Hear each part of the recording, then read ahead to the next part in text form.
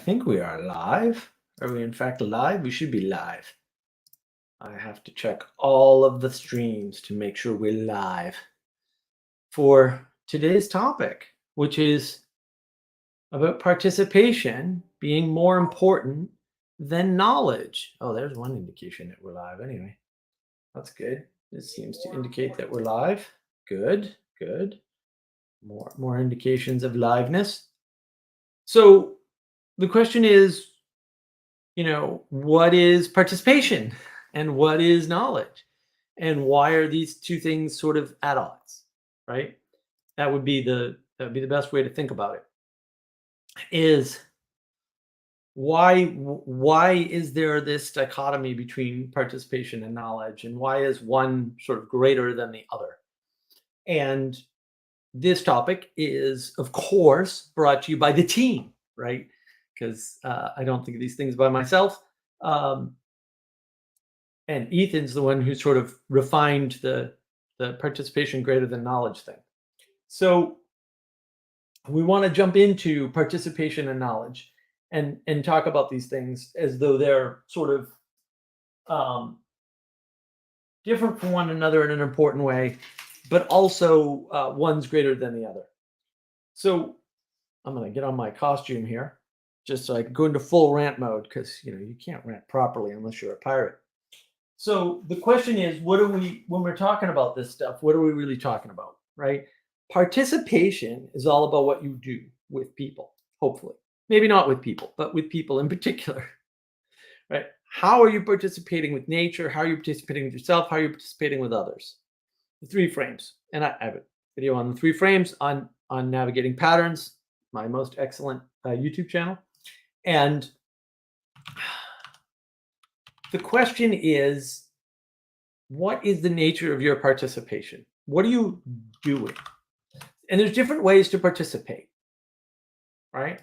And one of the sort of methods of participation is around talking, communicating. There's a difference between talking and communicating. Numbers vary. 85% of your communication is nonverbal. Nonverbal. So you don't need to have a discussion or to talk to people to communicate with them. It's just foolishness. You don't need that at all. So that's the important part. When we're talking to one another, when we're speaking, when we're having this, interaction of, we'll call it language communication, a lot of times we couch that as conversation, right? And the problem with this is that conversation is one sort of method or mode of participation, right? But it's not all the possible methods or modes of participation. And so just there alone, you can see that participation is bigger than knowledge, because knowledge is about communication. And of course, I don't want to state all knowledge is only communication, but that's the way we treat it. And so, I'll appeal to the way people use knowledge and what knowledge is useful for, which is to communicate, to converse, to have these, these verbal interactions with people. And I'm not saying that's not useful or anything like that, but it's not greater than just sitting and being with somebody in silence. It's not greater than just working on a house with somebody in silence, because you can do that. And so there's a deep asymmetry between participation and knowledge.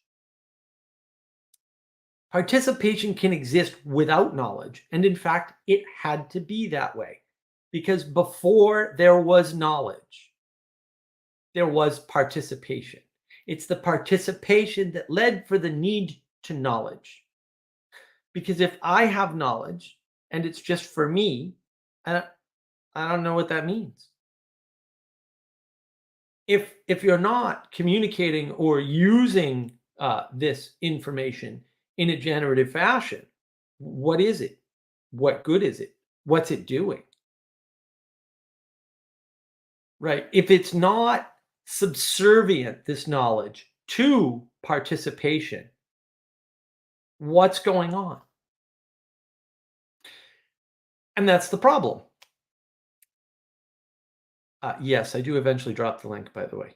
So I will as soon as I'm done with my rant. And the reason why I do my rant is all about participation. I want participation around the distributed cognition of the topic at hand. The topic at hand is not chosen by me. Okay. The topic at hand is chosen by the zeitgeist of this little corner of the internet, right? Or whatever Ethan's upset about this week, or whatever I noticed, or whatever Manuel noticed or made note of, right? That's how these topics happen.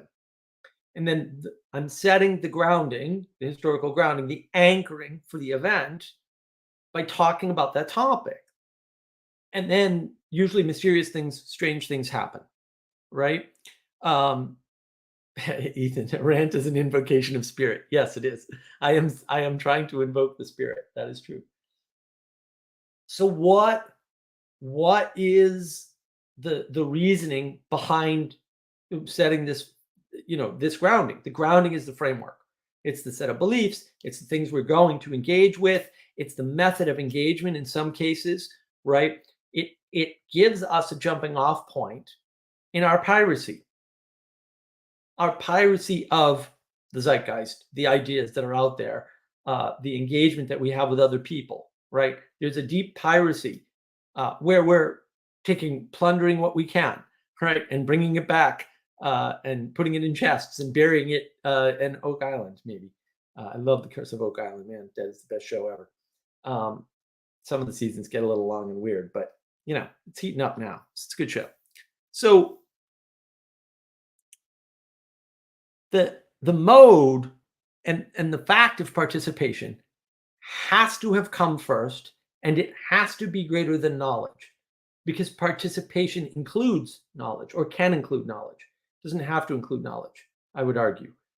You can argue back on that. You could say, oh, look, it definitely has to include some form of knowledge. There's participatory knowledge. Whatever, fair enough. I don't think participatory is knowledge, but there's this knowledge versus information question. We'll deal with that some other day, perhaps. I do deal with it on my videos in Navigating Patterns, just in case you wanted to deal with it sooner than whenever I get around to it in a live stream. This idea of participation encompasses knowledge. It's more important to have participation than it is to have knowledge, or to be knowledgeable, or to be smart, right?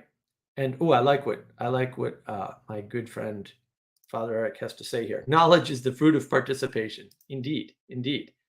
So the fact of the matter is that any way you cut it, whether you want to, which came first in time, or what is this all about, knowledge is the fruit of participation. And so the participation is greater. It's more important.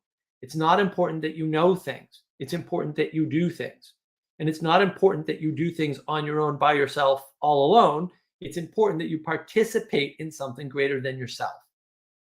It's important that you participate, because your participation, in most cases, if it's aimed well, can bring everybody up, not just you. The problem of anti-participation or non-participation is that you get solipsistic, you get caught in your own bubble, you degrade.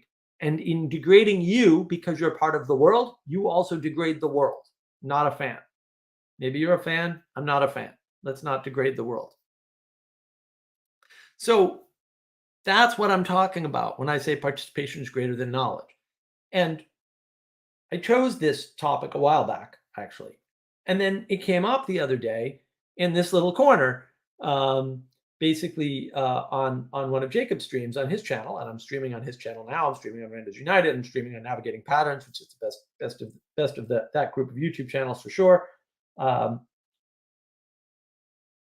In the form of a claim and a lament about somebody who had knowledge and could not participate because people wouldn't let him participate because his knowledge conflicted with the participation. Now, you can argue that anybody's knowledge shouldn't conflict with participation. That's a silly argument, and it's wrong. You're just wrong. Your knowledge is a matter of your ego and your ego needs to be humbled in order to properly participate with others. Other people are allowed to be wrong while you're right, and you can still get along. I assure you this is possible. It happens to me every freaking day. It's not a problem, and sometimes you need to engage in wrong frameworks and wrong things to show people out of the cave. If you want to make that Plato's cave, that's fine. If you want to make it what is it? The valley of death, that's fine. I don't care. Any cave you want. And this is important because your being right should not be a judgment on other people. Because then it's harder for people to be wrong. And it's harder for wrong people to engage in a better way. And that's not good. Because again, what's not good for the individual is also not good for the world. And in the case of somebody holding up their knowledge and holding hijack the participation, it's doubly not good. Because while you're holding up your knowledge above these participations, you're making yourself worse in your solipsism and your egoism and your lack of humility. And you're making everybody else worse by withdrawing from them. And you're making them worse because you're making them feel bad about not knowing. And at the end of the day, you can look at it this way. Would you rather hang out with somebody who knows what you know, or somebody who you can teach what you know? If you have to teach somebody what you know, they don't know it. And you can say, well, there's some people who don't believe what I know. Whoops, somebody forgot to put the phone on silent. And that's fine. Like, people are allowed to be that way, because otherwise, who are you going to teach? If someone's wrong and all you can do is lord it over them, the odds that you're going to move them are pretty low. And that's the problem. Like, your humility is required for proper participation. It's required. It's not optional. I've never been in a room where everyone agreed with me, ever in my life. I hope I'm never in such a room. What a boring room. It might be exciting at first. Oh, you agree with this and this and this? Oh, I feel so good that we're all right about the same thing. And that happens for sure about all kinds of things. Like, I love it when I meet somebody who sees, say, the computer industry the way I see it, even if it's only a little piece of the computer industry, because I see a lot more in the computer industry than most people do for various reasons. Very exciting. I'm very happy. But then we get bored. Scared a bunch of people off the Discord server the other day talking about geeky server stuff. Like, you have how many terabytes of storage? I only have this many terabytes of storage. Anybody who has more than me is crazy. I'm dubbing you crazy. It's all in good fun, by the way. And also there's a tussle there, not with computer stuff, because we happen to agree, but on non-computer stuff, religious stuff, we don't agree at all. And this is the problem. If you're constantly venerating and holding up knowledge above participation, you're blocking participation. Again, you're screwing everybody. You're screwing yourself. You're screwing the other people in participation by not participating or participating poorly, and they lose the opportunity to learn from you. It's not good. This is not helpful to people. It's not helpful to you. Like, you're just making everything worse for everyone. When you realize, when you accept, when you commit to participation being more important than knowledge, and specifically your knowledge, because who cares what you know or if you're right? It's not relevant. Not relevant. If you can't participate with somebody in the moment, all you're doing is destroying the world. That doesn't mean you have to find a way to participate with everybody. That's the other side. Now it's like you're privileging participation over everything else, and that has a different set of problems. But you have to be able to participate somehow. And maybe the way you participate with people is to fight with them over their incorrect ideas. But the spirit of participation has to come first. The goal of participation has to be first. The ecumenical cheese pizza of participation comes first. Again, I can go to the Rebel Mountains, West Virginia. Although the Rebel Mountains are bigger than just West Virginia, we'll say. And I can have my cheese pizza with Nero, with Boom Shrimp, or Boomy Shroomy, as he's sometimes called now. And it'll be fine. It'll be fine. Like, we have deep disagreements. I'm constantly telling him Rebel Mountains is not the best way to live. And he's constantly trying to justify it. And I'm not even claiming I'm right. I've told him that clearly many times, right? I'm not even claiming that I'm necessarily right. I'm saying that having the ethos of participation, cooperation is better than having the ethos of rebel, rebel, rebel, right? Where you're just setting yourself up for a constant stumble. If you want to use, say, more language creation language, where it's the stumbling block. You can put a stumbling block in front of yourself constantly if you want, or you can participate with the people around you. And how you participate matters, right? So again, you can participate by fighting back. That's a valid mode of participation, right? But if you're only doing it on the basis of knowledge, or you're only doing it on the basis of authority, or you're only doing it on the basis of what is truth, then there's a problem, because you probably don't have access to that anyway. And I like this. Thank you, Anselman. Almost Heaven, cheese pizza in West Virginia. Yeah, well, that is one of my favorite songs. I do remember driving through West Virginia, although it was getting towards nighttime, which was rather unfortunate because it's a beautiful place. What a gorgeous little state that is. Putting on the John Denver, because I do love me the John Denver, especially that particular song, which is lovely.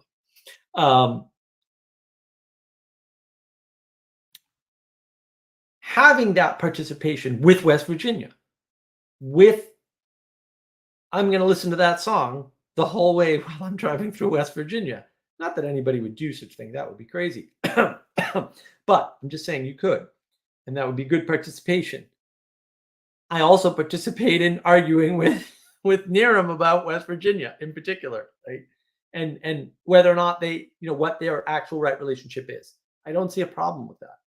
I don't see a problem with saying, oh, this person has this thing wrong, right? Or, John Vervaeke's wrong when he talks about types of knowing. He's actually describing types of information. Okay. Now, you'll notice I almost never criticize Jordan Peterson publicly. Why? Because he's doing something and it's working and he's helping people. When someone's doing something good and it's working and they're helping people, your proper participation is to shut up and be positive towards them and support them. Your proper participation is not to nitpick what you happen to think their bad ideas are. I have criticisms of Peterson. I don't know if they're right, however, and I don't know if whether or not them being right is relevant.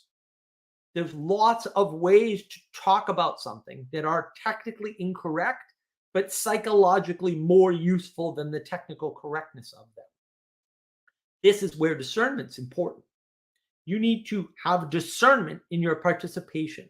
And if your participation is around knowledge, is around truth, is around some sort of ethos that's either ego-focused with you or ego-focused around something you identify with. Like, oh, well, there's a long church tradition of X, and I'm going to defend that because knowledge or because truth or because church.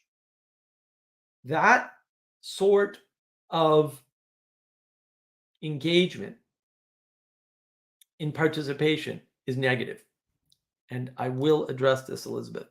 Dr. P needs correction too. Yeah, he does. But does he need public correction? And that's the difference. And here's where the discernment for the participation comes in. If I could get in a room with Peterson, for 10 minutes or whatever, I would give him feedback and criticism to his face. I would not give that criticism and feedback in public. because it gives his enemies fodder. I don't want to give his enemies fodder. I don't like his enemies. I consider them bad actors and bad faith actors and bad people. Can they become good people? Of course they can, but they need redemption. They're not going to get that if I give them a reason to continue their fight against goodness. So I'm not going to give them a reason to continue their fight against goodness. Do I criticize Peterson privately all the freaking time? Not all the time. I criticize Vervaeke all the time, but Vervaeke's, in my opinion, is not out there doing the good work. Not that he's not doing good things, not that good things aren't happening around him or because of him. All of that is true. I owe a lot to John Vervaeke for various reasons. I've met him in person. He's a wonderful person. Love John. However, I have deep disagreements with him around participation in particular, because all of the participation John Vervaeke talks about is with oneself. And not you with your unconscious. That would be an upgrade. Although it is indirectly, but it's not directly because he doesn't make the distinction. He didn't make the distinction at the conscious to conscious Thunder Bay event either, which I was rather upset about.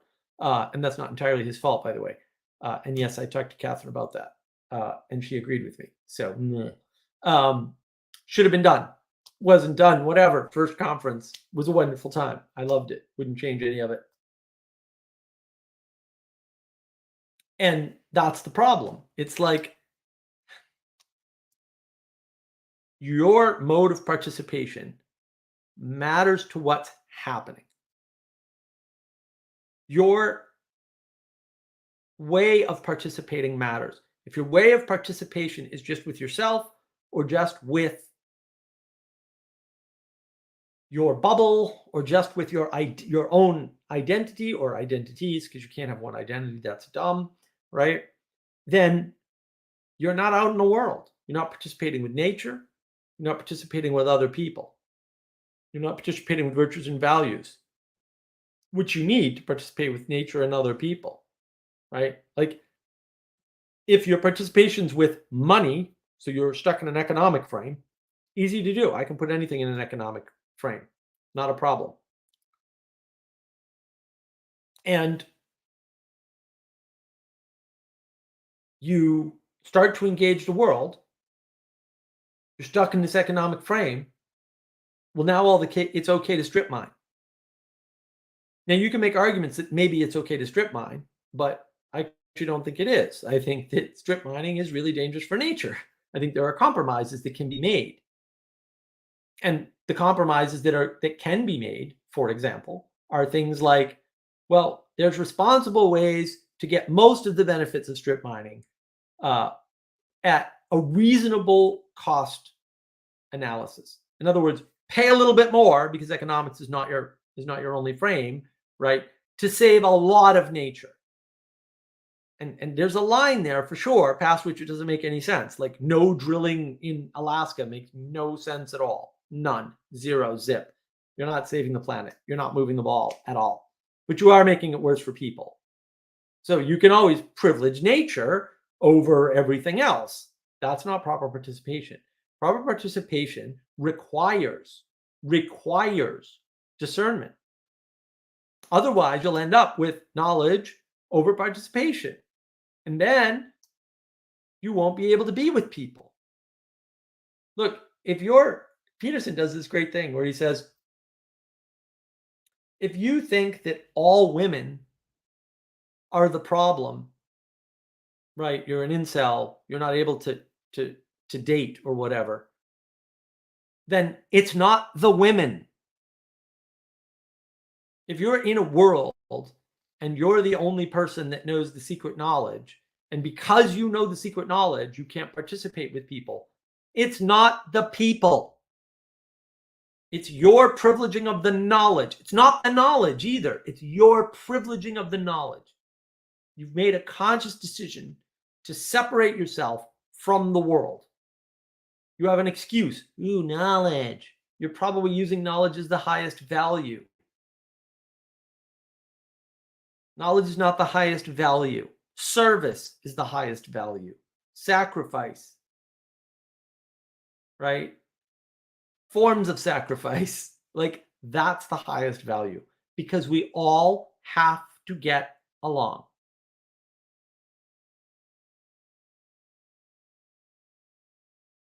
We all have to get along. It's not an optional thing unless you're off in the woods, in which case you're not watching me on YouTube. I can't be talking to you. You can't be hearing me. Therefore, it's a comfortable statement to say in the middle of technology with internet and electricity and fancy hardware all over the place and comfortable places to stay because I don't live in a cave in the woods. Not that I haven't stayed in the woods and been quite happy, but I didn't stay there very long. A little contrast is good. Too much contrast? Not so good. There's nothing wrong with having knowledge. There's nothing wrong with saying, no, no, I believe this. This is important. Nothing wrong with that. But it's not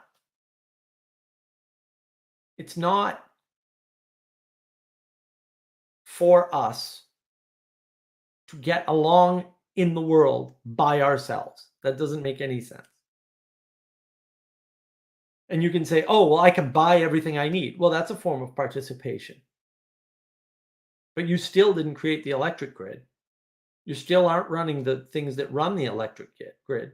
And if you are, there's a bunch of other things that you're not running that you're relying on. I didn't build this house. I'm grateful somebody did. It's a nice little brick house in the woods. It's fantastic.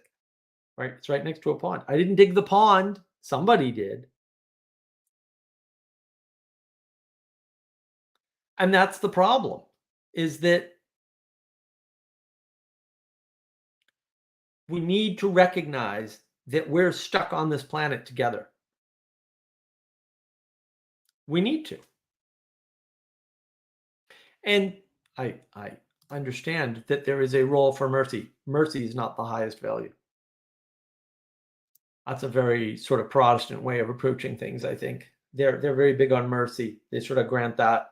That's like their mercy and grace, or they're two big shots out of the gun. I think it's a problem because you're not allowing people proper participation. If all you do is grant people mercy and grace all the time, they're not growing because they're not getting the proper negative feedback. Participation requires some negative feedback, but if it's all negative feedback, if it's all rebellion and resistance, it doesn't work.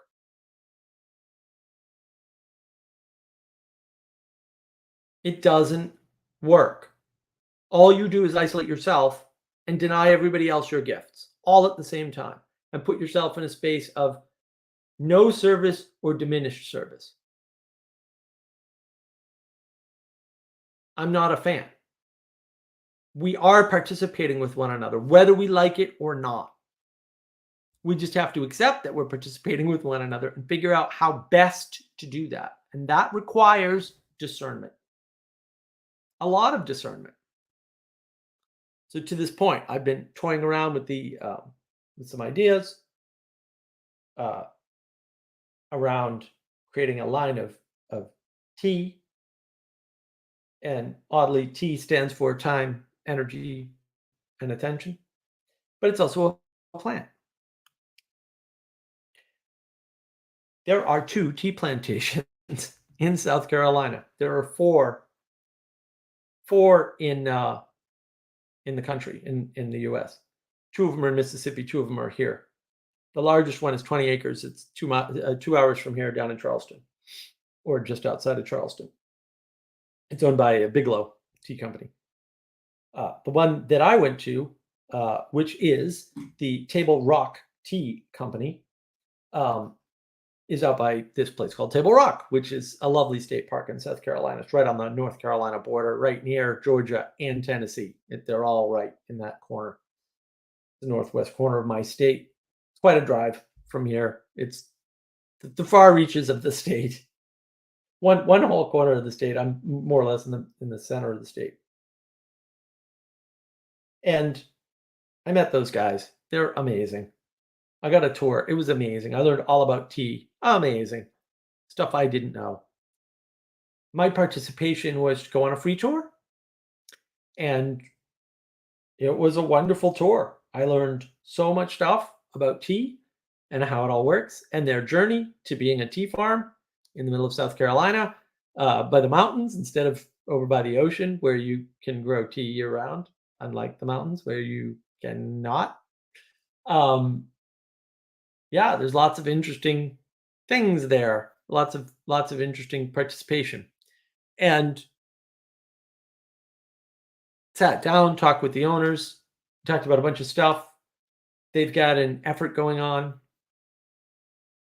and I think that that effort is interesting, and it's worth sort of thinking about. They've got this whole website called goodfaithgrown.com, which they've set up as an alternative to organic. So the problem with things like organic is that organic is a set of determinants. They're kind of random. They pointed at a bunch of things. They said, well, if you spray your plants with soapy water to kill aphids, are you organic? That's a good question. Most people wouldn't care. If you use neem oil on your plants to kill aphids, are you organic? I don't know. Neem oil is pretty natural. Soapy water just comes off the leaf, so you probably don't care, especially because it's on the bottom of the leaf and doesn't affect the tea, or it doesn't affect it enough to worry about. These are hard questions to answer. So their participation to the community is to set up this website, right, that I mentioned before. I should just put a link in. It's kind of interesting. And they're just starting it, right? They're just getting going with this participation. And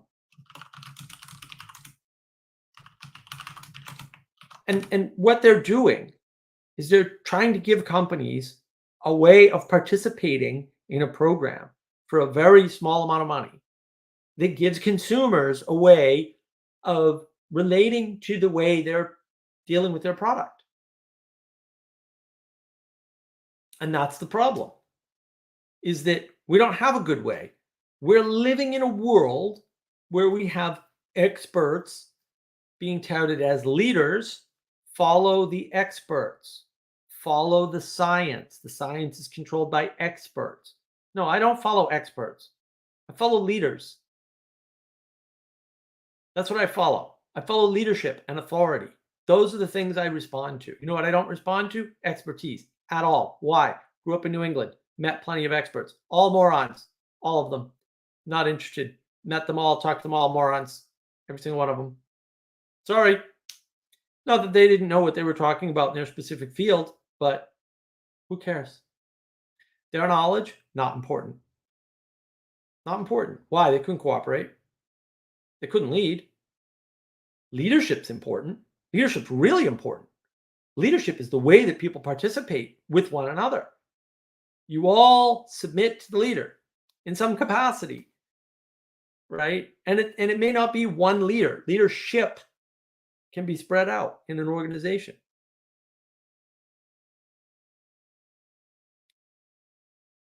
And that's the problem, right? Participation requires leadership. It doesn't require knowledge. It doesn't require experts. It requires authority. It doesn't require authenticity. Is there authenticity? Probably. Maybe not. Maybe it's not important. And that's the issue. So just to tie it together for our commenters here, or at least some of them, you have a group of people leading the idea of what is organic. And they are experts. Their definitions are not relevant to me at all. Am I okay personally with neem oil being used for aphids? Because if the board of people who certify organics are not okay, but I am okay, I want to buy the product despite the fact that it doesn't have the organic label on it. Experts can get in the way more easily than they can get out of it. Which is not to say don't believe experts or don't seek expertise or any of that. And I would argue that what makes an expert is not what they know or what they've read or what they've studied or what they've written, but what they've experienced. Expertise through experience, I'm all in. Expertise through reading books and going to school, not so much. Met too many people like that. There's a famous thing, and I I'll have to apologize because I don't remember the exact condition. There's a condition in computers where in C,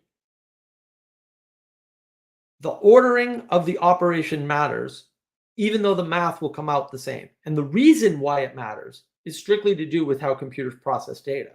And so the fact that you can swap the numbers, because the transitive property in math is real, at least for some types of math,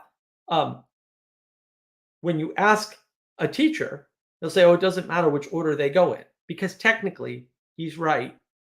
As an expert, he's right. But it does matter if you care about performance, because one is more performant than the other. Just is. So what value is the expertise? Is the expertise relevant? John Vervaeke talks about relevance realization. That's what's important. What's important by definition is what's relevant, not what's right, not what's knowledgeable, and not what an expert says. And maybe the most relevant thing is that you follow the leader. Even if the leader is wrong. There's a great book called A Man Rides Through by Stephen Donaldson. I love Stephen Donaldson's stuff, by the way. The Thomas Covenant series is long. His first two books, Lord Fowl's Bane and The One Tree. Excellent, excellent, excellent science fiction, fantasy style reading. Actually, I think technically he's fantasy. Those first two books are just nuclear excellent. Some of the points in both those first two books in the Thomas Covenant series are just fantastic. But he also has this A Man Rides Through and Mirror of Her Dreams series. I think it's just the two books. Excellent. One of the things he highlights in that series, which is set more in medieval times, is the king seems mad. And the kingdom breaks into two factions. Those who are like, we got to depose the king. He's clearly crazy. And those who are, we're going to remain loyal to the king no matter what, because we're loyal to the king. It turns out, as the book unfolds, yes, I'm going to spoil it. Too bad. It's an important lesson. You can read about it. Reading the story won't take away from reading the story, I assure you. The writing is excellent. It's a beautiful story. It turns out that the king's not mad. He knows exactly what he's doing. And what he's doing is he's trying to get the enemy kingdom to attack him before they're actually ready, because they're building their forces up to be greater than his forces. And he's giving the impression that his forces are down here. So they're only building their forces up to here. And then his real forces are up here. So he'll win. Because if that doesn't happen, if he waits until he dies, or if he waits until the thing goes, they're not going to win. Or they lose the opportunity to have a guaranteed victory against the enemy. So the king actually plays crazy on purpose to make the kingdom look weaker than it is, to invite an attack from the enemy so that he can wipe them out now, so that nobody else has to wipe them out later. What's more important? The knowledge that the king is crazy and doing crazy things, or following the leader no matter what? Following the leader no matter what. Is that always going to be true? No, no bet is 100%, kid. Certainty is not with us. We don't have that. We were not granted that. We're not going to be granted that. It's not going to happen. If that's what you want, you're screwed. You weren't born into that world. If you want to say you need to be born in a different world, I don't have a solution for you. I don't think there is one. You need to participate in the world that you're in. The world that you're in, knowledge is not the most important thing. Participation is. You don't have to and shouldn't participate by forgiving, giving grace to, giving mercy to all of your enemies all the time, no matter what. This actually came up in Twitter earlier today. It's been a very strange week. I picked this topic. It just comes up as a topic left, right, and center in places I never could have predicted. Can't explain it. Don't need to. Happens. The argument was over the usage of language and this idea of social justice. Now, this is easy. You're putting a word in front of another word. You're modifying the second word. Social justice. You're modifying justice. You can't modify justice. It's a virtue. Sorry. Invalid. Invalid use of language. Non-communicative. If you accepted that as a proper mode of communication, what would have happened to you is that eventually you would suddenly find yourself in the camp because you gave mercy and grace to these people and said, "Oh, I know what they're talking about. I can find a way to take social justice and fit it in, say, a biblical context that I agree with," for example, which was the example in Twitter. And therefore, I agree with them and I'm on their side. And now the side that you're on is white people are bad. It's not the only side that you could have been on as a result of engaging in social justice. That's one of the possible outcomes. Was that really what you intended all along? Was to demonize people on the basis of the color of their skin? Is that socially just? And you should have seen it coming because social justice was always in the context of race. They fooled you by allowing you to give them grace and mercy over their misuse of language. Yeah, no quarter. That's what you get from me. No quarter. I'm a pirate. I'm not a pirate all the time. Right? Watch my channel. Never a pirate. Never a pirate on the non-live streams. It's important. It matters. It's discernment.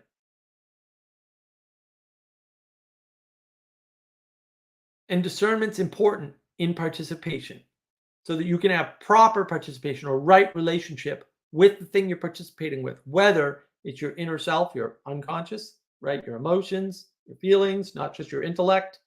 Important to understand whether it's nature, right? You don't want to strip mine the mountains. You don't want to go out and plant on all of your land all at once, so you can't rotate your crops. Right? You don't want to do that, right? You don't want to go out and flood the land. You don't want to cut down all your trees. You don't want to do these things, right? Or it's right relationship with other people. You don't want to say, I'm right, they're all wrong, therefore I'm out. You don't want to put yourself in a situation where they're going to force you out because you insist on not only having that knowledge, not only privileging that knowledge, but spreading it out all over the place for no apparent reason. I'm not saying don't share your knowledge, but like, really? Are you just going to share it with everybody for no reason? With no cause? Is that good? Are you discerning that that's what you're doing? And it's fine if you are. I mean, part of discernment is just making the decision that no matter what this costs, I'm going to bear that cost. Fine. Fair enough, dude. Don't come back to me as a victim, because you're not. And don't come back to me and start talking about how you are upset that there was a cost. You made a decision. Every decision has a cost.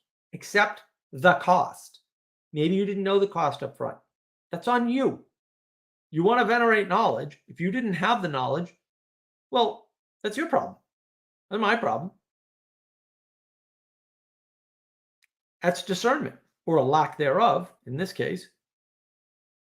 It's a lack of responsibility. Accept the responsibility for participating. Accept the responsibility for having knowledge and what you do with it. Some knowledge is dangerous. There's lots of dangerous knowledge. And the knowledge that I have as an adult is probably not appropriate for children. It's forbidden to them. With good reason. And we're all supposed to be children. What does that mean for knowledge? Stupid apple. That's what it means. Both the company and the original Apple.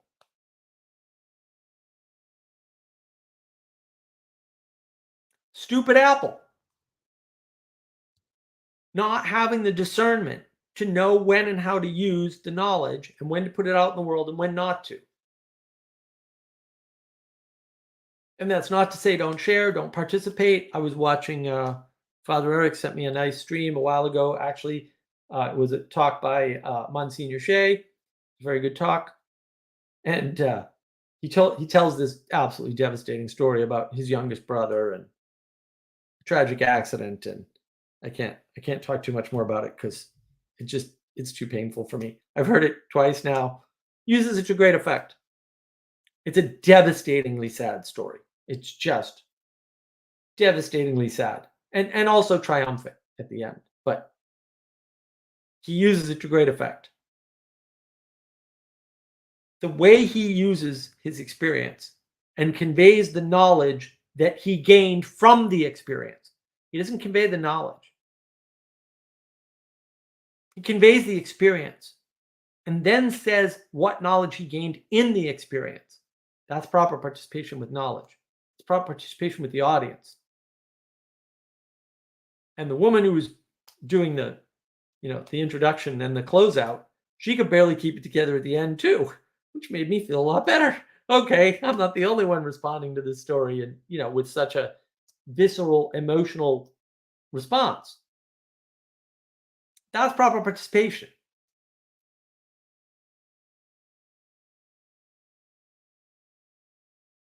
And yeah, here's the video. I like that. It is a great video, and it's a very powerful story. And I've seen him tell it a couple times now, and it just gets more bitey as time goes on. The impact of this goes up, not down, as you engage with it more. It's such a powerful story. Story wasn't different, by the way. I didn't gain any new knowledge through the communication of the story, right? I gained knowledge through the experience of the story and the framework that it was put in. So, what is knowledge? Knowledge is the result of the interaction of your participation.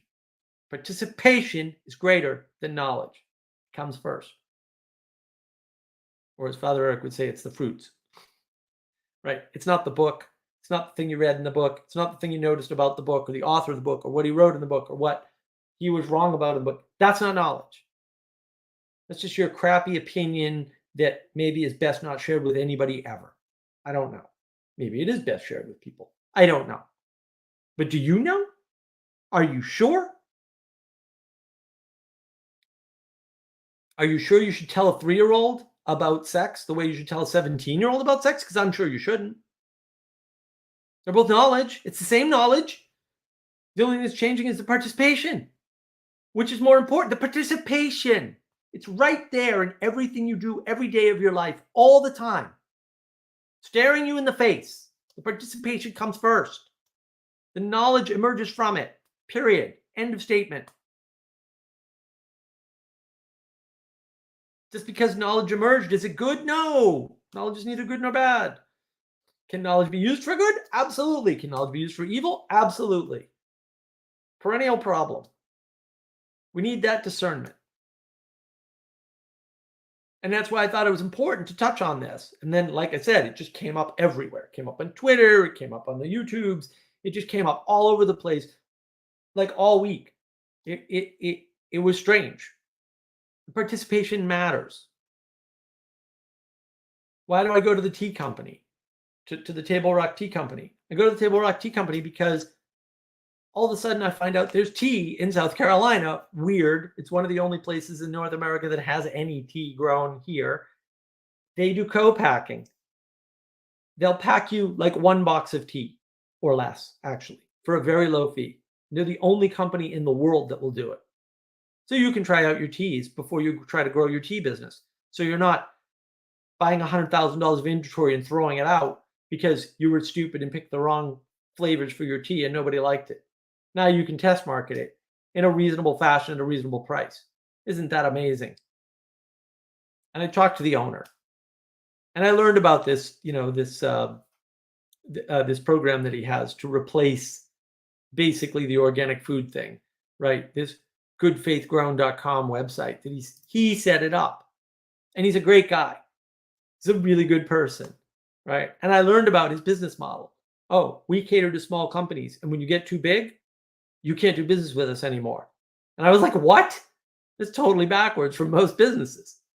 He doesn't want to do business with large, not won't, but doesn't want to. He wants to do business with small businesses to help grow small businesses.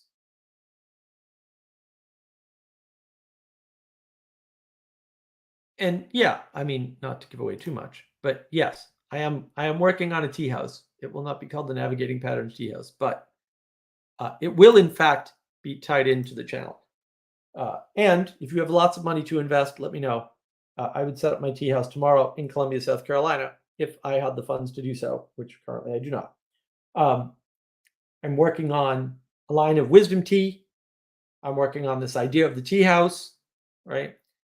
And that's time, energy, and attention, right? And I talked to the CEO of Table Rock Teas about my idea about ceremony and having an American tea ceremony around focusing your around sorry discerning your time, energy, and attention, right?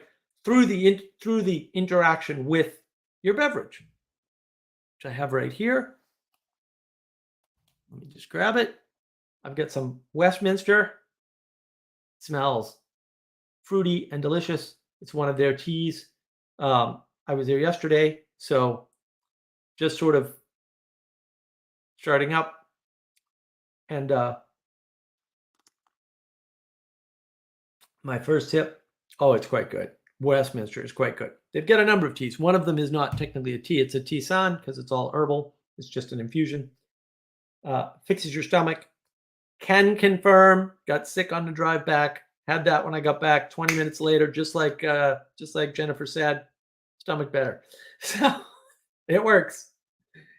They have a unique tea that like probably only they can even make for reasons. They pick the leaves while the plant is dormant. What an amazing flavor. Very hard to describe. It's got the bitterness of a green tea in the beginning, and then it's smooth. So it smooths over the bitterness. So it doesn't have the bite of a green tea for the whole time you drink it. It's really amazing. It's hard to describe. It's very good tea. Very good tea. Unique to them. They invented it. It's amazing. So yeah, I'm going to work with tea. I think I'm going to try to get some cash together to do Tea House and Tea Company, the Wisdom Tea Company. We're going to focus on time, energy, and attention so that we can teach people discernment, right, in participation. We're going to try in-person participation so that we're not just sitting on video screens. The Tea House is going to have a stage where people, locals, and people on the screen can participate, right? It's all about participation. So you're dragging people into the participation online and then into the tea shop, hopefully to participate in person, right? And then hopefully they gain the skills of participation back because we've lost that, right? Why is knowledge a big deal? Why are people like all upset about experts to begin with? Like I'm not upset about experts. I wasn't listening to them anyway. I was listening to them anyway. I was never listening to the experts.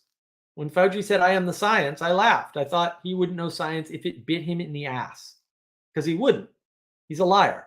That's all he is. He's dishonest. He said he was a liar. I'm not impugning his honor. He admitted to lying twice about two different things, at least. I saw that. I'm not impugning his honor. I'm just restating what he said about himself. He's a liar. Fair enough. Maybe he thought he was doing good. I don't know. I never trusted the experts. I didn't have to. I have access to the knowledge directly. Why do I need your filter on my knowledge? I don't. But I do need participation. That's what people need. And if you're telling me as an expert that we need to socially distance, that's a problem. That's anti-participatory. That statement. It was Greg Ellis, who's an actor, wrote a wonderful book called The Respondent. Everybody should read The Respondent. Terrible story. Important. He used to run these clubhouse rooms, and he would correct people whenever they'd say socially distant. And he said, no, it's not social distancing. It's physical distancing. And then the first time I heard that, it was like, whack, hit me in the face. Because I'm usually onto those little scams. I didn't see that one. That's why my participation in his clubhouse rooms, in Clubhouse in general, was important. That participation in Clubhouse was facilitated by a friend of mine who sent me an iPad mini so that I could be on Clubhouse, because at the time it was Apple only. So you can see the cascade of participation that enables me to be better at spotting things like social distancing, which is anti-participation. It's don't participate with people. No, I refuse. I will participate in whatever way I can. And I can't participate in all the ways. I can't participate in the ways that I want necessarily. I can't participate in the ways that are best for me sometimes. That happens. Or best for others. That happens. but I'm not going to not participate. I'm not going to listen to the government when they tell me not to participate. That's for sure. And what are they holding up as a reason not to participate? Their knowledge. Knowledge is not greater than participation.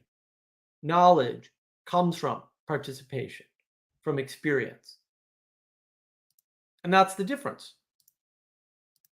So, on that note, I shall relinquish the link so that you can all participate. I think I can only pin this on my channel. Or if I could find my channel, that would be great. Can't find anything now.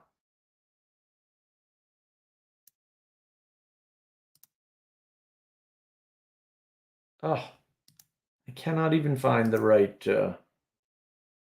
Why won't it let me pin on my own stupid channel? Oh, I know why. I will pin that link onto my channel. Eventually, it will take me a second.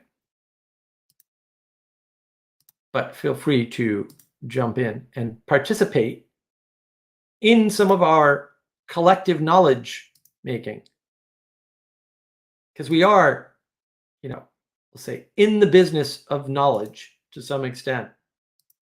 And again, like there's nothing wrong with knowledge as such, right? I'm not anti-knowledge, but having that level and type of engagement is subservient to the participation. The knowledge comes from the interaction, from the experience. Why is it that I can't see my own StreamYard link? There it is. It's all just taking forever to come up.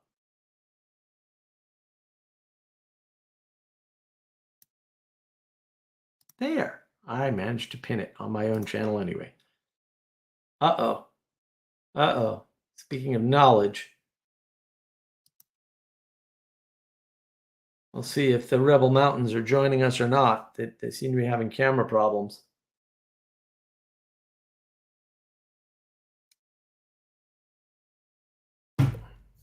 And I should... Why isn't this...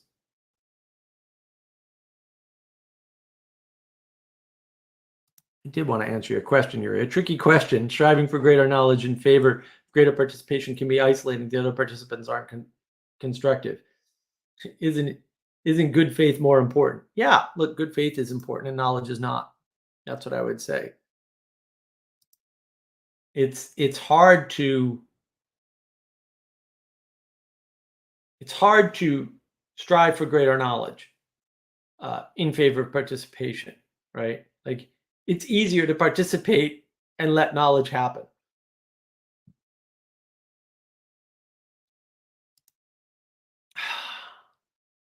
Hardly N. Sorry, I don't know how to pronounce that. Hopefully that's right. I only tuned in just now, but how does your version of knowledge relate to the biblical version? I have no idea. I don't read the Bible. It seems to me though that like certain passages like he knew her are about experience in participation and not about he read about her in a book or he talked to her for a while and then like knew her like that. No, it seems explicit and you could cry bad interpretation, but I think knowledge is subservient to participation and therefore to know somebody is to participate with them. And I think that's important. Like, again, the fruits of participation are knowledge. What is going on with people and cameras today? I have two people who want to participate allegedly and don't have cameras. This is terrible. Are your cameras not working or is StreamYard just not showing me cameras?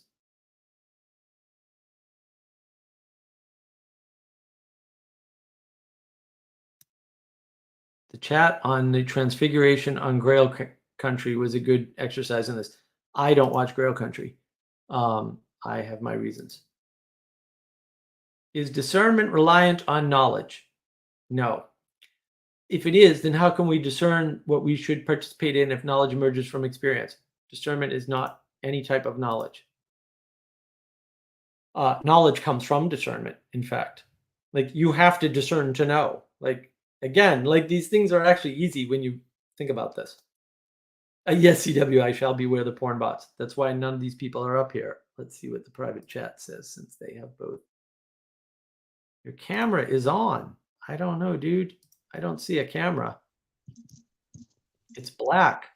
But welcome, Boomy Shroomy. Hey, what? Can you hear me? Can you see me? I can hear you. I cannot see you. I You're don't think kidding. anybody else.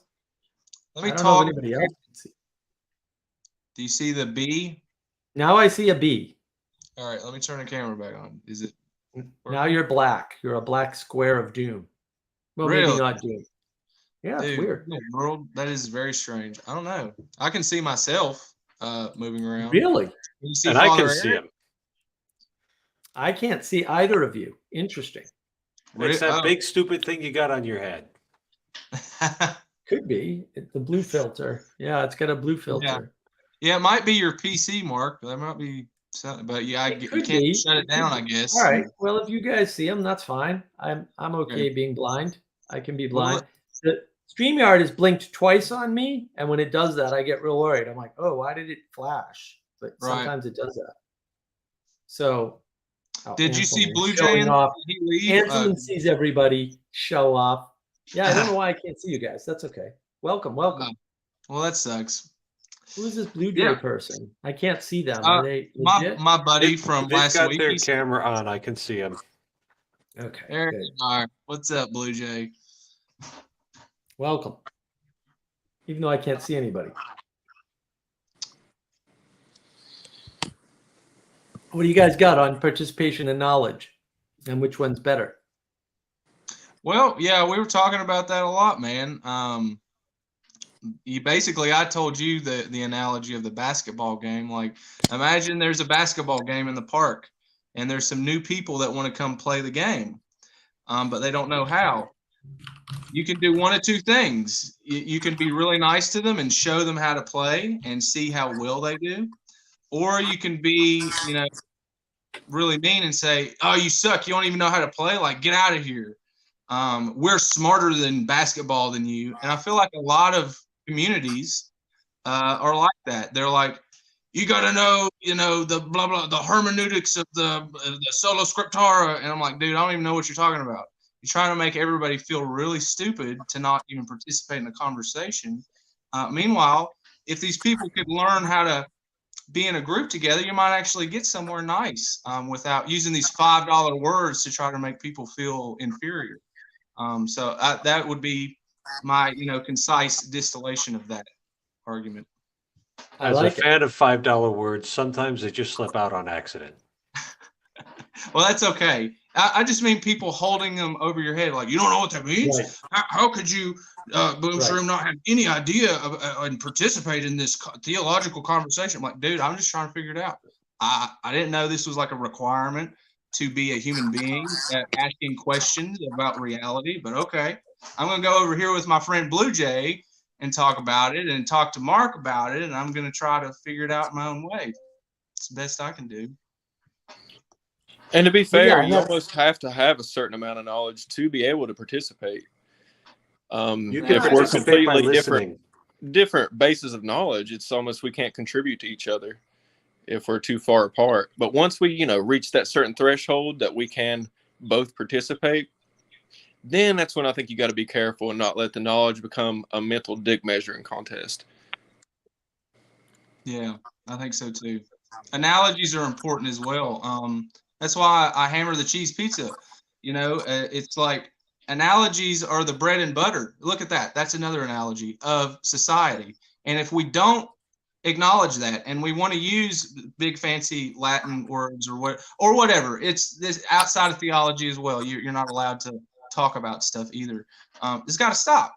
People like, that's why I talk about Richard Feynman a lot. I really value the way that he went about explaining things. He said, try to explain it to a child, and if they don't understand, then you're an idiot. You don't actually know anything.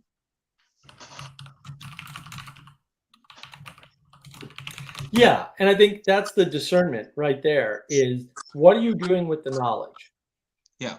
And Absolutely, it's the goal. disagree. What is the goal? What is the goal that you have in mind? If you Right. are trying to come off as the most knowledgeable in the room, well, even if you win, are you really winning? Like, okay, No, everyone you're thinks not. you're smart. Now You're what? not. Did you You're help just yourself separating at all? yourself from the group.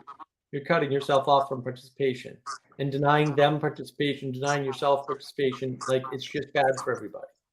And Yeah, that's the goal has to be outside of yourself and bigger than you.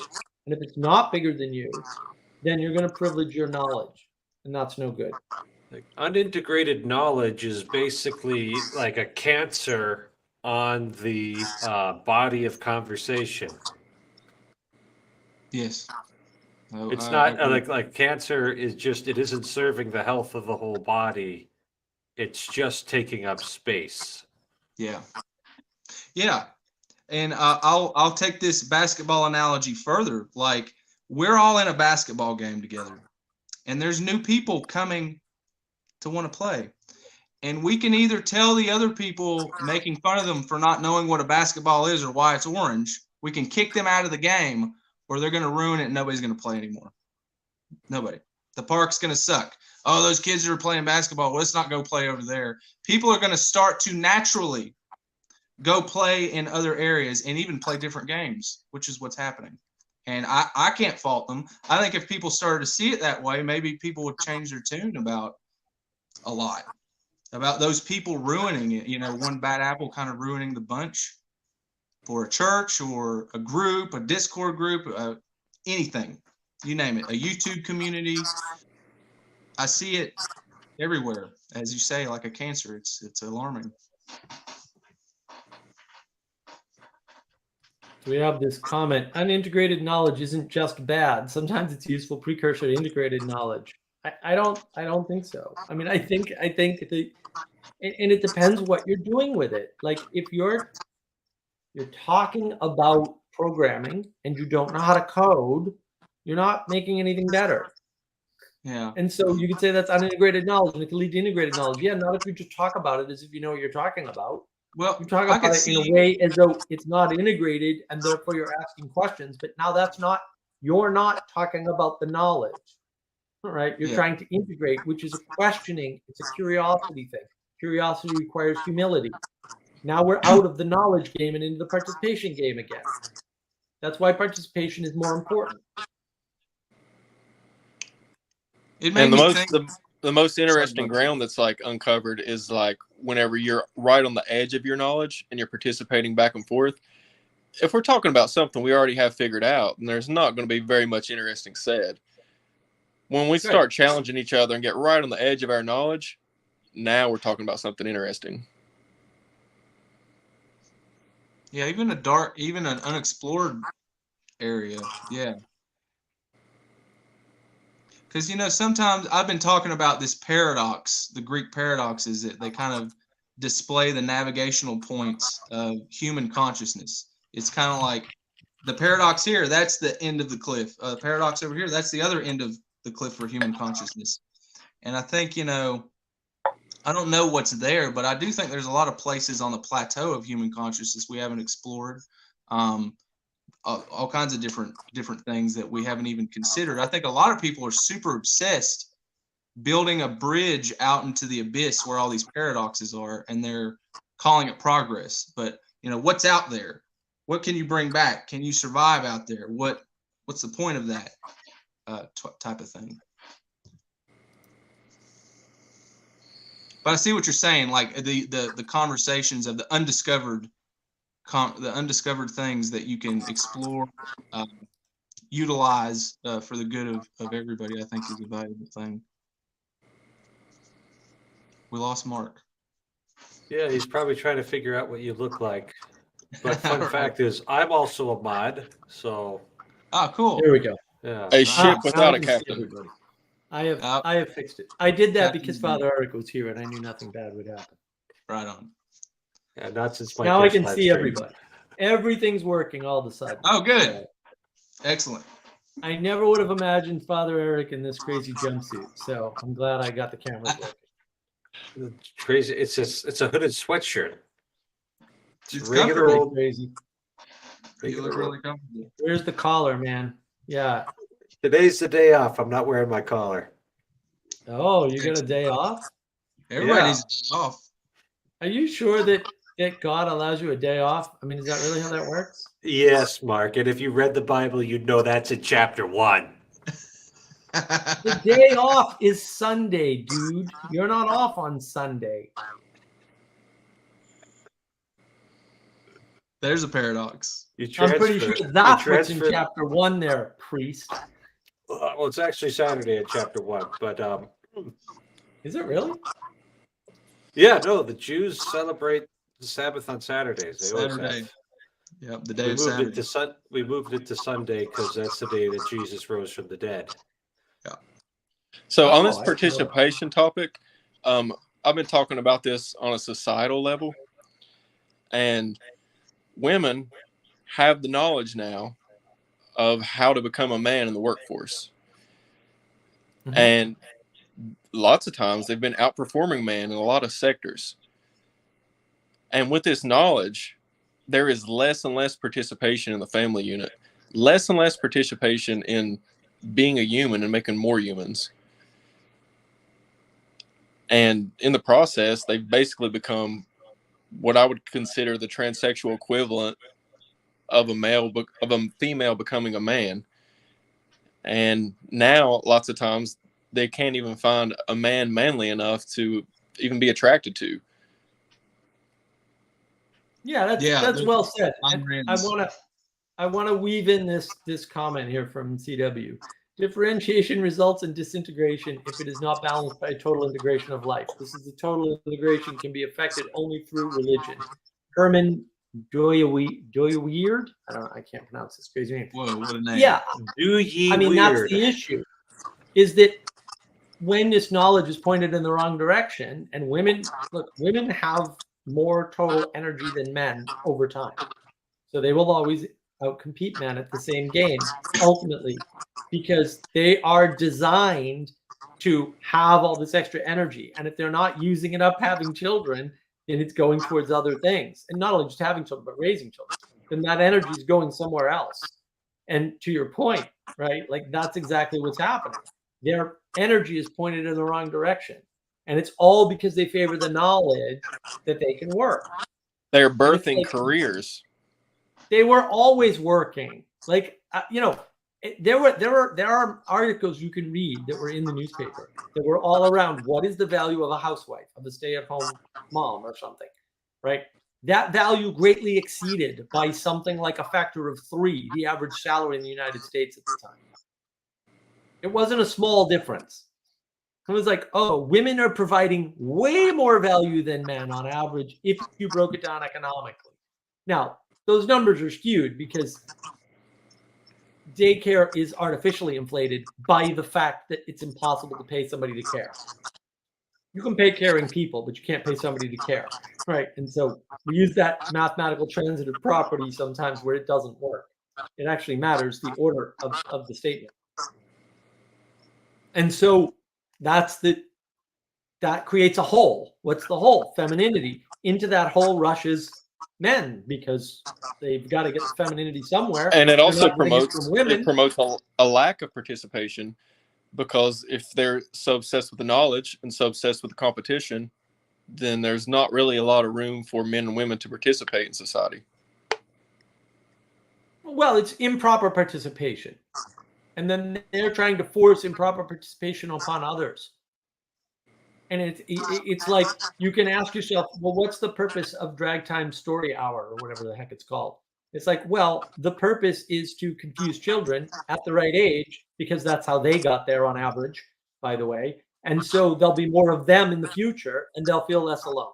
That's the whole purpose. There isn't another purpose. It's not a good purpose. Sorry, it's just not. It's not going to be. It's not going to happen. It's already done. That's a bad purpose.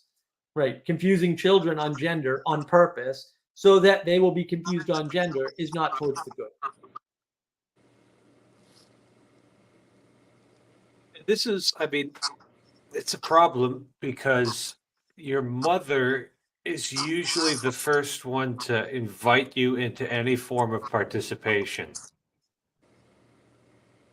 And like that's that's how it has to be. The mother or whoever takes her place.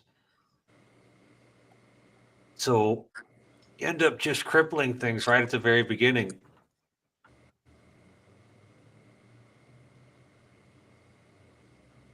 Right. Oh, I like this comment from Ethan. Right. Feminism equals transgenderism. Then feminists find themselves upset at this new phenomenon of transgenderism. Right. Yeah. When you try to equal the genders, you force transgenderism. Their genders are equal. They're now fluid. And that's a mistake. It's a clear and stupid, obvious mistake nobody should have made. And then it creates all these problems like gaps in femininity that men rush into. There's all kinds of issues. Yeah. What Someone man? get some Ethan needs to audio get in leakage. here. This whole podcast thing was his idea. He'll come in when he's home. He's in the car driving around. Oh, he's in the doing car. work. Oh, okay. Well, be safe, man. We hope to see you later. Now, I agree with what's been said, but to be fair, the opportunity for them to succeed in the workforce, I don't know if it's ever been as easily available as it is now. So it is kind of like giving man fire, not expecting you to play with it. Right. No, I agree with the concept that making it easy is not better. And so the fact that it was hard for whatever reason, and you can whine about the reason all day long, look, a lot of, and Jordan Peterson talks about this, right? A lot of law firms try to keep women in their 30s because when they hit their 30s, they have babies and leave the law firm because somehow they decide that having a child is way more important than having a career in law. And the two are, I worked with a woman like this, by the way. She had 2 kids. Right. So I meet her. I'm an expert in I'm acting as an expert for, in a legal case. That's what I was hired to do. Paid very well, by the way. It's great. Work for lawyers. They pay lots of money. Yeah. I didn't know this woman that well. Like, I met her as a result of this interaction. It's very professional. She must have told me 4 times she felt guilty that she wasn't at home with her kids.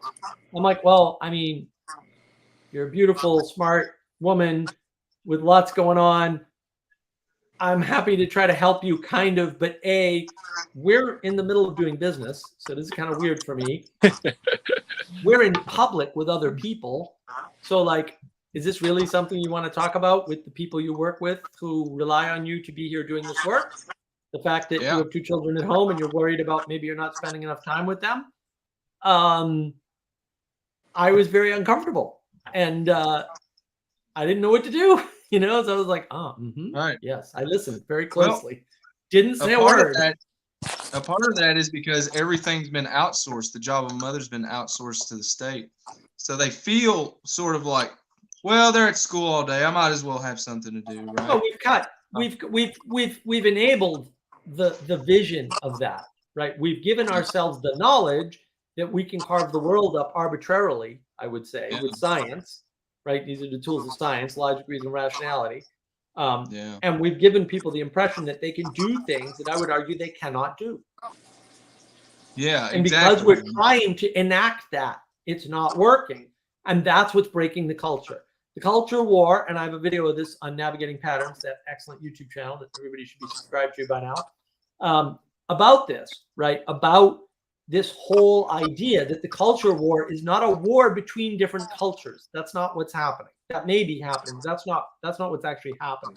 People are referring to the culture war. It's for a culture or for no culture. That's what's happening.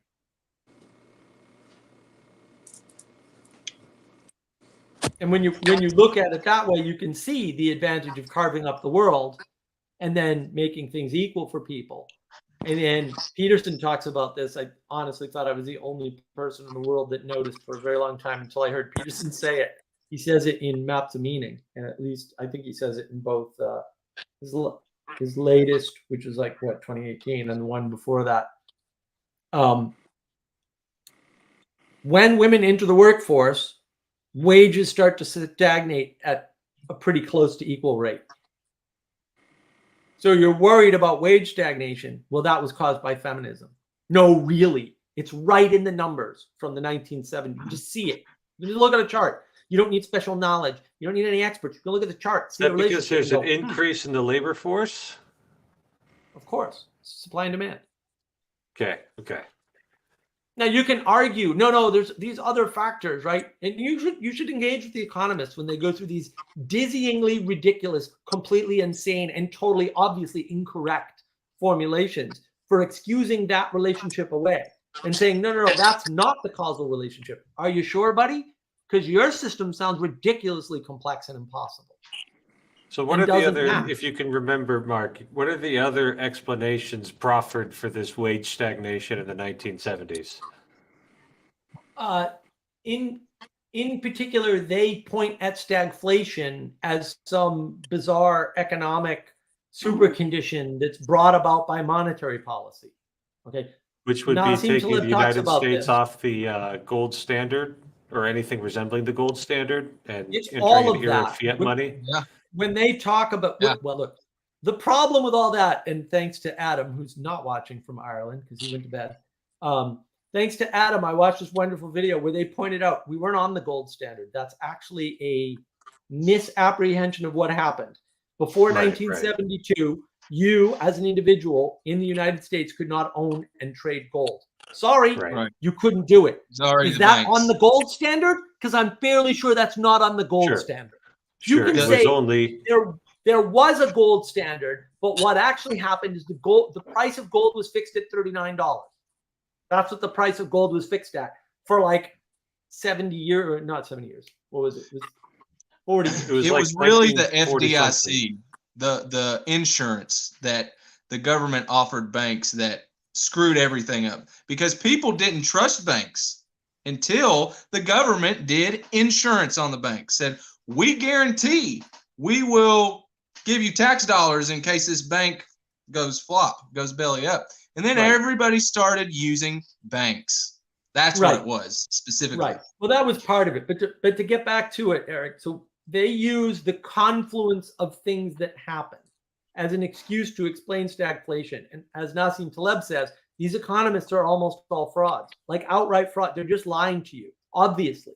And he points it out in his books. All of his books are wonderful. Read all of Nassim Taleb's books, right? And that's the problem, is that it's too easy because so much happened around the same time to say this proximal cause that exactly mirrors this other thing is not the proximal cause. It's too easy because you can just point at all these random things that have all this literal calculus and trigonometry behind them and say, no, it's this complicated mathematical formula that I and I alone in my knowledge devised that explains this causation correlation better and mines the causation, and that's just the correlation.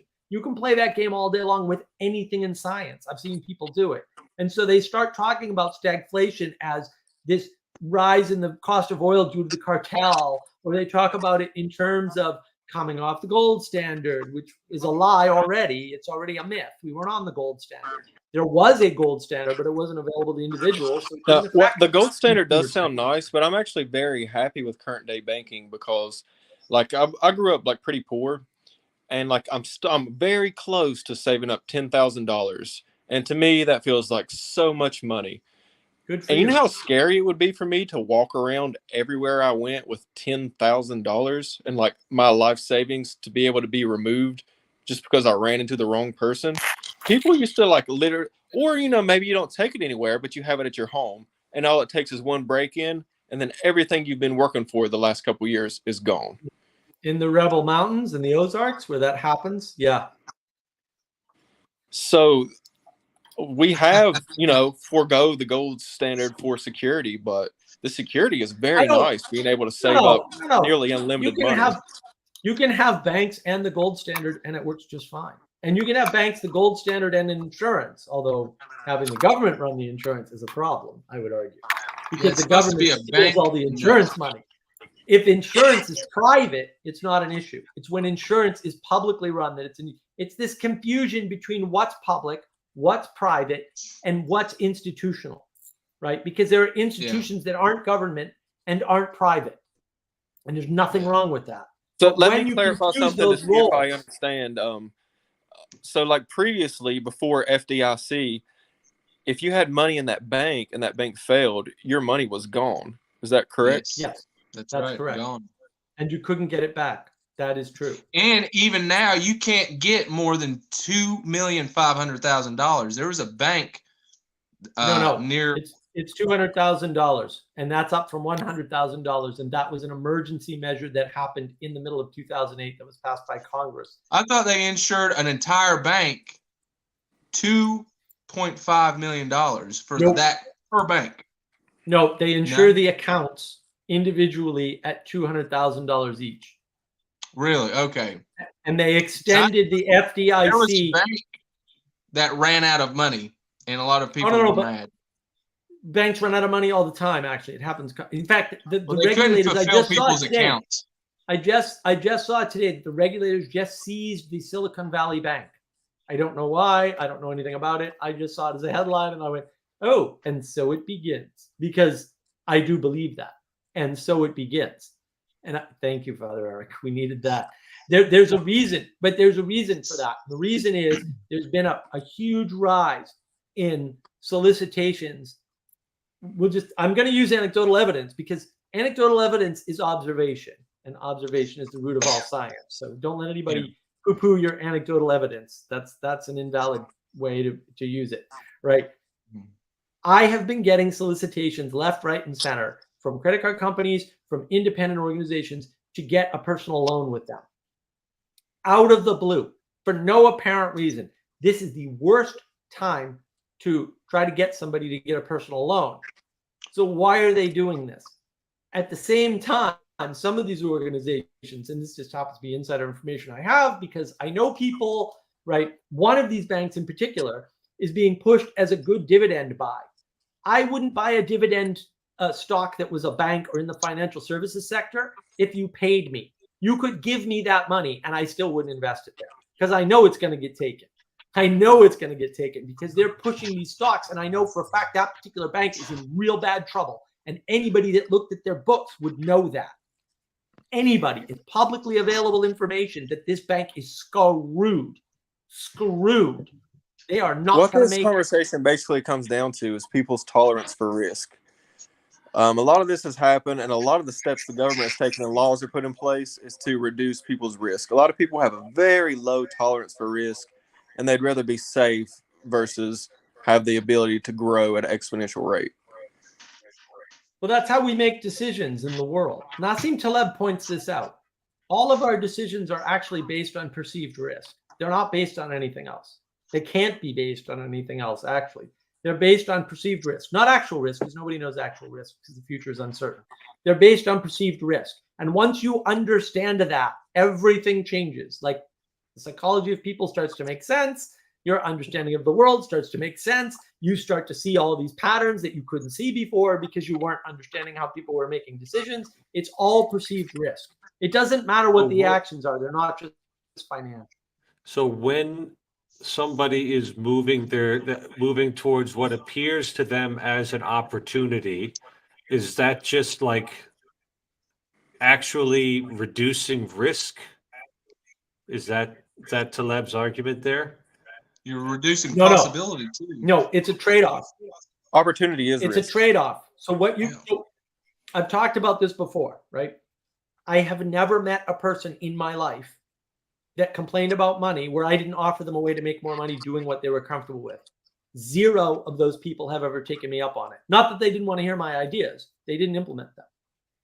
Even though they agreed that would make them more money. Why? Because there's a risk to changing what you're doing today. It's called the devil you know versus the devil you don't know. And so the attractant has to be particularly shiny to you, right? Yeah. Otherwise, you won't even consider it. If you consider it, there's a bunch of other considerations that go along with that, like stability of family, right? For me, it's not an issue. I have a family, right? Stability of what that opportunity is. In other words, how long it would likely last, right? There's all kinds of considerations that you go in the back of your mind. They're not even necessarily conscious. Okay. So it sounds like risk. That's then the calculation is of your participation. Yeah, but it's like risk is always a factor, not risk is the only factor. Risk is the primary factor in almost all decision making. Okay, I'll buy that. It's always nostalgia versus novelty. Mm. Nostalgia versus novelty is risk, right? What am I willing to risk to have a novel experience, right? What am I really? Because some people are willing to crash cars into walls to come close to Skydiving. death to have a rush. Bridge day. Some people are willing to skydive, right? There's all kind. This is everywhere, and it goes all the way down because some people's risk tolerance is very, very low, and so they're not even willing to get a promotion at work because they don't know what that means. I've met lots of union people who will not get promoted to management because they are afraid of losing their friend group because they're a manager, and they're right because that is almost certainly going to happen. But they don't ever properly weigh the risk of not changing. If you're not happy where you are, So some people, you're in a super risky situation Some people because do. you're probably going to get more unhappy as time goes on. well, that's potential. Some people do it just right. Like a lot of the people that I know that engage in not getting the promotion in their union from their union job to management are right. They're going to make less money. They're but they're going to be more stable because managers are easier to fire than union members, right? So like it's not a straightforward thing. You can't make this linear, discrete sort of relationship and try to calculate this. There's a lot of factors that go into it, and there's nothing wrong with it. But the primary factor for decision making for humans is always risk. That's always the primary determiner. It's the gateway determiner because if it's perceived as risky, it won't even be considered. Ever. It gets knocked off the list immediately. That's why it's the primary one. It's the first one you go through. Do I understand enough about what I'm getting into to think about getting? No, I'm out. I'm out. Right. Look at what's the risk. So the risk is I go down to Table Rock Tea Company, wonderful place, right, to find out whether or not I can build a tea branding business. So the risk is I drive 2.5 hours each way. That's 5 hours of driving in the car, which, is a joy because I own a Beamer. But no top down, was too cold and rainy. So that didn't happen. Very unfortunate. Yeah. Right. But the risk is I waste that gas. I waste that time. I get a free tour. I learn a bunch of stuff about tea. Totally. And I meet wonderful people. They are wonderful humans. They have a thing called Lazarus Fields. Now, if you pursue this further, I would imagine you would have to go into some sort of debt, or at least spend some capital. It is potential. Yes. Or if you start small. In order for me you're to telling start me- AT business, Tell the story They'll about do the quantity Lazarus one. Field. That's a really cool story. I will tell the Lazarus Field story as best as I am able. I will have to apologize to Jennifer for not being able to relay it as passionately as she can, having lived through it. So these people, they are very entrepreneurial, and they also do charity work. And they were doing hydrological work in Kenya. And there's a part of Kenya that makes tea. And that part is near the Rift Valley, but it is not in the Rift Valley. It is a plateau. And because it is a plateau, it has very regular weather with regular temperatures. And they can grow tea that flourishes year round. It never goes into hibernation. That's the norm for growing tea, is you never have the plants hibernating. So they're much more productive. So they go there, they teach them water, right? Like how to manage their water situation, probably a bunch of stuff. She didn't get in detail, but you can imagine all the things that are tied up: sewage, fresh water, watering plants, and things like that. I guess it rains every day or something. It rains very regularly in this part of Kenya. It's just the same year round, like Hawaii. Hawaii's gorgeous, by the way. They don't have a wet season and a dry season as such, apparently, because they're on this plateau. They grow 20% of the world's tea. So they're there. They teach these people this stuff. The Kenyans say, "This is wonderful. You've taught us all this wonderful stuff. What can we teach you?" And they look around and they go, "Teach us about tea." So they teach them about tea. And then they're fascinated. And they go and they have this home up in the mountains, at the foothills of the Rebel Mountains in South Carolina, right by the Appalachia. They're right at the base of the Appalachian Mountains. They're right in the foothills. They're right in the corner of the state. And they plant a hedgerow of tea plants around their house because now they know how to grow tea. And then they eventually decide to get in the tea business because everybody loves their tea because it's awesome, because it's fresh, right? It's not hard. You pick it fresh and it's going to be better. And so they go onto the hill beside their house and they're planting it on the side of a hill. And then, they're committed now, like, we're going to be in the tea business, we're going to do. So they plant a bunch of tea trees. And then we have this unprecedentedly cold winter. Now, normally in South Carolina, even in that part of South Carolina, which is not my part of South Carolina, it's a bit warmer here, they have a freeze for 18 days where it never gets above freezing. And now the ground has frozen. And one thing that tea plants, especially when they're new, can't abide is a frozen ground. So until their roots get a certain length, because they can grow like 5 to 9 feet or something down, which takes about a year, I think is what she said. So that first couple of years that they're growing, they're very delicate. After that, they're indestructible pretty much. And they're wonderful plants. All the plants die, every single one of them. Eventually, they dig one up. The root disintegrates in her hands. She's just crushed, all her baby plants. And they're like, maybe God doesn't want us to do this, right? And then she didn't explain how. She got the message. God wants us to be in the tea business. We'll carry on. So they don't get out of the tea business. They carry on. A year later, those plants in 2 weeks just sprout up out of the ground. She used the word miracle. I tend to agree. Yeah. Every single one of them, except the one they dug up, grows up. Wow. No one knows how. Fine, fair enough. Those are Lazarus Fields. That's part of the tour that is free that you can go on at the Table Rock Tea Company in South Carolina if you're ever in Pickens, I think is where it is.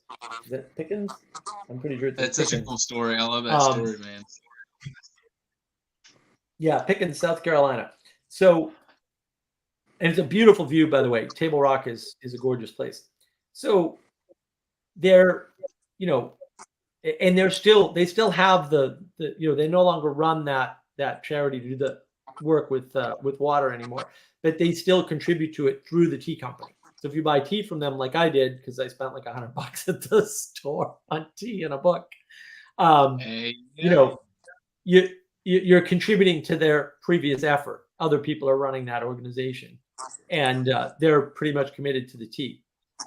So that's their mode of participation in the world, right? They're not just entrepreneurs, like pursuing economy or self or whatever. They're also in this mode. This story hits on a principle that I've discovered here lately that I think anyone could apply if they wanted to create wealth, if they wanted to create their place in the world.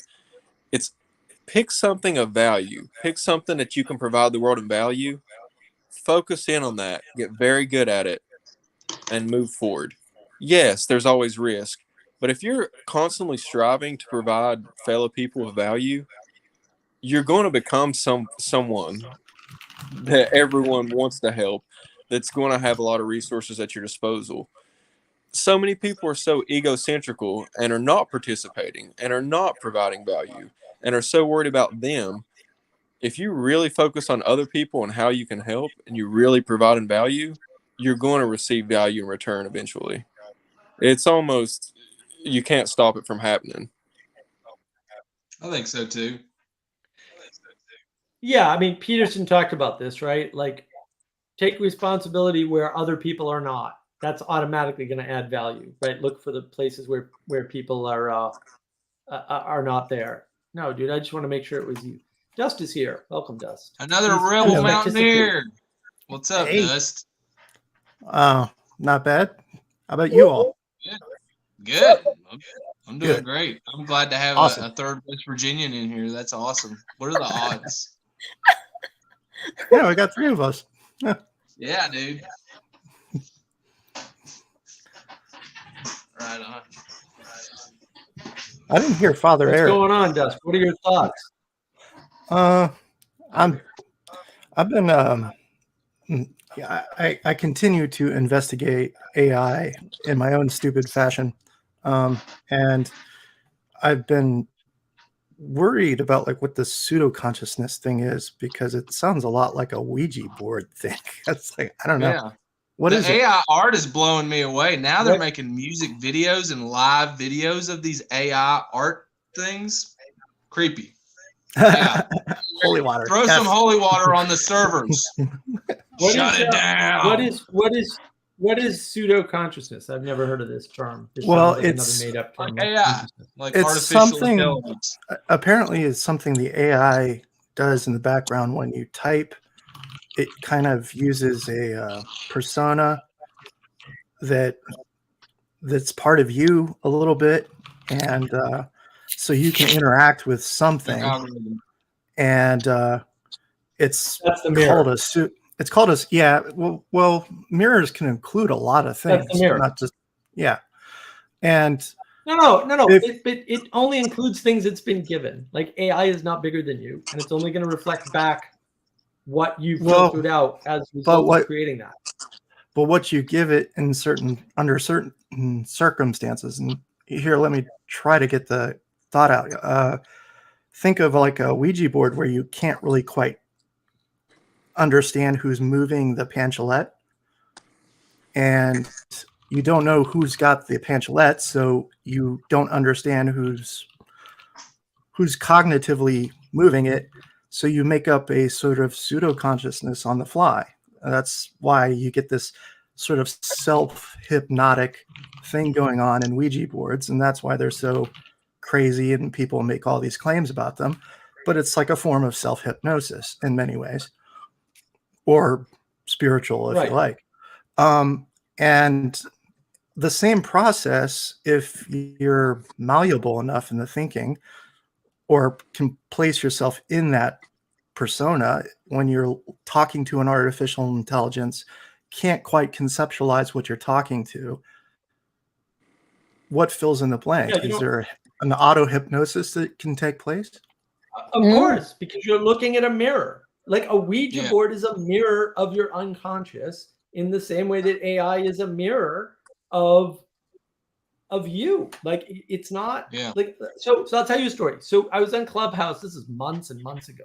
I was on Clubhouse with a bunch of AI people who are enthralled with AI, but they're also professionals. So we all code. We all know how the AI code works. I was working with AI code today. It's not a big deal. It's not hard. So it's not magic, actually. It's quite easy.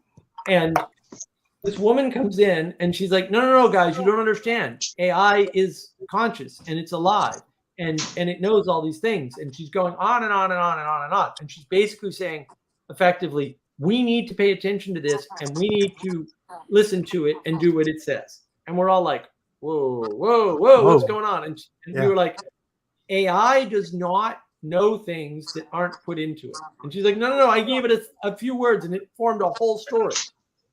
And we're like, yes, but that's because that information was given to it, independent of what you gave it. And you could make a didn't similar understand argument that about you or concept. me, though. Huh? You can make a similar argument about you or me. We don't really know things until we read them on the internet or until our parents taught us. No, of course not. But that's the whole point, is that AI can mirror anything in the real world. That's not hard to do. So how is it different than you or me? Because we have consciousness and being, and it doesn't. Well, what is Mirrors are evil. Yeah, it's not Only just about vampires knowing. are safe from AI. Pure logic. Yes, Sally Joe. That is true. Sally This is why Joe. logic doesn't work, by the way. The only argument that I would give but us look- that gives us something special is we do have a genetic programming from our ancestors, and I would imagine that carries a certain amount of knowledge that AI doesn't have yet. But a couple of generations of this AI, it's going to have that. No. Look, this is the problem. No AI has any knowledge at all, ever. It's not possible for AI to have knowledge. What AI has is information. Information is not knowledge. Knowledge is synthesized from participation in being. Period. Knowledge does not exist outside of participation at all. It is completely subservient to robots hang out. Self-driving cars are creating some AI knowledge. Well, the No, AI they're is. not creating any knowledge at all. They're Well, not doesn't creating the any AI knowledge at all. participate in its own sort of? So- I don't here it is. know. Well, I mean, AI you look doesn't at, you know, participate. Here's a book. I can read the book, right? Do I have knowledge? What if I don't understand the book? What if I don't understand the words? What if I don't understand the words correctly? Did I get knowledge? No, the book contains information.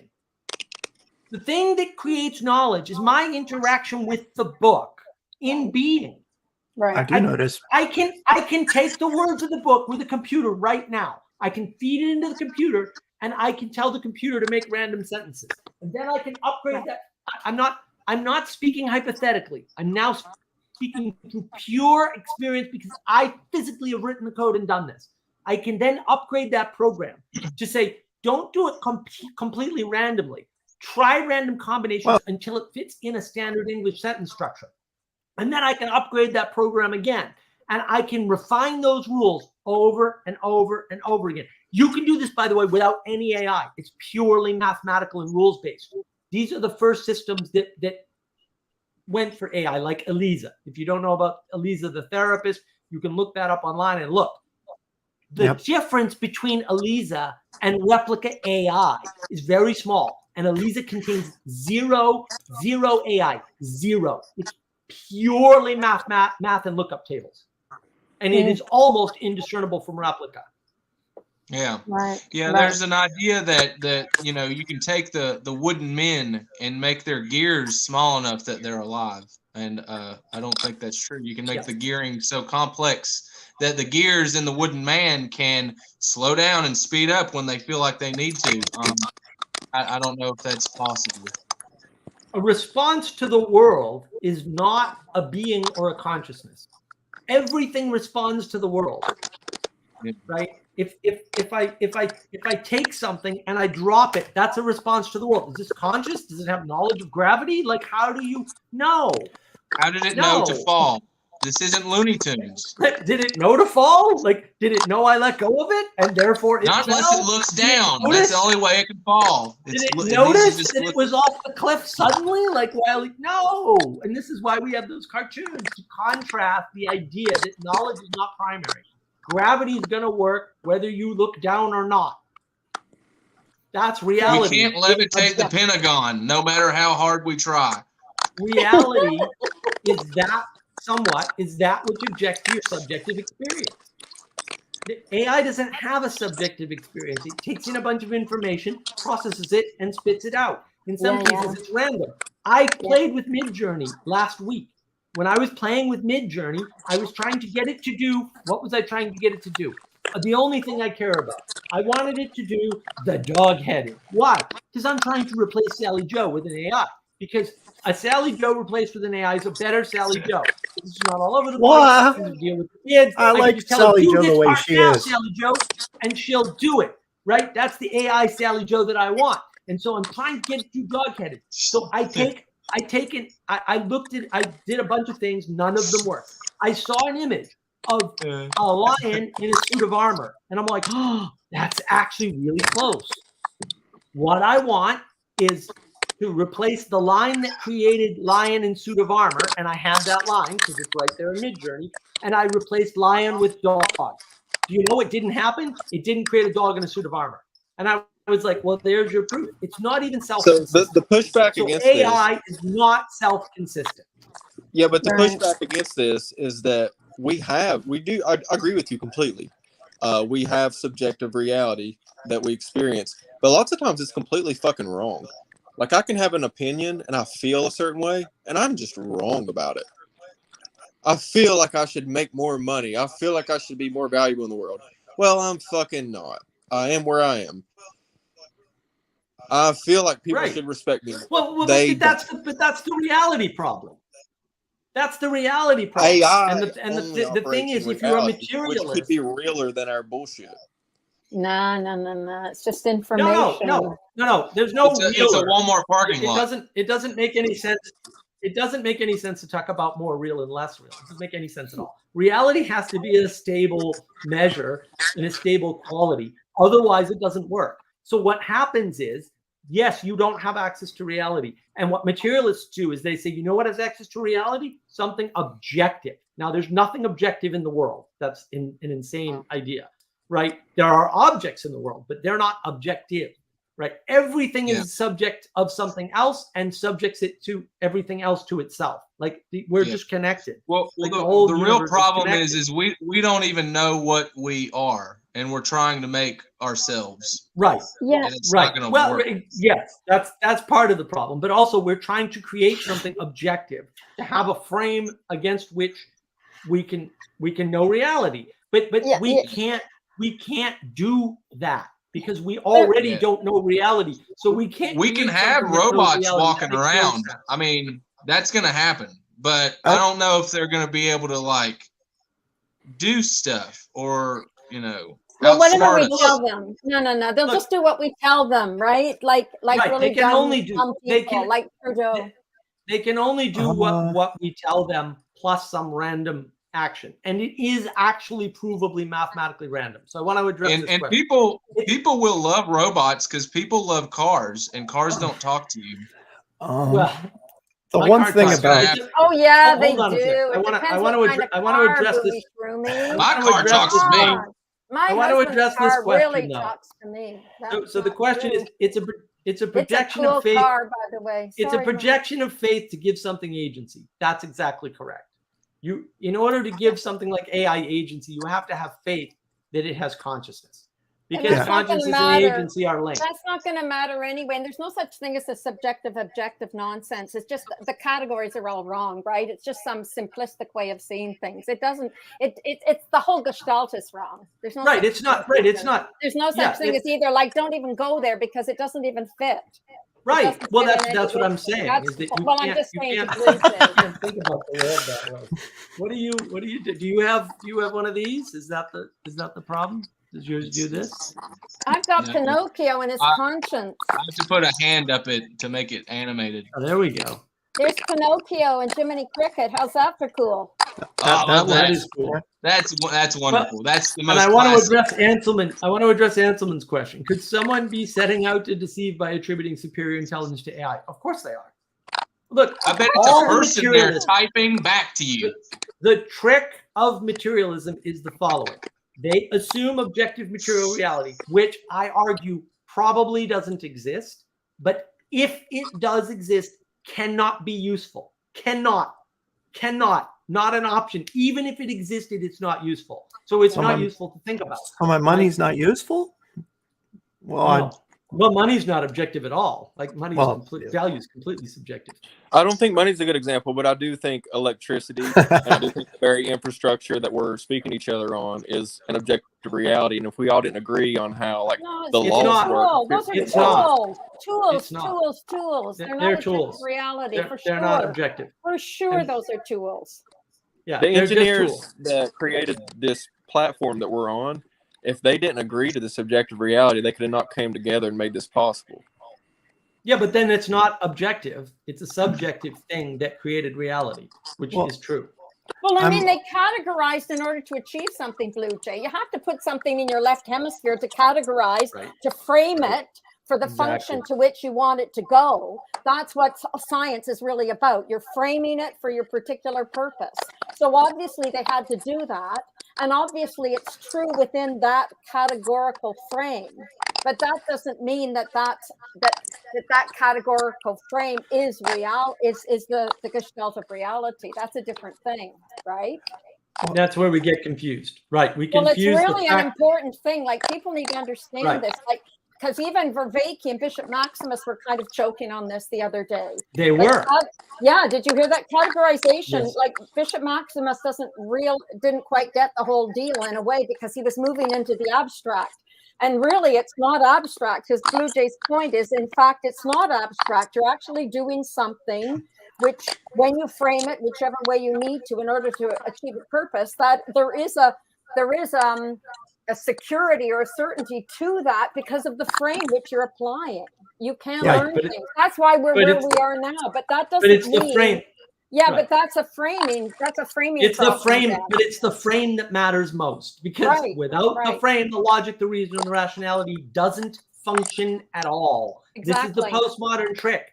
They get you away from frames and the importance of frames and the discernment of frames and being able to say, this frame is better than this frame, right? Because they say explicitly, you can interpret Moby Dick as the struggle between the sexes. No, you can't. Well, that's Okay? just like I'm a not crazy. saying- That's a silly frame. Like I'm not saying you physically can't come up with a scheme to make that happen. I'm saying that is not a functional way to deal in the world. Well, you could make it happen, but then God help us all. What comes next, right? Well, like, that's the you can go that's the pretty far problem. to the fringes. Like you can live with the gargoyles farting at the edge of the churches if you want to, but that ain't a good place to be, right? Yeah. You don't That's want what to I'm be where the arguing with the gargoyles objective are. reality. Are you guys arguing there is no objective reality? There is no objective reality. Well, it depends. Period. What End do of you statement. mean, Blue Jay? Maybe we don't know what you mean when you say that. What do you mean? Yeah. So I guess what I'm getting at is I do believe reality is subjective to us. That's how we perceive the world. But if 99 of us go to the woods and there's this massive rock, and then one guy shows up and he says, I don't see the rock, it's not there. He walks into it, he hits his shin, he's like, I still don't believe you. I don't give a damn about his stupid wrong opinion. That rock is there. We all agree. You don't have to. You don't have to care about his opinion. What if he walks through the rock? Like, you're not looking at the other case. What do you? That happens. He's not going to walk through the walk. I've never seen someone walk. Oh, Wait, no. wait. There's That order in happens. the universe. Wait. There's order That in the universe. happens, though. dude. That's The man called a who's terrible. miracle. Miracles happen. Yeah, The but I ground think was frozen for 18 days. The plants didn't grow for a year. 2 weeks. Plants. Those plants are tougher than what you gave them credit for. So they that thought the plants were dead. You're right. They You're right. dug so the up guy a walked through plant. the rock. They were They wrong. dug up a plant and it disintegrated in their hands. The whole thing. Right away. The plants were not alive. And then they were. Lazarus Fields. Yeah, there's a They really walked through great the rock. Yeah. Anyway, but Blue Jay, to me, like what you're saying is that there's order in the universe. Is that what you mean by objective reality? Certainly, there's order in the universe, and there's our ways of perceiving do map on to the order. So There's order, in then there's that fun. sense, that it's there. You could say that there's connectivity or something. I don't even know what the word is, but there's definitely connectivity to the order of the universe. Otherwise, we'd all be like the postmodernists, right? An We'd all be ability, in crazy land. Well, there's an ability for our subjective experiences to intersubjectively match. Yeah. But it's not universal, right? And therefore, it can't be representative of a universal reality. What do you mean it's what? not universal? What do you mean, Mark? What do That you one mean by guy that? can deny the rock in the same way. I forget which book it was, but Vanderklay did this a few months ago with this guy who went and was hanging out with natives, right? You know, real natives, and they saw something on the beach across the river. Yeah. And nobody else. Yeah. He couldn't see it. He and his daughter couldn't see the thing, and they were reacting to it as if it was there. Right. And he couldn't see it. And they were everybody else was going, don't you see the god? I forget what god it was. It was one of their crazy gods. And he was like, no, I don't. But he doesn't know how to explain that because he was the odd man out. But to them it was real, and they were responding to it as though they could see it, even though he swears there was nothing on the beach. So I will take a step back, and I will say that I believe some people do have wider ranges of perception, Right. and can see things. They definitely that other do. people cannot. That's Other people the cannot see or problem. acknowledge. For So sure. that's the problem. What that means is that there can't be an objective reality that's of I any disagree. utility to us because we don't have access to it. I kind of see your point, Blue Jay, but I don't know if I would call it objective reality. I would call it more the order of things, or the patterning, like Peugeot talks Don't think about, planet Earth you know? is objectively here. Well, I don't know what you I mean. think You it's keep more- using the same word. I wish you'd try to say something else. When I say like objective, I forget mean- the objective bit. When I say So- objective, I mean it doesn't matter how you feel about it. It doesn't matter what your perception is. It doesn't matter if you're insane. It doesn't matter if you're the smartest person alive. The Earth It is does matter here. if you're insane. So I think what the word objective says more is not about the reality itself, right? Because you could just say the Earth is really here, and we'll all just agree with that, right? Would anybody disagree with saying that? The Earth is really here. We can In disagree reality. with how the Earth is here. No, Right. I Would you don't. put- I don't. No, agree. it's not. You don't Anyway, agree sorry, with Father that? Eric. Go ahead, man. I'm the Sorry. center of it. What do you mean your perspective Go doesn't ahead. matter? Your Right. perspective matters to notice events in the universe.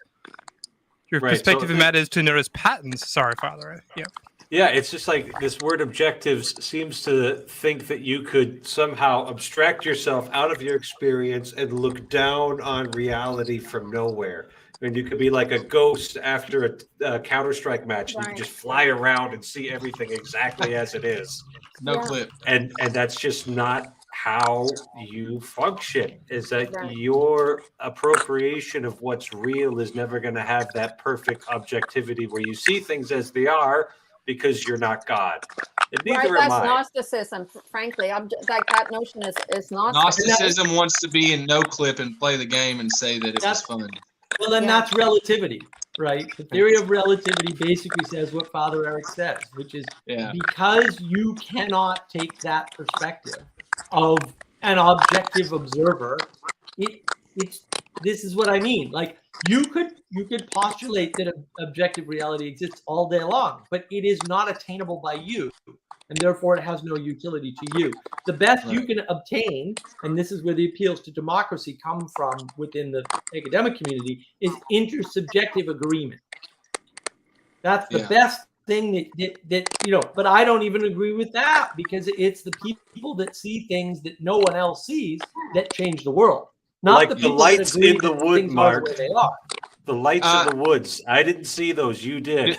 Do any of you guys hear Yes. somebody chewing on the phone, or is that just me? No, it's That's music. from your It's phone. music. It's our new song, Booey Shroomy. Don't worry. There's definitely somebody chomping on their microphone. That's for sure. It sounds like Doritos to me, but you know that's cool. Oh, Probably Jordan dust. Eating Peterson, dust Jordan Doritos. Peterson is munching on Doritos in his basement right now, and he's probably trolling us. That's what's happened. Don't worry. It's it just- was Dust just muted.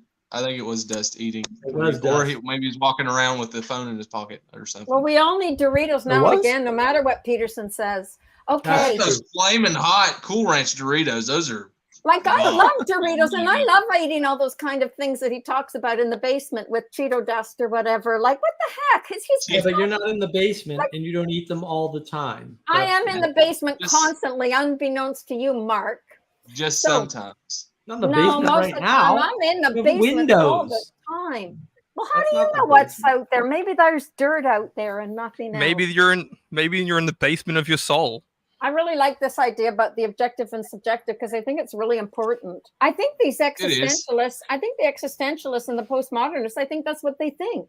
They think that there's something objective, and then they extricate themselves from the picture, and here we have the mess. So, That's their excuse. Yeah. And then what are people really doing? So what people like Peterson and Vervaeke are actually doing are saying, through science, I have a better view of objective reality, which would technically be true, actually. And if you saw the world the way I saw the world, you would agree with me. And that now they don't have to appeal to a higher authority, but they can still be right. It's a very sneaky move that they're making in some sense. I just disagree. I think that both Peterson and Vervaeke are wrong about that. There's no objective material reality. It doesn't exist. No. You can't lump the Vervaeke with Dr. Peterson, in my humble opinion. I think Vervaeke's doing some really interesting work now with Bishop Maximus. If you've listened to his conversation, I find it quite fascinating.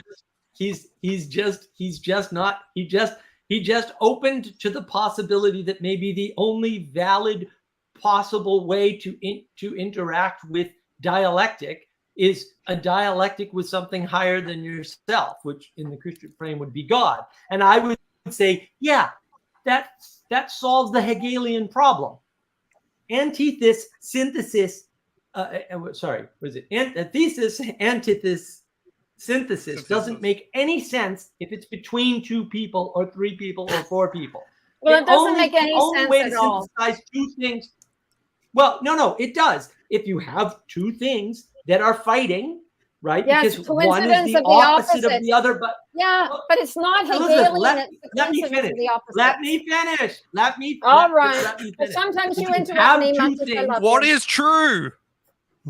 if you have two things that are fighting over, because they're opposites, they're fighting over the same space, the only way to resolve that is to go up.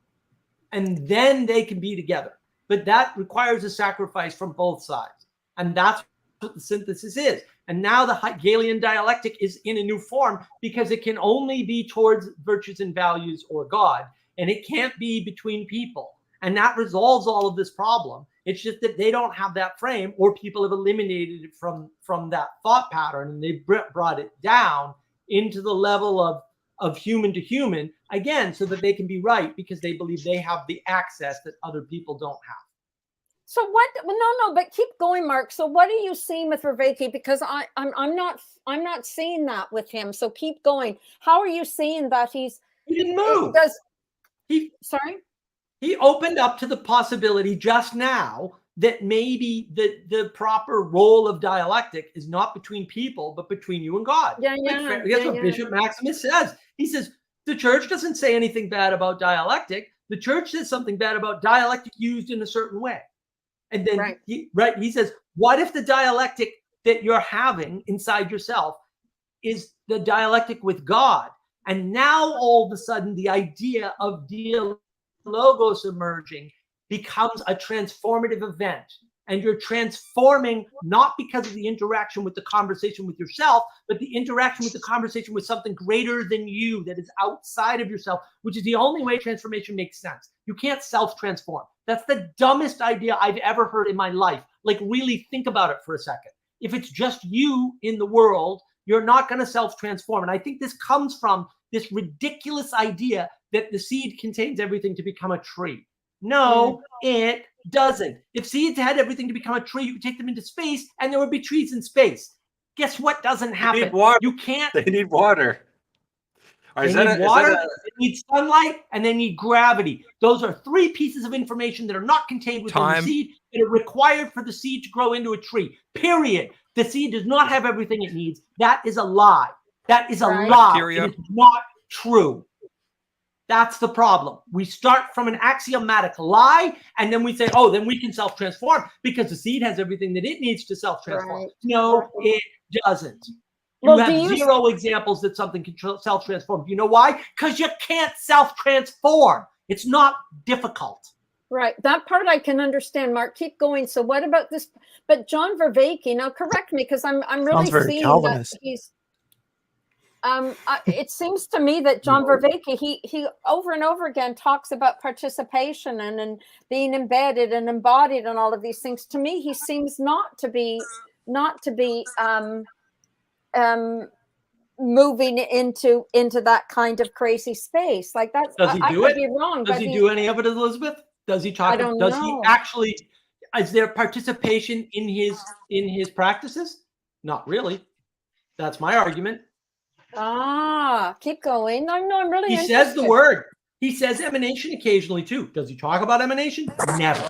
He'll say the word and he'll move right back into emergence. He talks about communitas is important. Okay, John, how do you build communitas? Go ahead, John. Tell me all about how to build. I will take every single word you've ever said about how to zero. He has said zero to the best of my knowledge. He has said zero about how to build communitas. Who did John say in his meditation series he was grateful for the communitas? Me, actually, me. That's true. Gosh, we're honored. Wow. He didn't build it. He knew it. He knew it in the moment. He said it. I'm very grateful to him. He was wonderfully generous with his praise of me for being there every day in that meditation series. Well, there you go. But so why do you think he's interviewing Bishop Maximus? I'm just curious. I don't know if other people have listened to this, but it's really quite fascinating. He wants a solution to the meaning crisis. Attention.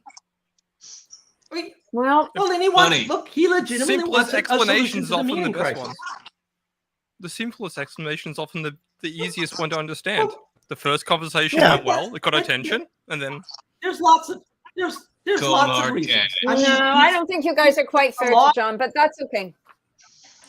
A lot of what John's trying to engage with is justification of Neoplatonism as a solution to the meaning crisis. And then what Bishop Maximus is coming in and saying is that, no. The proper integration of Neoplatonism to address the meaning crisis was done. It's called Christianity. And oh, by the way, it's called Orthodox Christianity because I'm an Orthodox. That's fair enough. Like, I don't even disagree. I don't think he's wrong about anything that he said so far.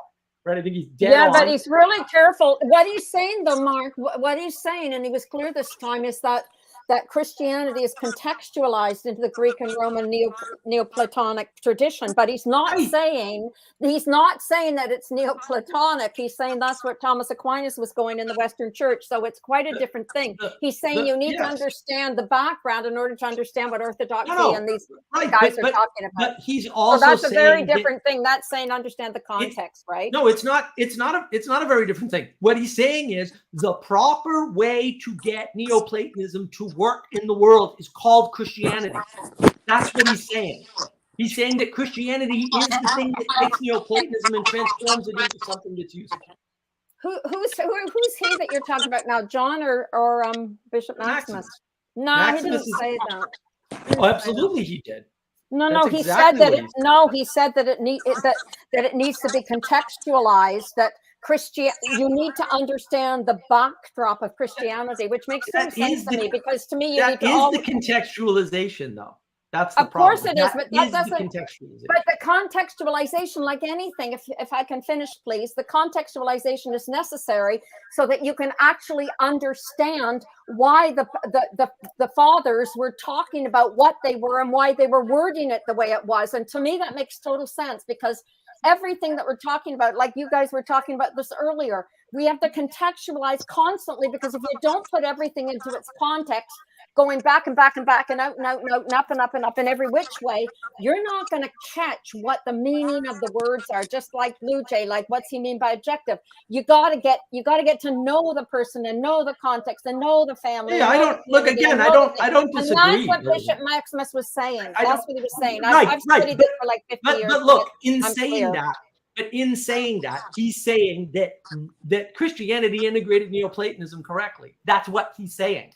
And that's when you understand the context, what he's actually doing is saying, no, you are assuming that Neoplatonism and Christianity aren't integrated, and yet they are, and you don't understand that until you understand the context, which I very much agree with. Like everything he says is correct. Like it depends what you mean by integrated. I don't like the word integrated. I like the word context. It has to be put in its great context. And if that's what you mean, I agree. But integration is a very different thing, and I think integration is our enemy. John doesn't see Neoplatonism as the core of Christianity, or as can I please? Can I ask what? Is there like a quick way to sum up what Neoplatism is? Neoplatonism is an imaginary belief system that never existed in the world, that people like John Vervaeke use as a way out of Christianity. I feel like this is an opinionated definition. Gnosticism. Yeah, That's a very opinionated definition. It's got a Neoplatonism, I don't know. Well, it was quick. Sorry? I said it was a quick definition. I wanted a quick definition. It's not wrong. But Mark, go on. Mark, can you give us some? Go on. Let's hear one more thing. I can give you a quicker one. Okay. Anything that's in the Matrix, any belief system that you find in the Matrix is Neoplatonism. It's not a real shape. It's an imaginary number. Yeah, there is no spoon. There is no spoon. There is no spoon. There is no Neoplatonism. Neoplatonism leads to Gnosticism because it's basically the one and the many, and this transformation between the two. And so this is interesting. We were talking about participation versus knowledge earlier. I feel like I don't even have the knowledge to participate in this conversation. Yeah, so are you saying that something that is programmed? We talk about this shit all the time, man. We just don't use this terminology and jargon, but we talk about the same shit, which is important. Asking a question because you don't have the knowledge is a mode of participation. Blue Jay, you have no idea. Everybody's been throwing this term out for like 50 years and nobody knows what the hell we're talking about. You're the first one who actually asked, what the hell does it mean? Like, you're the star.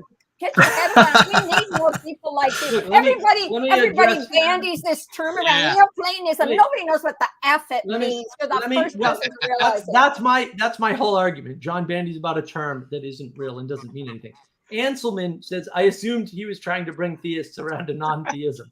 I think that the nice part about what Bishop Maximus is doing with John Vervaeke is he's pointing out things, and I know Vanderklay had done this with Vervaeke before. He's pointing out things like non-theism is part of Christianity. It's not something apart from Christianity. The Hey, trick do is that you guys want to see a Neoplatonic solid? yes, I would love to see a Neoplatonic. Look, there solid. it is. This is Oh, look, it's changing. Oh, it's still There you go. it's still a Neoplatonic solid. Is it one or many? Is it I don't one know. or the many? How many corners does it have? I don't know. It depends on the day of the week. Well, look, you know, the way they couch non-theism as Neoplatonists is you can look outside of God to know God, and it's like, well, you could, except you have to start by knowing God, because otherwise you can't define outside of God to know the edges. Like, that makes no sense. And so in Neoplatonism, I think you guys about are it literally back- making my previous argument for me that there is a subjective reality. You're saying Neoplatonism is not objective reality. Yeah. And no, to know God Neoplatonism to be present in his creation and observe objective reality in all of its full beauty. And most of the time we're such clouded by our subjective bullshit, we can't even be really truly present. Well, no, there's no such thing as subjective bullshit. Like, once again, there's no such thing. It's not whatever you're saying that's coming from your heart and soul. That's not subjective bullshit. That's like super cool real, right? That's true. That's super cool real. You're the best we've got, Blue Jay. Like, don't denigrate yourself. Seriously, like, honestly. And the I best really I have mean to that. offer Like, is the whenever best. I quit. Sorry? The best that I feel like I have to offer is whenever I quit being so subjective and I let myself fully allow myself to experience what is happening before me at this present moment, Right. objectively. The otherworldly the intuition. So what do you mean by subjective? I don't even know what you mean then, because if you talk like experientially, that's Like, is my face green? Some would say it's red. I think is what Blue Jay's saying. But it gets even more objectively, subtle my than face that. is green. Well, that's kind of true, but there is a room for that too. Like, we got to be a little bit careful. There are hues. Like, maybe the center of my face is more red than the outer edges. I don't know. We could argue about that until the cows come home, but for the most part, that's artistic interpretation to some degree, right? It's like Van Gogh painting the haystacks over and over and over again. So what does that mean? Is that beautiful? Okay, that's a big argument we could have. What's beautiful? That's the point. But Blue Jay, you should look at Van Gogh's haystacks. Look at them. He paints the same haystack over and over and over again because he's making the point. Some things can be objective, but things like art are totally subjective. I think is another point. If you want haystacks to look at, you should look at Monet's haystacks. Oh, I mean Monet. Monet painted 9 haystacks from different perspectives with different color palettes. Yeah, is that the ones you were trying to reference? Yeah, sorry, Van Gogh also painted. I got the wrong on these arguments. Some people would argue that you should look at a picture of haystacks, and that is better. But why did Monet do that though? Like, seriously, why did Monet paint the same old boring I actually saw them in a gallery. Excuse me for my stupidity. But when you see them, there, there's something happened in that stack of hay. Well, yeah, there you go. But Blue Jay, it's your maybe point. Perhaps with a beautiful woman. It's the same damn objective haystack. He's just looking at his through different subjective lenses. Right. No, but the point is wait. But Blue Jay, the point is your perception alters what you see. You need to read McGilchrist. Don't say anything, Mark. You need to read McGilchrist because he explains this. It's where you focus your attention. Peugeot talks about this too. Where you focus your attention and how you attend to things is actually what brings things in reality. Peterson says this as well. It's when you actually point towards something, reality things align around that, your perception and your attention. So I would argue that the more that your subjective reality is aligned with objective reality, the more you actually create good in the universe. Like a lot of the things that we have that we're taking advantage of right now with all of our houses being warm and us doing absolutely nothing at the moment is because someone noticed and something going on with objective reality, use their subjective view of it, to create a vision. And now that's the new objective reality we live in. Why do we Yeah. have to keep on putting the word objective there? I don't know. Do you have a better word? Because he means Just scientific. reality. No. Just reality. Yeah. Reality. No, Look. no. This is easier than all that. I Like, know. We Yeah. can't agree on it. It can't be an alignment issue with something else that's already there, because we bring things into being. Right. That's what we do Yeah. as beings. That's We true. are co-manifestors of reality with other things, whether they're Yeah. people, nature, or God, or the ineffable, or however you want to frame it. We do that. We know this. There are lots of situations where what happens is, and I'll just use this one, right? Like, there's an apple. If we eat the apple, it's no longer there. Before we eat the apple, this is Schrodinger's apple, right? Like, before we eat the apple, is it real? After we've eaten the apple, is it real? The reality of apple depends on our activity in the world. And where it's And in your so GI tract. We shape that. That is up to us. So the question of, is it an alignment issue? I would say yes, but it's not an alignment issue with reality, with some other What do you type think of about reality. Jordan Peterson's cheese pizza? His cheese pizza is suffering. That's the thing. But Peterson, everybody can get around this cheese pizza. Like, we're all suffering, right? Oh, what do we do? Right. Well, that's Peterson's thing, right? But Peterson is not aligned to the emanation, and that's actually pretty much my big complaint with him, is that he doesn't account for emanating. He's not emanating enough. It's the emergent aligning with the emanation that makes good things in the world. Right, it's theory. It's theory. It's the emanation of theory coming down. But once again, Blue Jay, inventing something, it's because whoever it was, they decided to focus on a particular thing and they framed it. And their perception, the more you focus on something, the more your perception reveals things, and there's this interaction with reality, and inventions happen. But that is just, once again, it's the interaction of the consciousness with perception and seeing things appear. Absolutely, and that's the beauty of humans, is that we have this subjective magical power. I wouldn't call it to subjective. actually It's real reality. It's not subjective. It's exactly No, it's how not. reality. There's no real how reality. Everything's brought into being. Everything's brought into being. Can I Let's interject? imagine a world. What is surreal then? We can Well, all I really think we should imagine a defy world. Neoplatonism, because that would be really fun if anybody thinks they could arrive on it. Who knows anything? Okay, so really, what is surreal then? How would that be defined in this framework of our conversation? Sorry? Well, Surreal, something that's surreal. Well, this is This surreal. This conversation. is for sure, yeah. Surreal is something that you perceive as objective, but everything in your senses is like, this is not normally occurring. You wouldn't Ooh, call that's a a good movie way to put surreal that. on face value. Hmm. You wouldn't call art surreal on face value. So your definition falls apart just on natural observation. Well, If you want to say I'm thinking surreal, about- what you're trying to talk about is intuition. That's what you're trying to talk about there, but that's not surreal.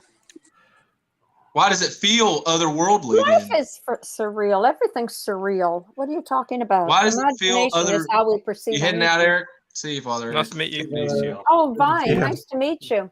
Thanks for participating. Thank Yes. Yeah, man. So yeah, why does it feel otherworldly when you lean into your intuition? Why does that feel so strange? you. You don't lean into your intuition. Well, whatever, Sorry, you know. mumbling my words. You know. Sore throat. You Whatever, don't you know lean what I into mean, your though, intuition. Your intuition happens. It's an Yeah, but you event. can deny it. You can deny it. You can say, "Fuck no, I'm not doing that." And then some people are like, It's "No, a I'm different gonna do phenomena. It's a different What do you- phenomena, though. it." Okay. Well, you can go What against is- your gut, but your intuition is just something that happens. It's not a causal event. It doesn't. Your intuition doesn't cause something to happen. Your intuition is there, and then you have to make a choice, or you have to take responsibility for that thing. You can have a dark thought. The dark thought occurs, but no one knows that dark thought occurred other than you. It doesn't Right. cause anything until you act on it. Does that make sense? I don't Yeah, know. it does. But I Trying to think strip away all the like terminology and all the BS of like. it pollutes people. It can Of course pollute it you. does. Of course it does. Yeah. So that can have an effect unless you go to great lengths. But you're to, embodying it. order At your that mind. point, you're listening to a series of intuitions. You're embodying that. So the intuitions themselves are not causing anything. You can have hateful thoughts towards someone, right? But you cannot hate them. I guess we're getting different definitions. What I'm hearing you say are No, like I'm trying your to- I'm passions, trying to- governing your 'cause- passions. Yes, that'd be another way of saying it. Or desires. When I say intuition, I'm talking about chasing the snitch in the Quidditch game. Right. That's what I'm really interested in. Yeah, the that's subject- interesting. This subjective versus the reality is like, okay, if we have We the talked about that ability for 10 minutes. I've got nowhere. I'm No, just saying, but no, we I'm should just, talk- Yeah. I was find taking it it to a new interesting. area. Keep I going. was Yeah, taking yeah. us to a Blue new Jay. area. Blue Jay, No, don't listen. Don't please listen. don't. This is interesting. This is interesting. Go. The intuition was far more interesting conversation. No, I like Blue Jay. Sorry to disagree. Go I ahead. think it's semi-related to intuition. Is if you're able to manipulate reality, like when do those bounds end? Is it with only with our hands, or like you say, and like whenever you feel things that are not We manip- No, do not get intuition and feeling mixed up. They're two different phenomena. Well, it's like Right. the Forbidden Planet, Leslie Nielsen's sci-fi movie that brings that up. The id, Great movie. okay, you had the id, ego, and superego. Maybe that would be a better framework for us to operate on in this conversation. If you want to go Freudian, yeah, sure. Yeah, just for the sake of So keep going. Keep distillation. going. Yeah, keep going.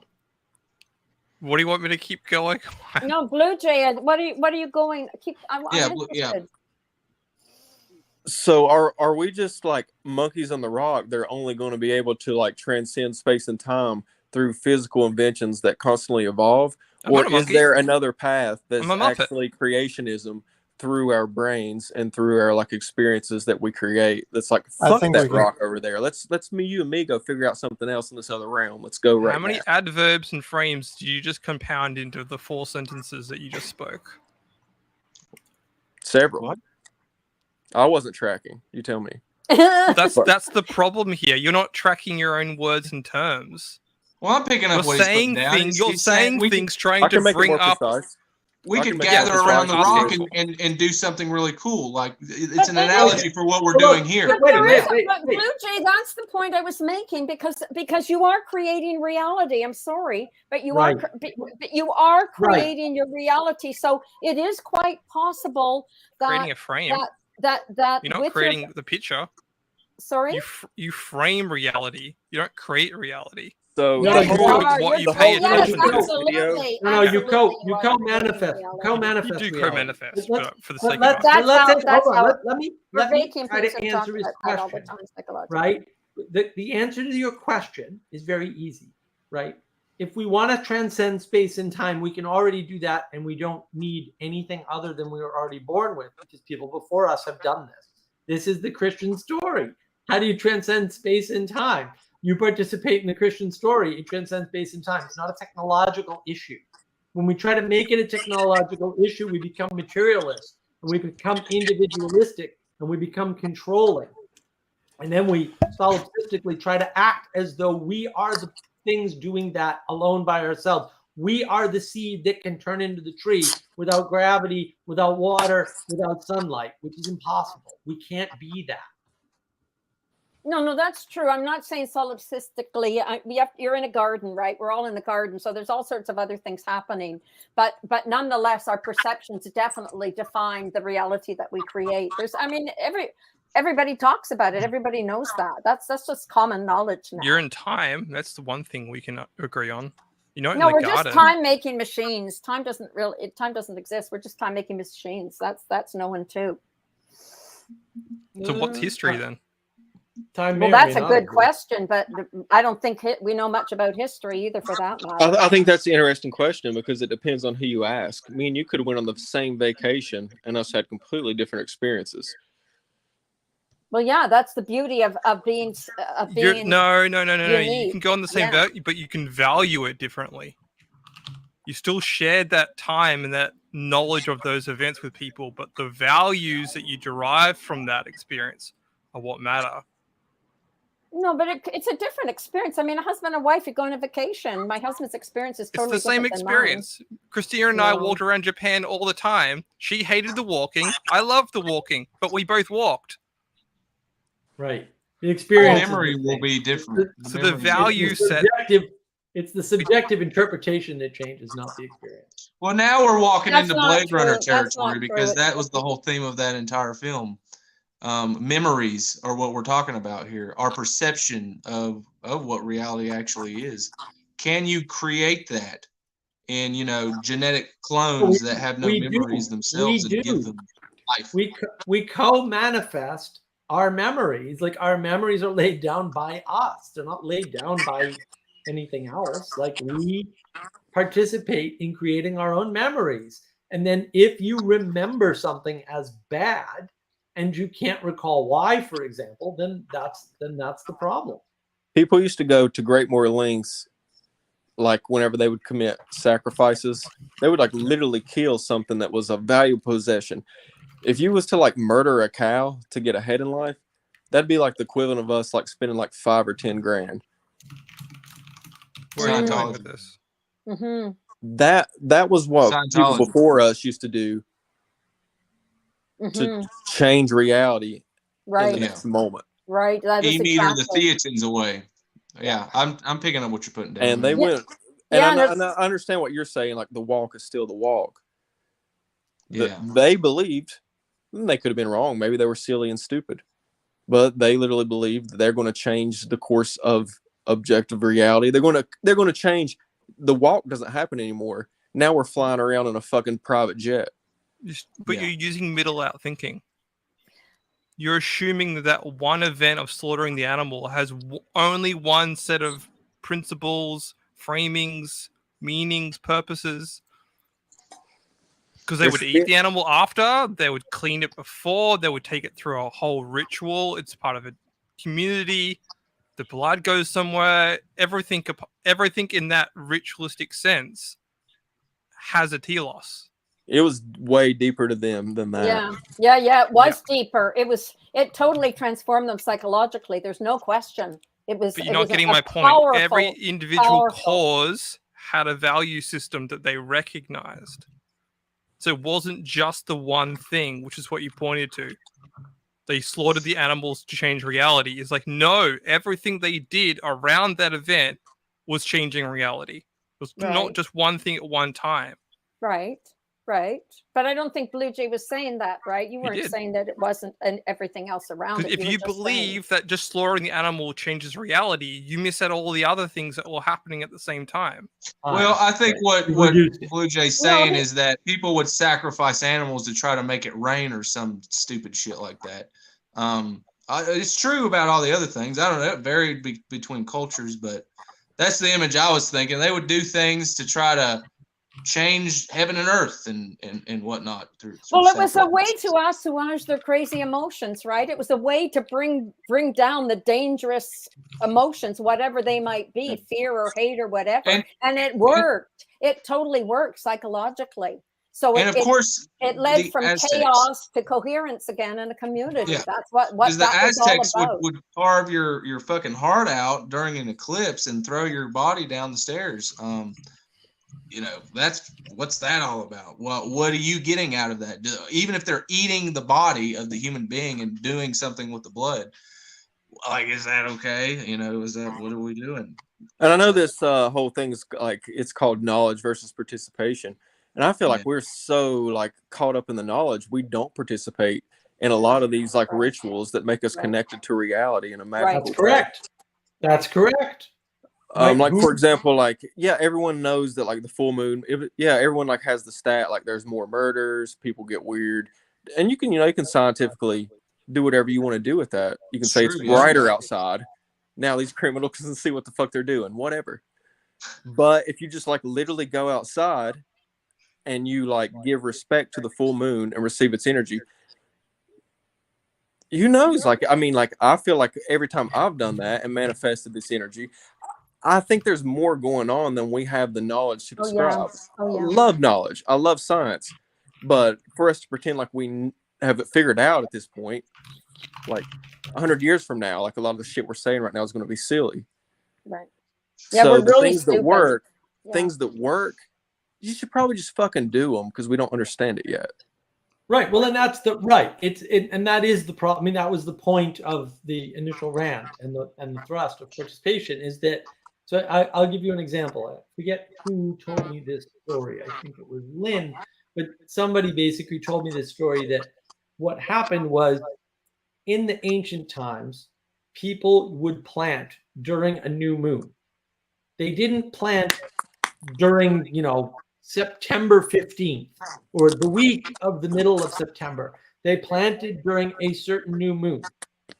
And what happened is very, very recently, like within the past few years, they found out that actually that's the right answer. And the reason why it's the right answer is because if you plant at night during a new moon when there's no light, plants that you want to grow that we normally cultivate will germinate and weeds are less likely to germinate. Nobody knew that, quote, scientifically, but people had been doing that for thousands of years and they discovered it through participation. You know how they didn't discover it? Through any form of knowledge. Right. That's exactly right. That's absolutely true. They were hanging out around a campfire, sharing their harvest, and be like, you know what I did last year? You're not going to believe this shit. What, really? You planted during the new... Okay, I'll give it a go on a little corner of my land. And then before you know it, let's do the whole land. It was embodied knowledge. It was knowledge embodied in the community, in the collective, passed down, however you want to describe it, was passed down. Yeah, so knowledge was there. It's just not knowledge we value or recognize because we're misframing things. Yeah, they were really vibing. They still do. People, they were real scientists instead of just theorists. Yeah. Now, like, there's so much knowledge on the internet, we can make an argument for any fucking thing. But like, they were actually committing like literal. They had a hypothesis, like we're going to go here and plant this shit. They were more interactive with the world than we are now. Well, but I wouldn't venerate science at all. Like I would say science can't have that kind of information. It can't continue. Right. But because the problem that we're having is everyone's trying to use science to understand or know the world, and you can't do that. The primary mode of knowing the world is in participation. Yeah, but you want to know why that can't work? That's scientism. I just had an epiphany just now hearing everybody say all this stuff. It doesn't work because the scientists hate each other. They're arguing. No. It doesn't work. They can't get along to figure out how to grow the most crop. Like, dude, you're not going to believe this. Really? No way. They're not. They're over there like, my farm is a fucking best farm and your farm sucks. You're an idiot for using nitrogen. Like, what are you, stupid? And they write papers about how that dude is like wrong and they're more right. But that's not the issue. The issue is science is trying to say that it can emerge from the soup that it was born in to rule over the soup that it was born in. And it's like, no, the seed is never going to encompass the water and the gravity and no soup for you. No soup for you. And that's the problem. Is science and actual scientists are repeatedly trying to imply that is what science can do and is doing or is going to do. Well, that's interesting, but that's not what any true scientist would maintain. True scientists. We don't have any true scientists left. Oh, there's lots of true scientists left. No, we don't. Yeah. My father was a true scientist. They're quite humble. True scientists. I think there's weird scientists. In order to be a scientist, you have to be humble because you have to realize, in order to get any results, you have to realize that you're framing something very specifically in order to find something out. Even Peterson doesn't do that. You can't even do science unless you're humble. You're talking about but what Mark's talking about is like some people's idea of what God is all about, and that's just no. I'm talking about Vervaeke. Vervaeke does this explicitly, and even Peterson does it. Although Peterson knows the problem and talks about it with Vervaeke and says, "You're in this problem." And Peterson doesn't realize he's in the problem too. Yeah, but they're not. Those two guys aren't the only scientists in the entire world, No, and no, they they are aren't. careful Look, nonetheless. Look. No, but that's not a fair. Read McGilchrist, Mark. You need to read McGilchrist. I'm Like not reading he's got a McGilchrist. you guys are too parochial. You're too parochial. You're too American. You're too North American. Well, you need to read some Alexander Shulgin. That dude was a scientist. Let's talk about that guy, old Sasha. No, that dude knew some shit. You can look at guys like Dawkins, right? He's not doing that. He's just got to make a living. These guys take these weird stances. They're pontificators. It doesn't matter why they're doing it. No. It doesn't. You can't excuse the corruption of science. And well, then that doesn't mean they're scientists. That doesn't mean they're scientists. No. It's corrupt. And my understanding, whoever made this gin is a scientist. You know, when you're actually living in reality, trying to make things that are of use to other people, like I think gin, maybe you can call yourself a scientist then. Yeah, the gin scientist. I think we should. That sums it up. You know. Yeah. Right. All these people trying to figure out how to get the right amount of alcohol and the right amount of herbs and the right amount of flavor, so that you can relax and talk about these things. Well, and now we're in the no true Scotsman fallacy problem, right? We're not going to get out of that. Like true scientists would never. Yeah, I don't disagree. The Flying Dutchman. Yeah, but come on, Mark. Come on, that's not. Honestly, there's some incredibly brilliant, humble scientists, and probably more so than not. That's my. Not more so. I don't know. There's not a lot of them. They're full of themselves. They are just that is doctors, man. Oh well, maybe doctors. But they don't get paid as much, so they're even more resentful than a fucking doctor. Yeah. Oh my. Well, they believe that. I don't think your dad was like that. Like, there's probably plenty of scientists out there that are super cool, but most of them, I don't know, dude. No, that's true. But who knows about what when it comes to human nature, right? Like people are pretty, not great. So, but I really like your point about participation because that is true and that is tradition and that's the way people have always done their life, right? They participated, they've worked together in communities. I mean, you're right, Mark. That is the truth. And we've got a role to play. Yeah. Like, what's each person's role in these conversations? Like it's clear to me, each of us kind of have a way that we approach things, and that's valuable. That's why we gather here every week. It's like, maybe I'm not thinking this right. Maybe I don't know about that. And then you come together over a cheese pizza and you figure it all out. And it makes sense, and you have a good time at the same time. Yeah, but there's some really important things too. Like this participation thing is actually key. And to Blue Jay's point, like people always knew a lot more than we know now. We're really dumb as dumb can be. There's no question. Yeah. I'm loving it. Yeah, I think we're getting lost in the participation point, though. We are participating in things. Everyone's participating in things. The problem is we don't value what we participate in often.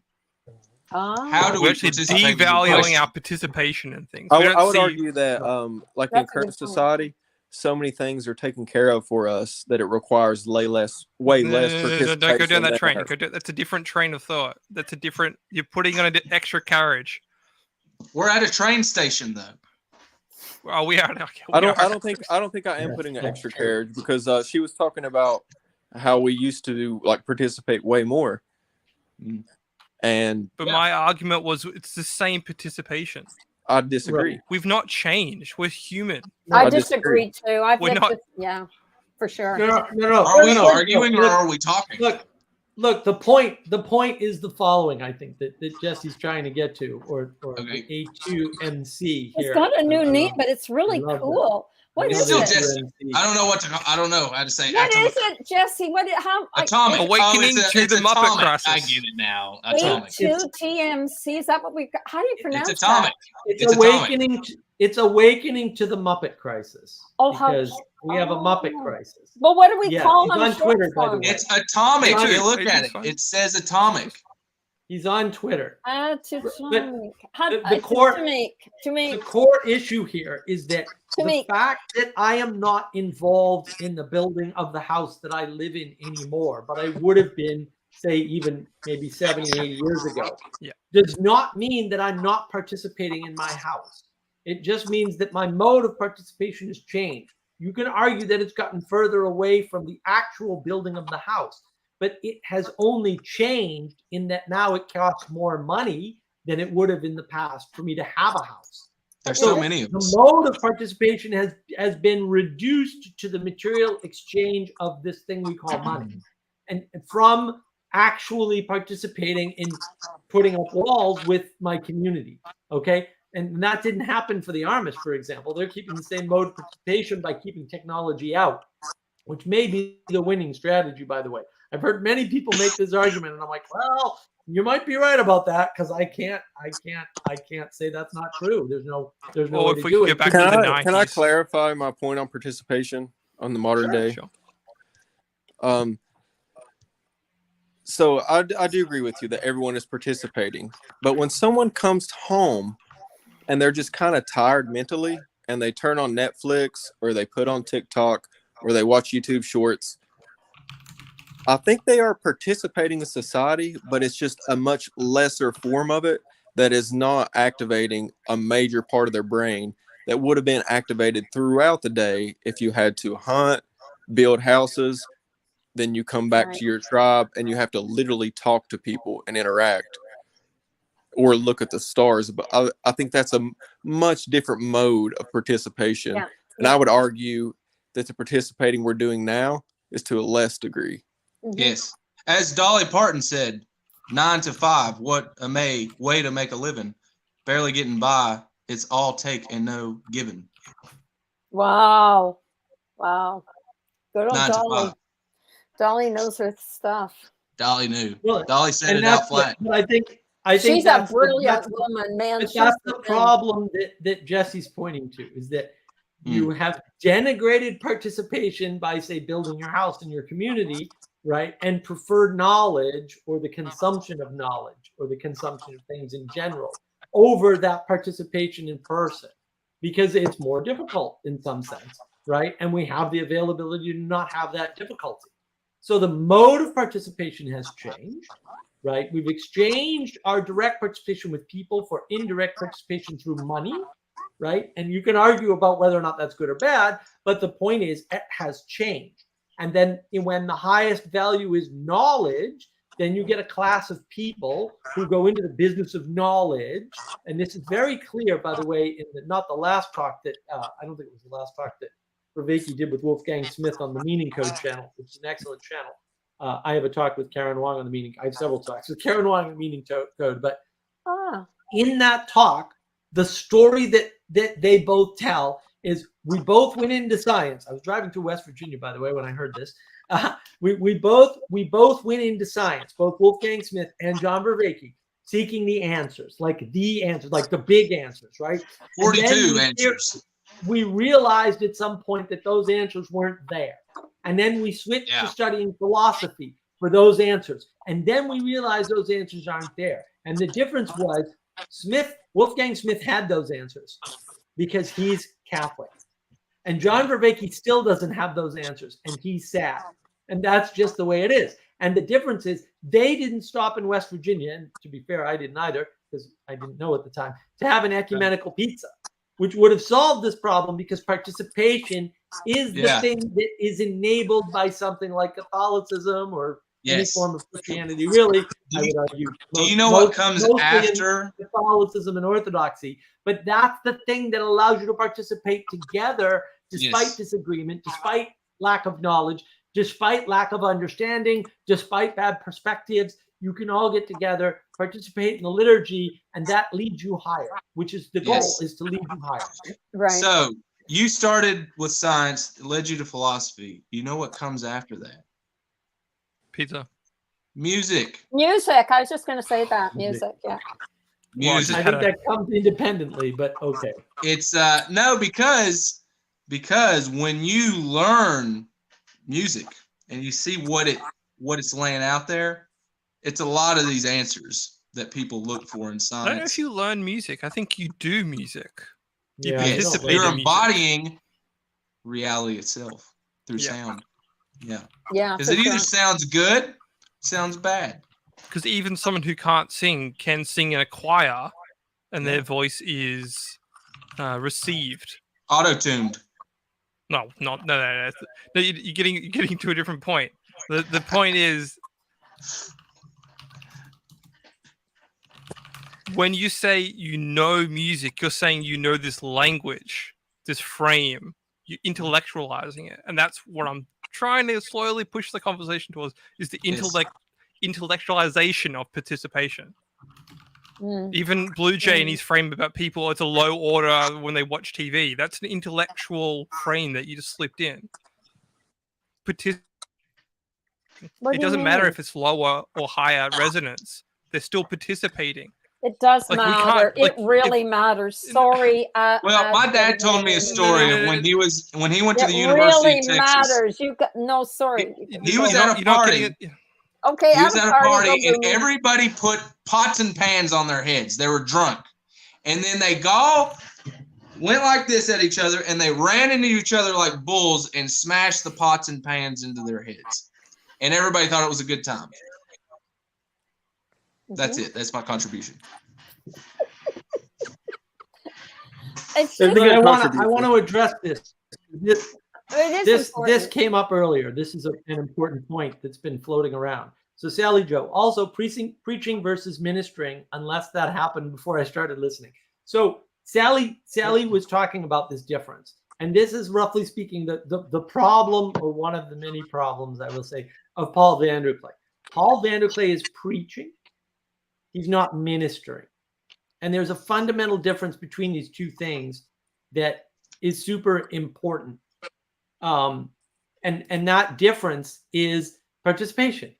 Your level of participation matters. When you're just preaching, you're pushing knowledge out to people and trying to get them to conform to that knowledge. There's nothing wrong with that. There's a space for that. Yeah. When you're ministering, you are there with the person or people, and you are participating with them in a totally different way that is not merely talking, is not merely conversation. It is not merely knowledge. I'm ministering whenever I'm talking about this level of participation, because I quit paying for Wi-Fi. I probably need to cut it off. I just quit paying about 3 months ago. It doesn't work anymore. But I know that whenever I'm not coming home and watching Aqua Teen Hunger Force, which I fucking love, it makes me laugh a lot. Great show. I love Aqua Teen Hunger Force. But I've already seen it, and I know that I get way more connection out of life, and I know that every cell in my body is more lit up when I'm like interacting with people, or I'm further in my career, or I'm just out here experiencing what life has to offer. Yeah.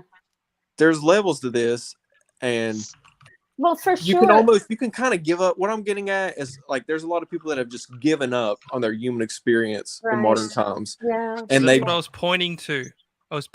It doesn't matter if they're all singing together in the choir. It is better than not singing it at all. You're over-intellectualizing the participation.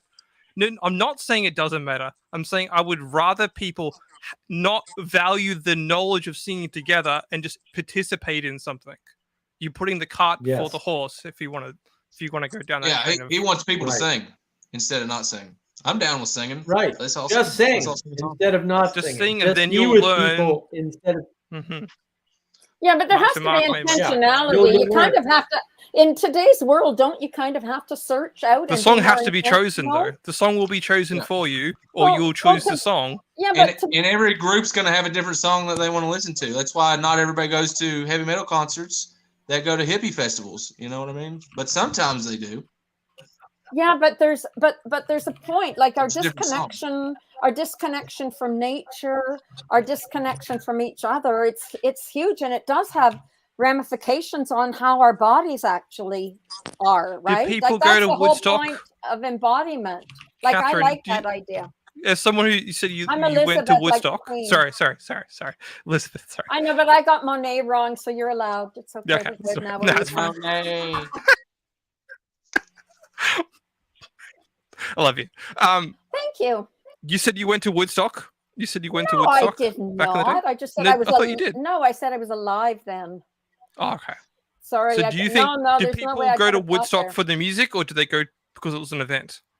Culture. Because it was community. Because it was happening. Man, it was the whole. It was the whole context. It was the whole way of living them. We were all in Woodstock, more or less. Maybe that's how I said it poetically. We were already there, all of us. You people don't understand. It was like the most beautiful I understand. time I was to be there. alive. Blue Jay was there with me too. It was so beautiful. It wasn't perfect. There were problems at the fringes, but there was so much kindness and openness. And it was beautiful, man. It was more beautiful than you young people will ever know. You can have Woodstock on a back porch. To live. You can. And we were really connected to nature. That's one thing that I'm going to harp on about. We had great connection to nature, all of us in those days. Like at this community I was at, they noticed the difference between the 60s and say the late 70s. In the 60s, all the hippies that went to the community, they were out in nature, constantly outside. By the end of the 70s, nobody was going anywhere. They were taking the train down to the cafe. They were roller skating. To us. No, they weren't even roller skating. But I think I've lived in a place. I live in a cottage with electricity on purpose for the very point that I like to. I do, and it's cool. It's totally cool, and it changes how I am. When I've done that for summertime on this little island, I am so grounded. I'm glowing literally because you get connected to the sun for one thing. There's the silence is amazing, and your whole body starts vibing, to your point, Bloomy Shroomy, to nature, and it is different. Nobody's going to tell me that's not. I'll go walk barefoot in springtime. That's very different than sitting in my house here and doing what I do here. It's a much more complex. As what's his facey? What's the other Labrique? Byrne would say it's textured, right? It's quality. It's a different quality of participation. Texture's important. I'm trying to get to. But it's a different quality. It's a different quality of participation. Yeah, it is. So thank you. That's good. I think quality is the word you were talking about, right, Blue Jay? Like that's what it is, and it's important. Man. Quality is so important today. There's very little. We're so flat. Don't you find, all of you? We need better quality control on this bullshit. That too. I think I was making kind of the same point A2TMC is making. Well, I think we're just approaching this in different ways. Yeah, you guys are saying the same thing, but from different areas, like that. Yeah, but that's always the case, right? I don't know if I am. I'm just listening. I think you're saying stuff. We're all saying stuff, and I'm saying things, and you're saying things, and he's saying things, and this is what we're doing. I'm not pointing to quality though. Quality is important. I'm pointing to value. Value? I never knew what that meant. It's like Neoplatonism. What the hell is value? Oh my God! How much does that cost? No. Value is where you're prioritizing your attention. Okay. And so the reason why it matters is because if you prioritize your attention towards knowledge instead of towards something else, like a quality participation, then you end up like John Vervaeke, constantly carving things up and trying to figure them out instead of just going to the damn meditation or going to participate in the group Lectio Divina practice, right? Or coming on the live stream to discuss your ideas with people who vehemently disagree with you. You know, like that's the difference. And you have to take care of your time and attention, because otherwise you end up doing strange things, like saying somebody like Digital Gnosis is a good interlocutor as a critic of your work, when in fact he hasn't engaged with any of it, hasn't watched a single video of yours, doesn't understand, didn't read any of your papers. He's not a good critic. He's a terrible critic because he doesn't know your work. A good critic at least knows your work, even if they're wrong. Like the guy didn't know his work. If John were serious about getting somebody who disagreed with him, he has access to many people who disagree with him. Like he could have a really good conversation with either Manuel or myself about his knowledge model. I liked seeing what Jordan Peterson did with Majid Nawaz. I did not expect that conversation to happen. That was a valuable conversation. They disagreed on a great many things on a very sensitive topic. I won't even bring up on here because I like you too much, Mark. But they actually got on there and they talked about these things, which I think, Who was that? Which one was that? Jordan Peterson and Majid Nawaz. Majid is the guy that used to be a terrorist, and then he stopped being a terrorist. I didn't see that. He's a Middle Eastern fellow. Interesting. Getting back to this participation thing, because as you said, getting back to the topic at hand rather than something that's not the topic at hand. I'm a meandering creep. I know. But as I said, I like Mark's channel, and I don't like politics. I think politics is fundamentally the wrong way to go about things, because politics is about devaluing things to push up your agenda. Yes. But what about Winston Churchill? He Pushing failed. things up your agenda. That sounds like a very nice way of saying where the sun don't shine. Politics is bad framing. Yeah. Oh, I find So anyway, I'd love okay. to be a What's your point you're wanting to get to there, Jason? I like your new name, by the way. I think it's so cool. I'm gonna It's start calling you Atomic. Cow's milk. It really suits protein. you. Like I'm waiting for the next stage, right? Atomic. Next stage. Next stage is to do micro podcast. Little 2 minute, 2 to 3 minute little things to go against the trend of 45 minutes, 7-hour streams. Cool idea. Mark. Nah. Not that I didn't.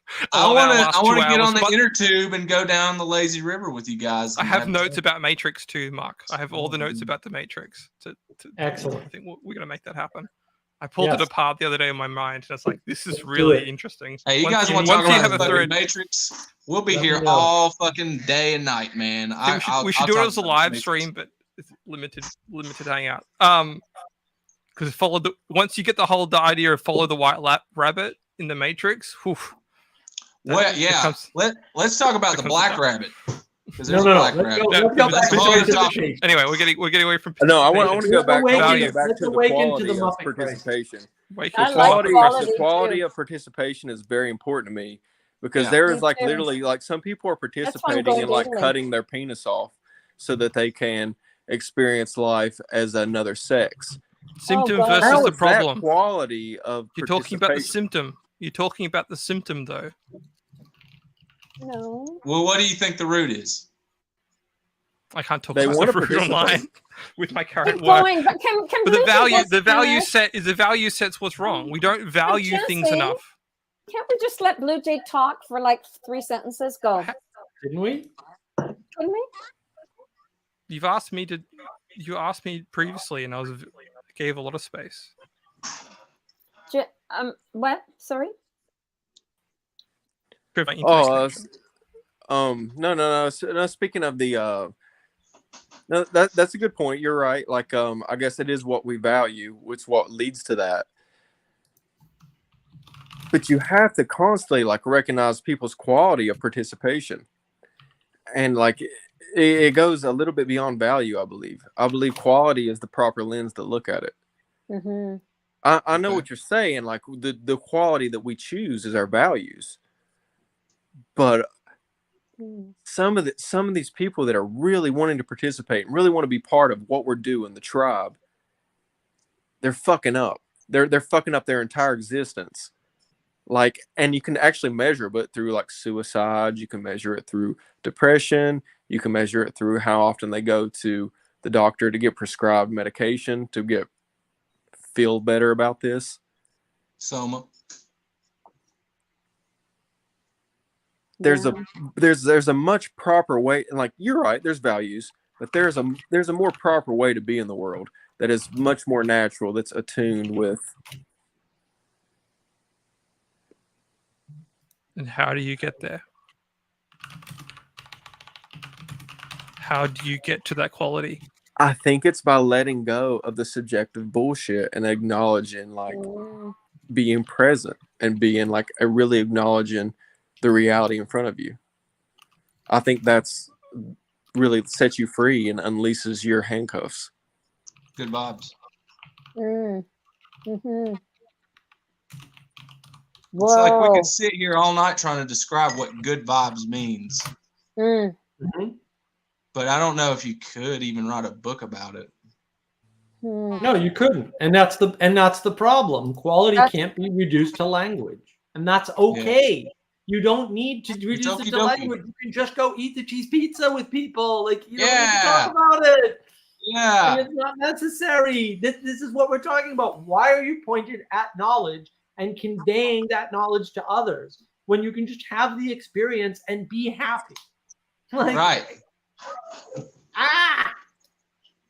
It's the contradiction of doing the stream, right? And Because then the stream after on the the one hand is experience, very communicating of information and knowledge, and on the other hand, it's generative because we're participating together in the communication. And so there's that tension, which is nothing wrong with. It's a little bit of tension. Oh, it's and fun. I we love it. transcend that. Yeah, the tension's great. That's what It makes is. this so good. That's It's like why I a love drum that this. we can play now. Well, there's something going on. Well, drums have to be tense. Yeah. You have to have tension in the drum for it to resonate. Same with a bow and arrow, man. Like it's hard to shoot an arrow without the bow. and I would argue that if you truly participate in something, you're going to gain much more knowledge than when you came in with. If you let go of all the knowledge you have, and like you really, I mean, obviously there's certain values none of us cross. It's not possible. I agree. It's not completely You can't possible. let go of you can't let go of knowledge. You can. How do you can't can how by do you being purely unremember present. something? By being purely present. How? Like a meditation. Like when you're meditating, you know, that's like what that goal is. You're setting That's your a thinking. theoretical thing. You're thinking instead of being. No, This is I no. just want to like no. Dreaming. Is this dreaming versus thinking? I have no fucking idea what I'm about to say next. And I have no idea what you're about to say next. I love it. But I am like completely present in the fucking moment. Like everything that's happening right now is happening. Thank you for that. I don't even think there's a lot of knowledge going on at all in my head. We're just playing. We're just playing. We're having fun. We're just having fun together. I don't know. Like, isn't that what this is all about? Like it's dance, it's music, it's the same thing. It's art. I feel like we're in that scene at the end of the Holy Mountain where Jodorowsky looks right at the camera. Don't ruin it. I haven't seen the movie yet. Okay. Just fourth wall shit, breaking the fourth wall. I know what he's like. He's the best Gnostic ever. Yeah. He's like, it's fucking weird music. But it is very interesting that we're capable of doing both. I can 100% think of an argument about things you've said in the past and bring it up right now and formulate it. Yeah. But the most interesting conversations that we lose ourselves in, they require like the highest amount of like, thank God we're talking about this right now, is usually whenever you're right on the fucking cusp and things are coming to you in that very second, in that moment. When you've got this like bullshit argument like formulated, like good luck capturing anyone's attention. Right. Yeah. That's my argument about the jargon. Like, you know, and why I still hang out around here. People don't bust my balls for not knowing what hermeneuters means. I'm just like, what the fuck is you talking about? What is this shit? And we can have a conversation. There's the participation and the knowledge intertwined, instead of berating people, belittling people for. So do you think it's fair to say like, thank God for knowledge, but participation's funner? Yeah, I think it is. I think it is more. It is more fun. You got to have a blend between the two. You know, you got to have something worth doing, worth participating. Like my dad's story when he was at the party in the University of Texas. For some reason, everybody was so drunk, thought it was a great idea. Get all the pots and pans in the fucking kitchen, put them on their heads, go into the living room, and bash each other in the head. There's no knowledge. That's fucking stupid. Don't do that. Yeah. But if everybody got together and had a cooking contest of who can make the best spaghetti with those pots and those pans, that might have been interesting. I don't know. Maybe not as well. I guess that's your point, Blue Jay. It wouldn't have been as fun because I remember that story because it's a funny story. Yeah, Okay. people are so constricted I see what now. you're saying. Nobody wants to do crazy fun things and just Participation let go, is more fun, even if it's stupid. But is it good? Should you do it? But stupid sometimes you have to be stupid. It's like the fun but that's the stuff. problem. Like we want to have the knowledge of goodness before we participate, and it's like, no, you only know the true, the good, and the beautiful through participation. It's absolutely true. This is why John Vervaeke's idea of participatory knowledge is so powerful, even though I thoroughly disagree with his whole formulation on that. I think he's talking about information. But it's powerful because it tells people there are forms of knowledge that have nothing to do with speech. Mhm. They have to do with interaction with other things, other people. That may include speech, although I think that's the weakest form of participation, ironically, even though I didn't scream, right? But that's not the thing you should be venerating. You shouldn't be venerating the conversation, even the dialectic. One of the things I disagreed with Bishop Maximus said is he said dialectic is required, and I was like, not only is dialectic not required, it's not important. Like, I think that's actually wrong. Now, when he put it in the frame of dialectic in prayer with God, that is a change in, now I have to think about that more, because that's a change in how I was thinking about dialectic, because he did drop that at the end. He's being very careful and deliberate about the path he's weaving for John. Actually, it's a very clever way of drawing John out to certain sets of conclusions using a very deliberate strategy, which I really appreciate. There's a fine line between a dialectic and a diuretic. It's a very fine line. And it's in the participation that we find these little moments. Oh, dear. And that was for the good, even though it was silly. I agree. But it's the underlying patterns. That's what we're enjoying. It's the patterns of this, right? It's what's underneath all of this live stream. That's what's so much fun. We're just we're dancing here. It's great. We're just a bunch of fish swimming around in a stream. So I've been a part of like several financial conferences where they go over like the latest like auditing update, latest tax updates. And everyone's, there for the knowledge. They're mostly paying attention, but you can see the eyes glaze over. Everyone's losing their presence. Everyone's losing participation. And then oftentimes at these conferences, someone will say, does anyone have a joke of the day? That's like one of the things they do in the segment that I participate in. And all of a sudden, participation just spikes up and everyone's paying attention. And no one's there for the dumbass financial joke of the day. It's always terrible. It's always shitty. But that just kicks up the participation and everyone's like, yes, please. Someone say a fucking joke. We're tired of all this knowledge. You just said it. Yeah, you framed it beautifully. That's exactly what it is, man. People want to have a good time, They want, if we can infuse those two things, like what if the whole conference was fun like that? You imagine how much they would learn? Like, holy shit. You'd have fucking billionaires coming out of the yin yang. Everybody be wanting to fucking make money and do shit. No, but that's true. It's true. Without fun, without laughter, I don't even know. Okay, here's something. I don't know if you're participating, if there's not a spirit of fun. And I don't know if you can actually perceive. I don't know if you can perceive. I mean, as a teacher, man, I saw that. I had nothing but fun. We'd dance, we listened to music, and the kids, they were just continually opening to the universe. It was great. Yeah. Can you imagine if we were all like sitting here like really intense and be like, yeah, but what's your point? What are you trying? Fucking, I don't understand. The whole time being like so dead serious, like nothing would ever get anywhere. People would argue around this one presupposition 3 hours ago. Nothing would have moved forward in any kind of meaningful manner if it's not broken up. In some way for the sake of participation.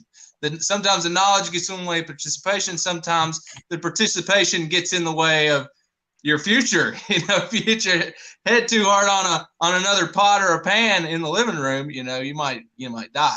So it's like a seesaw. Life's a seesaw. It's all about jumping up and down. That's where the fun's at.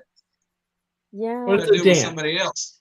It's a dance, and I think that's the best way to think about it. And I mean, Vervaeke talks about that too, right? Like jazz as a dance, rock climbing as a dance is an intimate interaction with something else. And when you're reinfusing intimacy into the conversation, that's when you're really getting to it. I mean, I really like the conversation that I had with Catherine on intimacy on my channel, Navigating Patterns, right?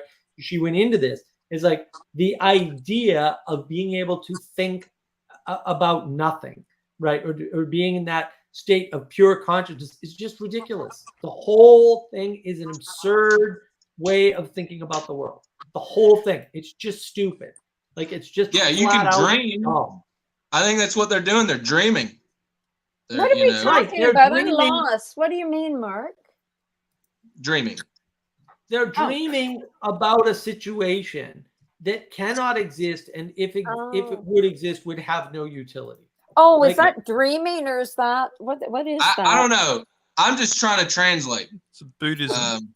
I have an interesting thought on the value of perception. Mm. So something I've noticed that like if you have like if you're going to a bar, you're going up to talk to a woman, and you have this line in your head that you've already used 10 times, and you present this line to her, she already, something about her knows that this is not valuable at all. Mm-hmm. And it will automatically just Inauthentic. lower her value of participation.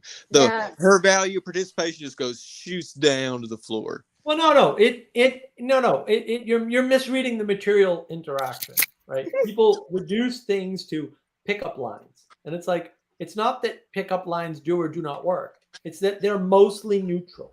In other words, if a girl likes you for other reasons, the fact that you use a stupid pickup line isn't likely to change her mind about interacting with you, right? The fact that you don't have one prevents participation entirely. So it's not an optional thing. Like you have to talk to her, right? This is the famous thing. So Sally Joe has this thing about they did the Marriage Crisis channel on BOM, and then a bunch of incels got in there, guys who had never dated. And I said, no, you guys have a dating crisis. And Sally Joe corrected me rightly and said, no, they have a hello crisis. It's like, yeah, before you can have a date, right, you need to say hello.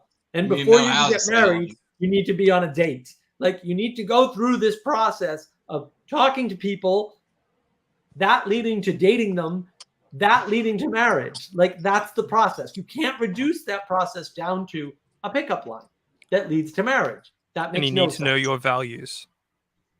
And you need Right. to know your values. You won't move Because from that's your dating orientation. into a serious relationship or from a serious relationship That's into not marriage. true. You just need to be funny. You just need to be funny. Girls love guys that are funny. That's that simple. Just be funny. And you I can't don't be know. funny. if Funny it's will the only same go old so far. line. No, Funny, well, I mean, funny will only Values go so are far. crucial.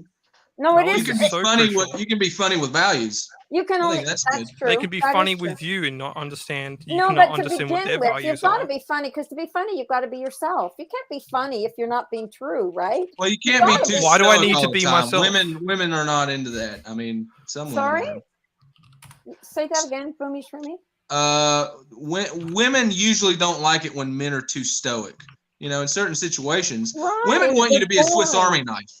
They want you to Yeah, be a that's true. That's bunch true. of things at once. It's not even You want to that. have the stoic blade in there, but if Yeah. you don't have the funny knife come out once in a while, they're like, are you good with kids? Are you gonna be fucking weird and intense with a child? Yeah. Get the fuck away from me, you creep. You're weird. Yeah. You're overcomplicating it, though. You have to have shared values in order to be in a relationship. No, you don't. That's nonsense. You just Well, have some- to. some You don't have a people- relationship then. Then you're in the dating crisis. You're in this. Have you ever seen the it's complete nonsense. People holding values or ideas in their head that are complete nonsense, and they're not able to even relate or communicate with people. Every relationship is a compromise of values. Not everyone's going to agree Yeah. on everything. Yeah. Yeah. No, it's a no. You have It's a to have compromise shared on values. implementation of values. It's not a compromise on values.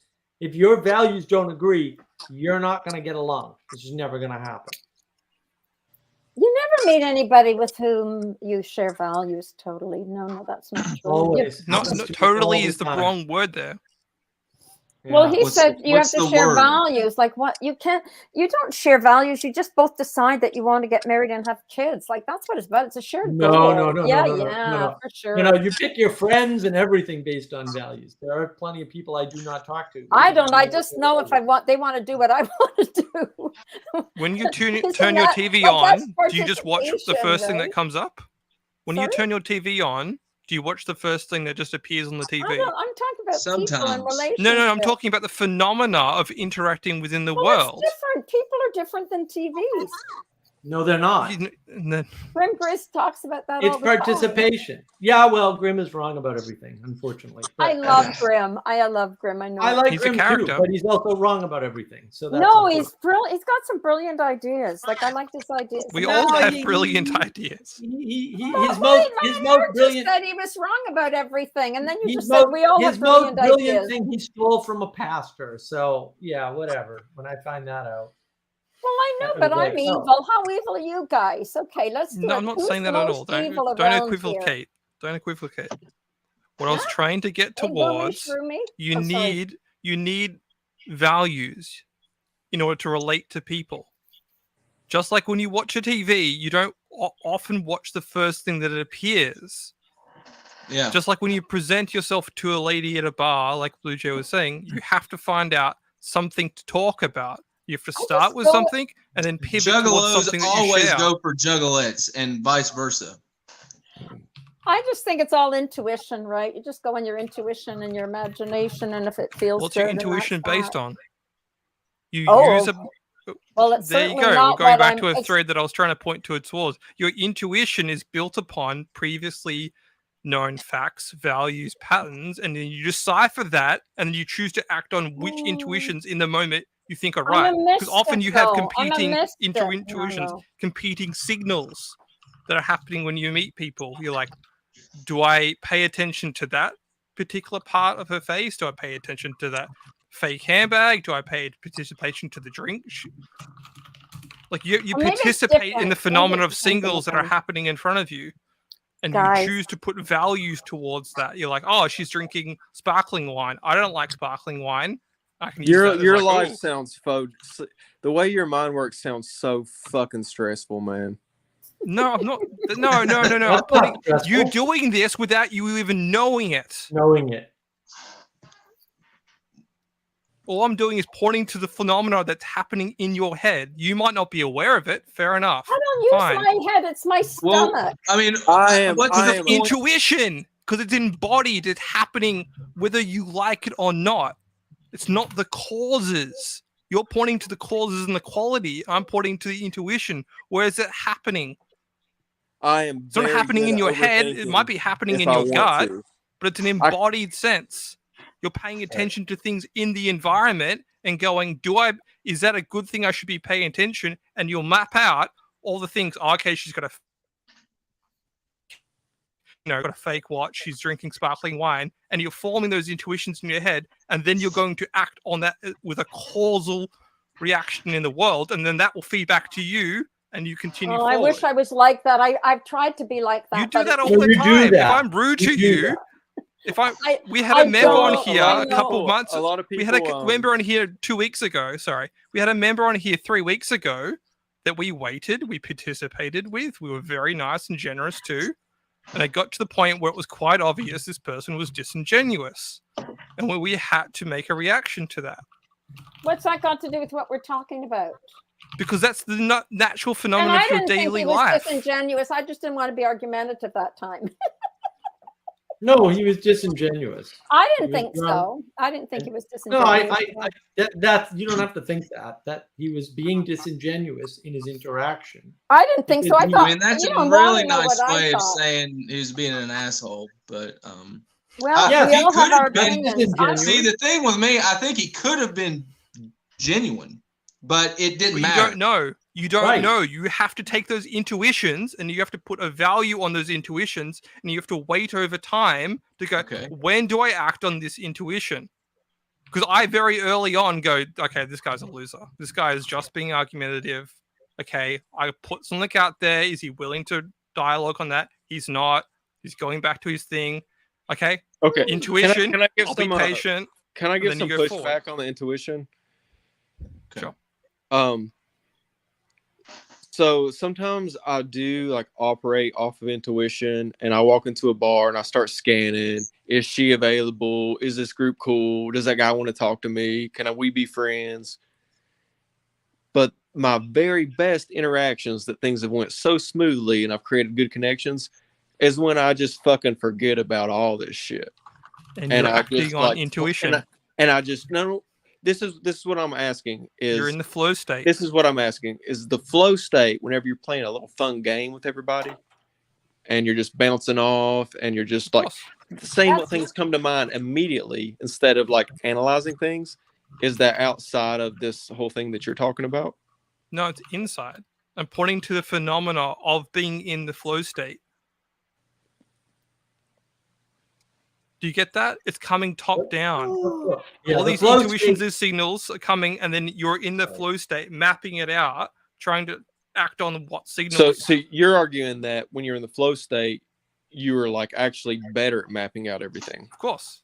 Every musician will say that about they do the practice, they do all the scales, they do that, they get all the technical knowledge, and then they get to the performance. They're not thinking about that technical knowledge. They're in the flow state, acting on intuition. They're not thinking, I'm going to hit the E sharp now, or the E sharp doesn't exist. I'm not going to hit the, F now or whatever. They're just going, oh, that feels right. I've mapped out all these patterns and signals. Bang, that's the golden note. I'm now slash up on the, up on the high E, bending away, and the crowd's going nuts.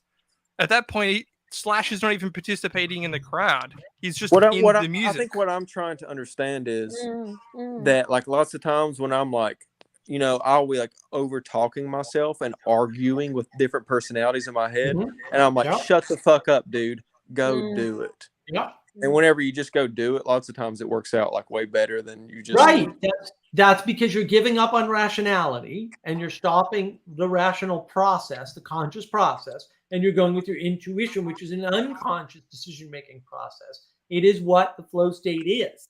The flow state is going with an unconscious decision-making process. You're not paying attention to exactly what you're going to play next when you're playing jazz, for example, especially good freeform jazz, which is the proper way to play jazz, incidentally. Right? You're not paying attention to how you're going to climb up the rock in detail when you do the rock climbing, right? And because of that, you don't even notice when you're rock climbing if you're going back down to go back up. You don't even notice it when you're in the moment. You just do it. And that's because you're running on intuition instead of trying to run on logic, reason, rationality. Two modes of your mind, right? We can go back to the happy, right? Yeah, you're not mode of your overframing. mind where you're in the flow state is the mode of intuition. It is the mode that is impervious to observation in the moment from the other side of your brain. Your other side of your brain goes back and says, well, I know why I did that. No, it doesn't. It has no idea. It starts making up a story and go, oh, I did that because I could figure out that. No, that never happened. That's a story you tell yourself after the fact. Rationality is largely post hoc. It's after the fact. It doesn't happen in the moment. We don't rationalize to make decisions in the moment. That's absurd. It can't happen. We definitely don't do that. I'm not saying we don't apply rationality to our decisions, but when it comes right down to it, and I go, all right, I know what I'm going to do next, and I don't do what I'm going to do next, what I planned out, that's intuition. See, Hindsight I find 20/20. this very interesting because I value highly logic and making sense of the universe. But I've noticed that there's times that you just need to forgo all of that and just fucking do things, because my current schedule, I can really only work out in the mornings. Whenever I set an alarm clock for 6 a.m., every rationality in my head is like, stay in bed for another 30 minutes. Fuck that. Hit the snooze button. Let's set the alarm clock a little bit further. You could use another hour of sleep. You know you deserve it. But there's also something in me that's like, just get the fuck up and go do the thing.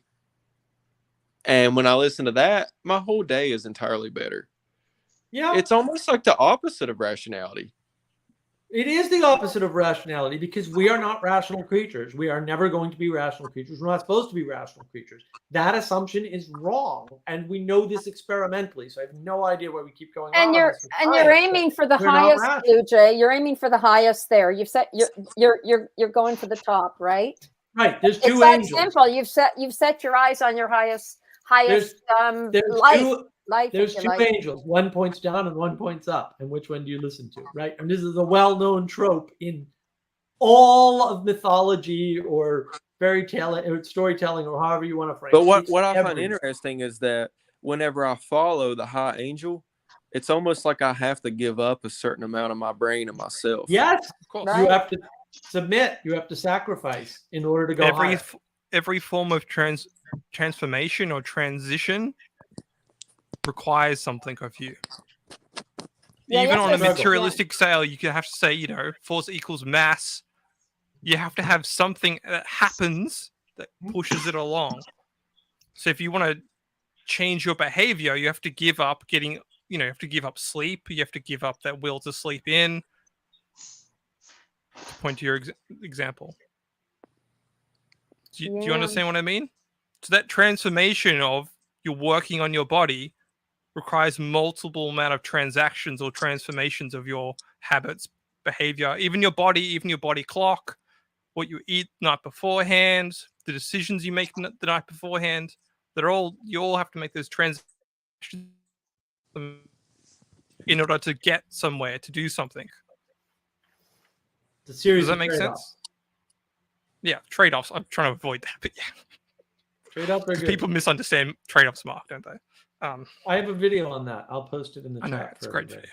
But what I don't understand is like, there's like a voice inside of me that it's not a trade-off, that it's like, no, dumbass, this is exactly what we should be doing. This is awesome. I would argue because you're looking at it as a quality matter rather than a values matter in that instance. I think I have different values. But you have to train yourself. I'm sorry. What's the X-Files thing? I want to believe. Can I rephrase that, please? Yeah, okay. Yeah. Sure. I meant to say that I have multiple values. Of course. Of course you do. We all do. Everybody does. That's the trick, is that we can't reduce ourselves to a single identity, because then we can't resolve the conflict of values and virtues in the moment. Right? And this is the problem of the future. Do I eat the candy now and become fat in the future, or do I resist and then save myself for the future? Like, oh yeah, these are real decisions that happen all the time. You also train your rationality is something you train, essentially. Something you develop, you transform. You learn to be even more rational because you're an anti-rational, like you're anti-rational. Like you have to learn, you use that knowledge, and that knowledge is only just, it's an empty bottle, and you have to learn to fill up the vessel with knowledge in order to be useful. Otherwise, it's just an empty bottle. It's just knowledge. Do you understand? Yeah. I mean, you kind of answered my question before I asked it. But I think what I'm really exploring is like, you kind of always know the right thing to do, and if you would just fucking do it, your life would be exponentially better. That's solipsism. You don't know what the right thing to do is. If you're a believer, if you're a Christian, you don't. You actually have to be. You have to be in this communication with God or with the universe or whatever your metaphysics is to believe. As I said, you want to believe. You have to have faith that you are making the right decisions, because you might sin. You might be misdirecting. You might be after truth and not the true thing to do. You might think, oh, this is the truth. I know what to do in the moment. Do you not have that voice in your head? Like whenever you click on like another YouTube short, or you like eat an extra bag of chips, you're like, this is pretty fucking stupid. I ate dinner at 10 o'clock last night because I was doing a bunch of other things. So it's like, well, maybe I shouldn't have the full cheeseburger. Maybe I should have cut it in half because I'm going to sleep better if I eat less at night. But a part of I just know that I've learned, hey, if you're going to eat that late, eat less because it's going to be better for you overall. And then silly me goes, but there's that lemon cream tart that Christina made in the fridge. And it's only 10:30. And this Nicolas Cage movie is pretty good. Is that voice, that cream tart did not survive, or is that outside of us? Is that God? What's a value? I valued that. I made a value-based judgment. I know what the right thing to do is, but I go, wow, you know what? Well, there's still two angels. There's still two angels, right? And that's why therapy, like internal family systems, works, because there are personalities. Or you can take Jordan Peterson's personality course. I highly recommend, actually, even though I hate psychology. It's very useful to realize there are these competing forces in your head that have different values, and sometimes the value is do it now versus do it later. So it's not a change in value, it's a change in timing. And sometimes the answer is do it now because there is no later. And sometimes the answer is do it later because now is going to be worse. If you do it now, it's going to be worse for you in the future. There's no way to tell that in advance. This is the sin point that Jesse was bringing up, right? This is why it's a Muppet crisis, because we don't know. We're Muppets. I'm a Muppet. You're a Muppet. We're all Muppets. I disagree. Maybe I have a different subject. Maybe I have a different subjective reality than you, but I think I always know what the next decision is for me. And lots of times I like to know that, and I will make the right decision and make my life worse tomorrow. Are you God? Then you don't. You're making yourself a god, little G God. In that No, moment. but it depends what you're talking about. If it's like whether you're going to eat too much or not, like, no, there's rights. And I mean, you know, if you eat too much, you're going to get fat, and that might not be cool. No, again, you're putting that. See that you snuck in a proposition. If I eat too much, I will be X negative thing. Well, you will be. No. You can still, over time, in the value set, go, well, you know, okay, I made that decision last night to eat the dessert, so I can. Because I made that judgment, I can choose to do different things today to level out that judgment. Yeah, but I don't know. Like I'm just being honest. I find that I do know what's right, and I know when I'm doing something wrong. Like I know. I feel it on a scale. How do you verify that though? Because my stomach feels too big. But you put it in your. Sorry, I'm just trying. Sorry, I know we're talking on the internet, but in your description, you put a value-based metaphysic. You said if I eat too much, I'll get fat. And that last part of the sentence is what I'm arguing with. Which part? The description. The modus ponens part. Because you can eat too much and it's fine. It's what you do with that once you've made that causal reaction in the world that matters, that value. Oh, no. I have to be one step ahead of myself. You're not going to be, though. It's not how you function. Well, I do actually. You can hope to be. Of course, you can hope to be making the right decisions in the world. I think I can translate what's going on here. This is what I call the kingdom argument. You know, the whole concept that we're wrestling with here is the American concept of being the king of your own castle. You know, the whole ball of wax is right in here. A lot of people feel like they have a right. Even a lot of people say a God-given right to figure out what in the fuck is going on in their own way to the best of their ability, and they need to be let the fuck alone in that process because it's a holy process. It's a sacred process to American people.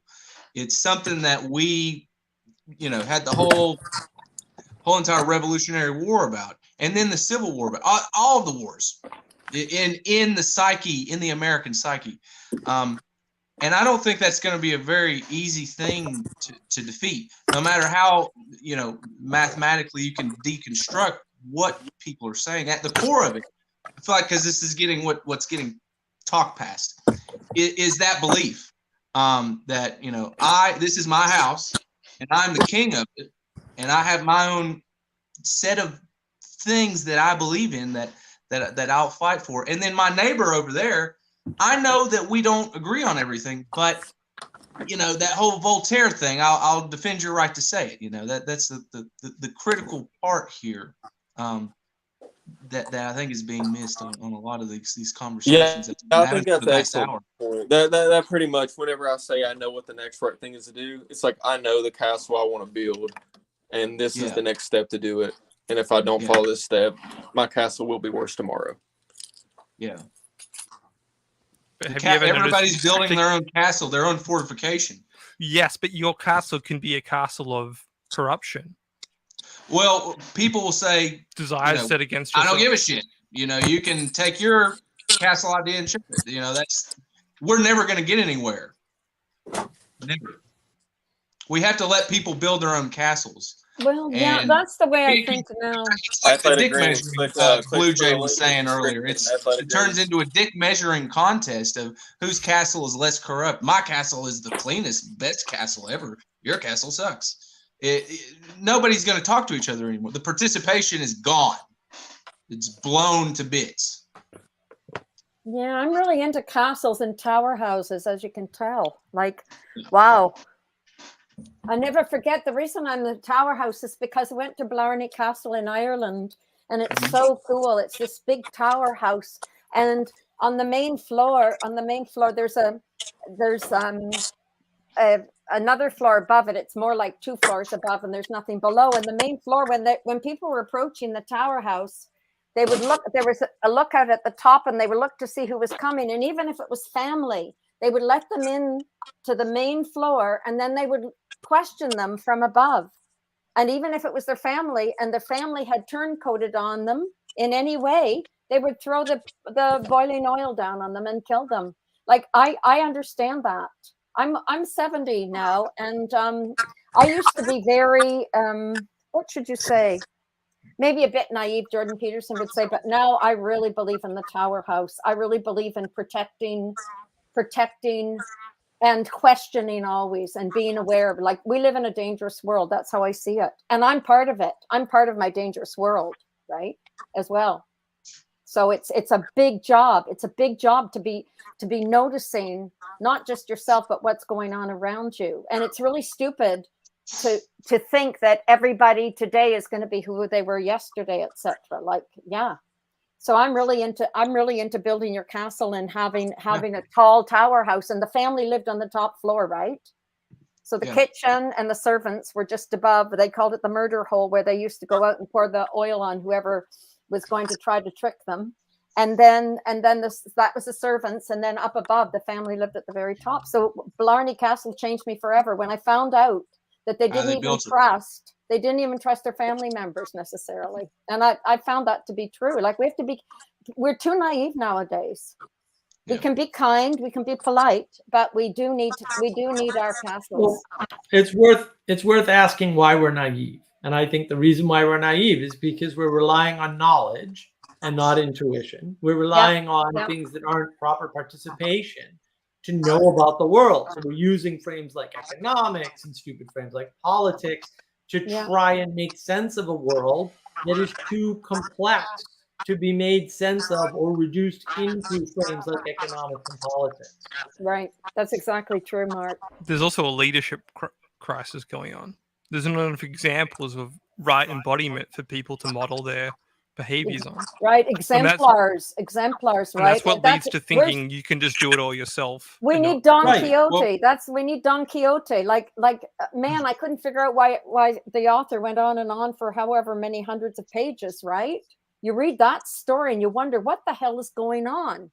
Well, there you go. He's an exemplar. He has a code, and he follows his code, and that's the story. It's a very American story. Yeah, but a nice Spanish American story. But no, but why has this become considered to be such a great piece of literature? Because it's just his story of embodying the code of chivalry, right? Well, I think, if anything, it proves how fragile leadership is, and that's why people lean more towards self-reliance and self-individuation. They don't trust anybody. There's a lot in that story, right? There's other things, like there's the idea of the true seeker. Yeah. And this idea gets exemplified over the place. So there's a great Babylon 5 episode, and I can't remember which one it was or which season it was in. It's on Tubi now, by the way. It's off HBO. It's back on. It's on Tubi. Oh, good, excellent. What happens is a guy shows up, and he's looking for the Holy Grail. Now this is 2025 or something, right? Whenever it is, it's like way in the future. And Michael York. Yeah, right. Yeah. But the Minbari race are like giving him any help he needs, and the captain, who's from Earth, is basically like, this guy's a lunatic. Why are you helping him out? And they're like, no, he's a true seeker. And he's like, the Holy Grail cannot be in space. What is wrong with you people? We didn't have space travel back, right? He's just like, why would you do this? And they're like, no, you don't understand. True seekers are valued in our culture. So it's this deep exemplification of, you may be a fool, but you may be a holy fool. Right. You may be wrong, but in your wrongness, you may discover something that is correct. Right. Well, that's what Bhumi Shrumi was saying about building. Exactly. That's the same point. Right. And Vervaeke talks about this too, right? In Awakening from the Meaning Crisis, one of the things he says is, we don't need to make everyone wiser. That's not required. but we do need more wise men. Why? Because effectively, the wise man is the person that can be the exemplar to people, whether they're wise or not. At least they see wisdom in the world, and now they can value it more appropriately relative to the other things they see in the world. That I would call as proper orientation. That's why orientation matters, is because values need to be oriented to and against in relation to. They can't be reduced to material or numbers or any of that. But the point is that, that's my second law thing, and entropy. The point is life is really messy, and so are we. That's the point of Don Quixote. He's a messy guy. Nothing's turning out. It's so crazy messy. It's not funny, but the point is he's an exemplar. He's embodying, he's staying true to his castle construct, if you like. And so that's the problem. That's how what I see as being, I see it everywhere. People are so full of themselves and so truly disingenuous. They're not willing to show how stupid. Well, we do talk about Muppets, but we're not willing to show how stupid, how messy, how we fuck up all the time. We're always trying to. There's always this kind of nice little civilized veneer, and it's not true. I think that's why we like this group, because I think there's enough earthiness and rawness to authenticity. We're just kind of throwing stuff out, and I think we trust each other enough, right? We trust each other. We don't agree in lots of ways, but there's some kind of lovely trust that we feel we can be somewhat who we are, like we can be our human selves. We're all we really feel like we're getting up. somewhere. I feel like the conversation moves. It does, but it's not perfect. It's organic. I don't like the word organic, but right. We're exemplifying proper participation. I mean, and that's the point of this live stream, right? Is to exemplify proper participation. Exactly. Yes. Exactly. In with all of our warts and everything else, as Don Quixote is. I mean, we're all the holy fool, right? We all are the holy fool, one way or the other. And maybe some of us get chosen to be more holy fools than others. I suspect, right? Well, you become the fool before you become the magician, allegedly, right? But I got to go build a coffee table. I will catch you guys later. If I see you on, I'll hop back on. See you near. Thank you for visiting. Thanks for the chat, man. Yeah, man. See you too, Jesse. See you guys. Take it easy. Bye. I love the accent, right? How do you get that accent? It's just the Rebel Mountain accent. Is that what you're? Beautiful. It's absolutely beautiful. Well, you grow up in, I think, northern Georgia, and then you move somewhere, I forget where, and then you move to West Virginia, and then you get that accent. Cool. Do you like random accents? Because I can do a bunch of different random accents for you.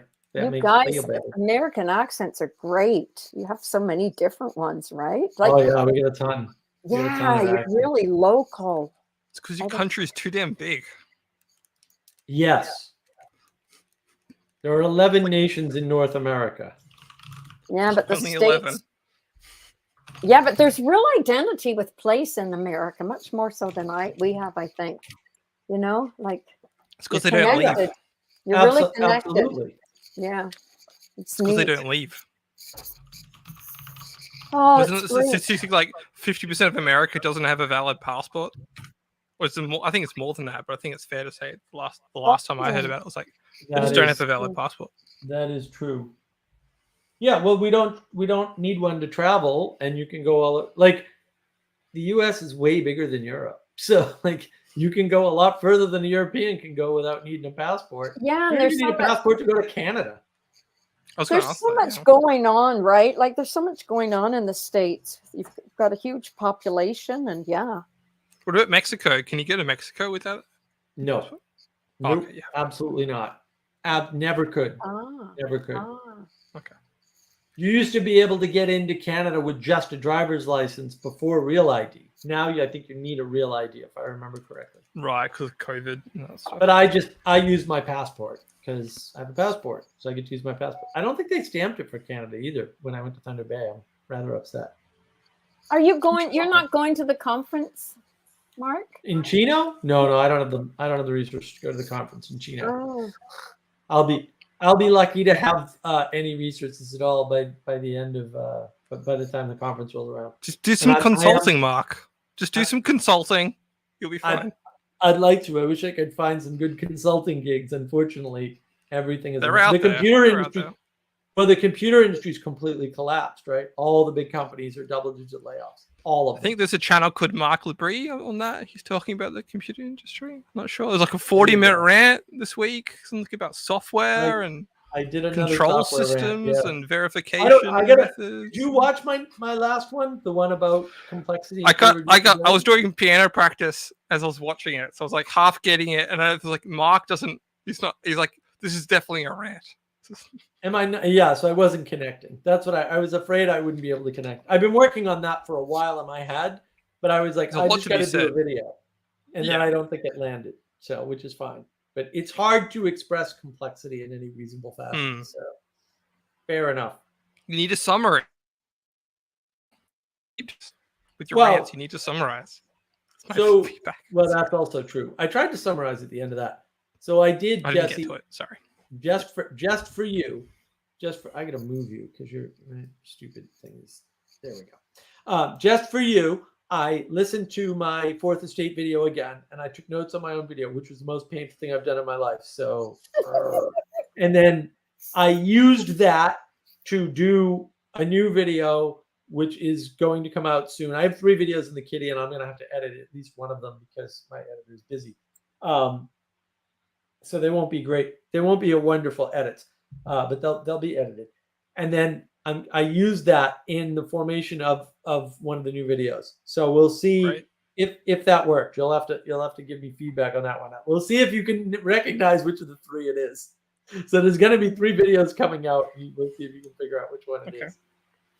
And one thing I wanted to do is you sent me that Mark of Wisdom document. I actually wanted to record it, like do it, like read it out, record it as an audio file for people to listen to. I think that will have value because sometimes reading a bunch of text. I want to make sure that the text is in a structure that people can engage with, and I'm not sure it's there yet. Maybe it'll be. Well, okay. My well, that's my goal. My goal is to okay, get enough feedback to say, no, you idiot. Here's what's missing, Muppet. And then once I get that feedback, I can, because the idea is fully formed and I know how to do it because I do it all the time. The problem is communicating what I do all the time in a way, not just communicating it, but communicating it in a way that other people can replicate, because that's a different set of problems. Well, yeah, my thought was that if I read it out loud and then other people that are in the discussion group get that and can hear it in a different context, it might help them formulate more thoughts. Right. Well, you want to provide them enough structure so that they have structure to have thoughts form on. It's very tricky. The way estuary does it, just remove all structure, and I disagree. Right? And so I want structure and hierarchy built into the system so that people have a way to participate. Because one of the observations that we made on the awakening from the meaning crisis server is that if you try to do things like equalize the playing field, so if you have people coming to a meditation and you call on them, and even just to say you don't have to put on your camera, they will often disconnect immediately and never come back. In other words, they were happier not being called out, right? When they could just hide in the corner. And so I want to make a space for that. Then I want to make another space for people who are reticent and want to be acknowledged, right? And then I want to make another space for people who want to participate, with other people in the moment. Right? Because there's different modes of participation, and you shouldn't try to privilege the equal modes of participation because they're different. That was the problem, was Brett kept making them equal, and every time he did that, all the people who were shy would just leave and never come back. And I was like, well, you're just losing people because you insist on talking to them. When in fact, maybe they just need 3 or 4 visits before they'll talk on their own without any prompting, which is what you want. You don't want to have to, I'm not saying don't ever do that. I'm saying you don't want to have to do that and risk losing them. That makes no sense to me. Right. Often the shy people have good questions too. They're just afraid to put it out there. Yeah. Because there's no space for them to be. If everyone's so assertive and they're in that awkward zone, in the gray zone of, I have a question, but I don't know how to put it out. that can also be a hindrance too. Yeah. Does that make Yeah, like that's what Peterson talks about that too, how he used to divide the kids in groups. He put all of the sensitive introverts together in one group, right? For that very reason. I found that myself teaching, assuming that that everybody responds like in time and space in the same way is ridiculous. But that's really a great idea, Mark. Really, Yeah.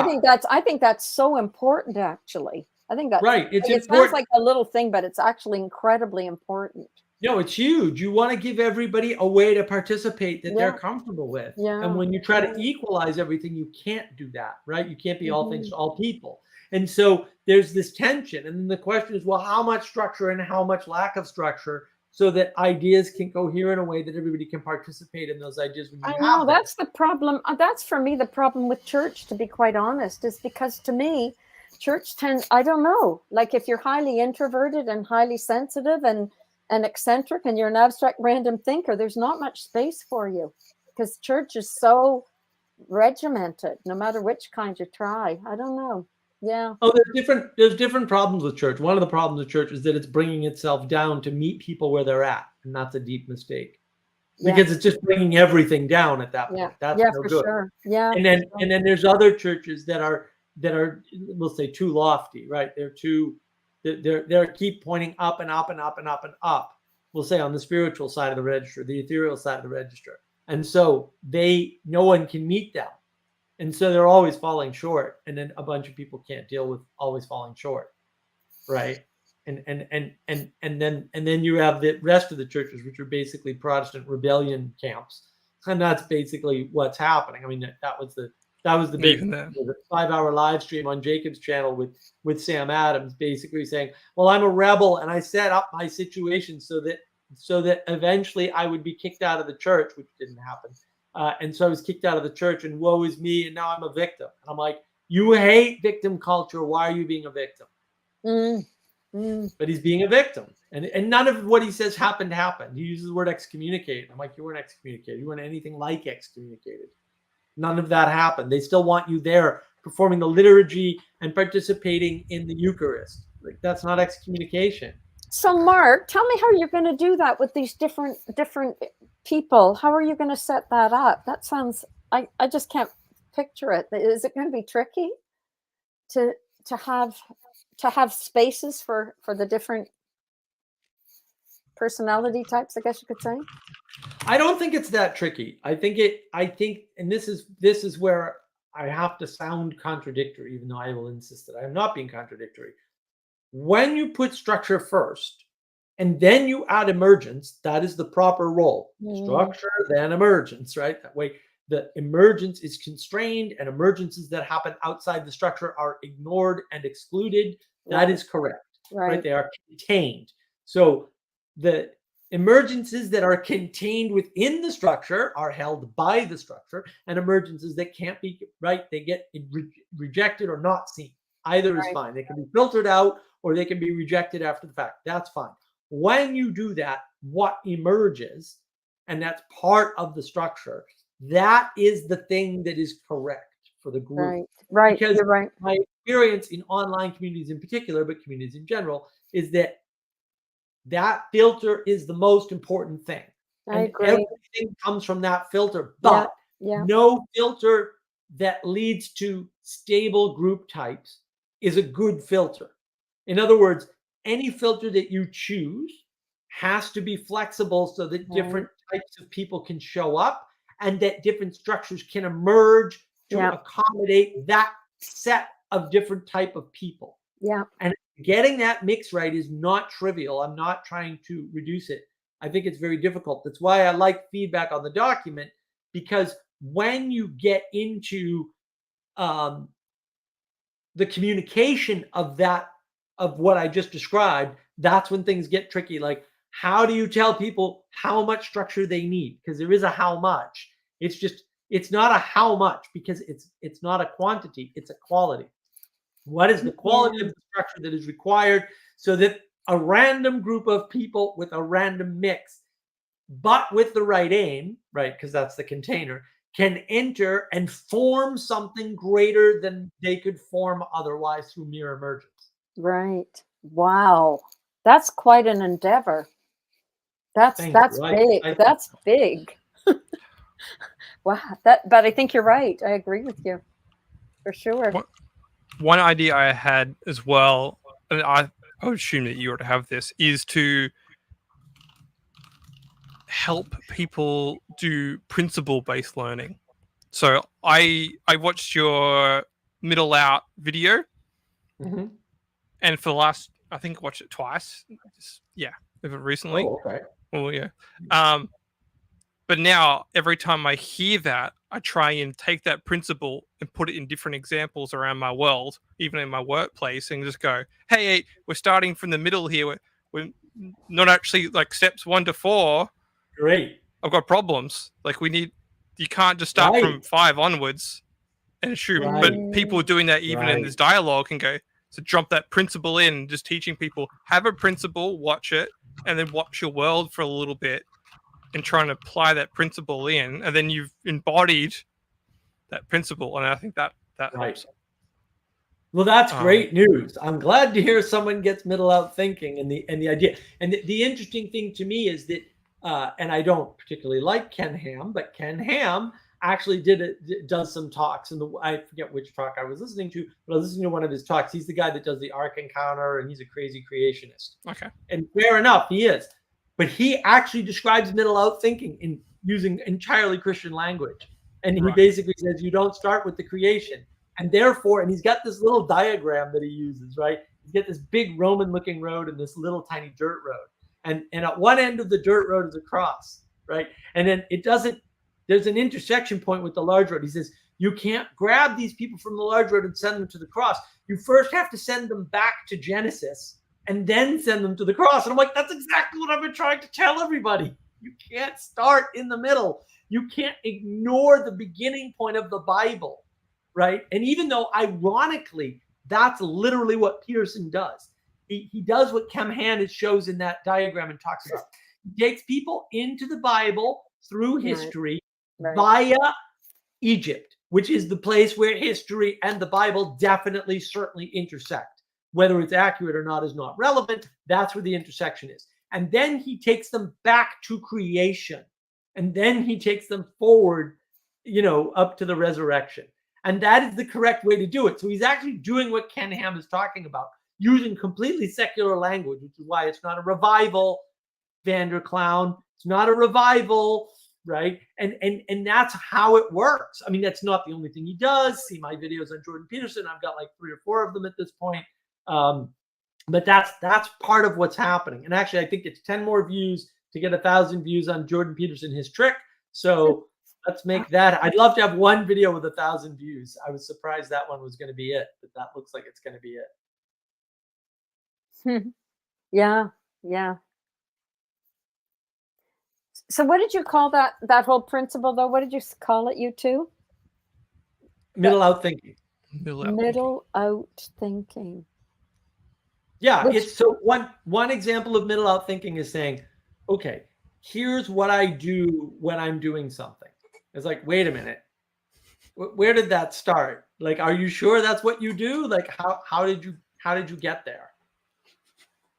So what are you proposing then? What you're saying that all right, let's try this, Elizabeth. We need to stop jumping.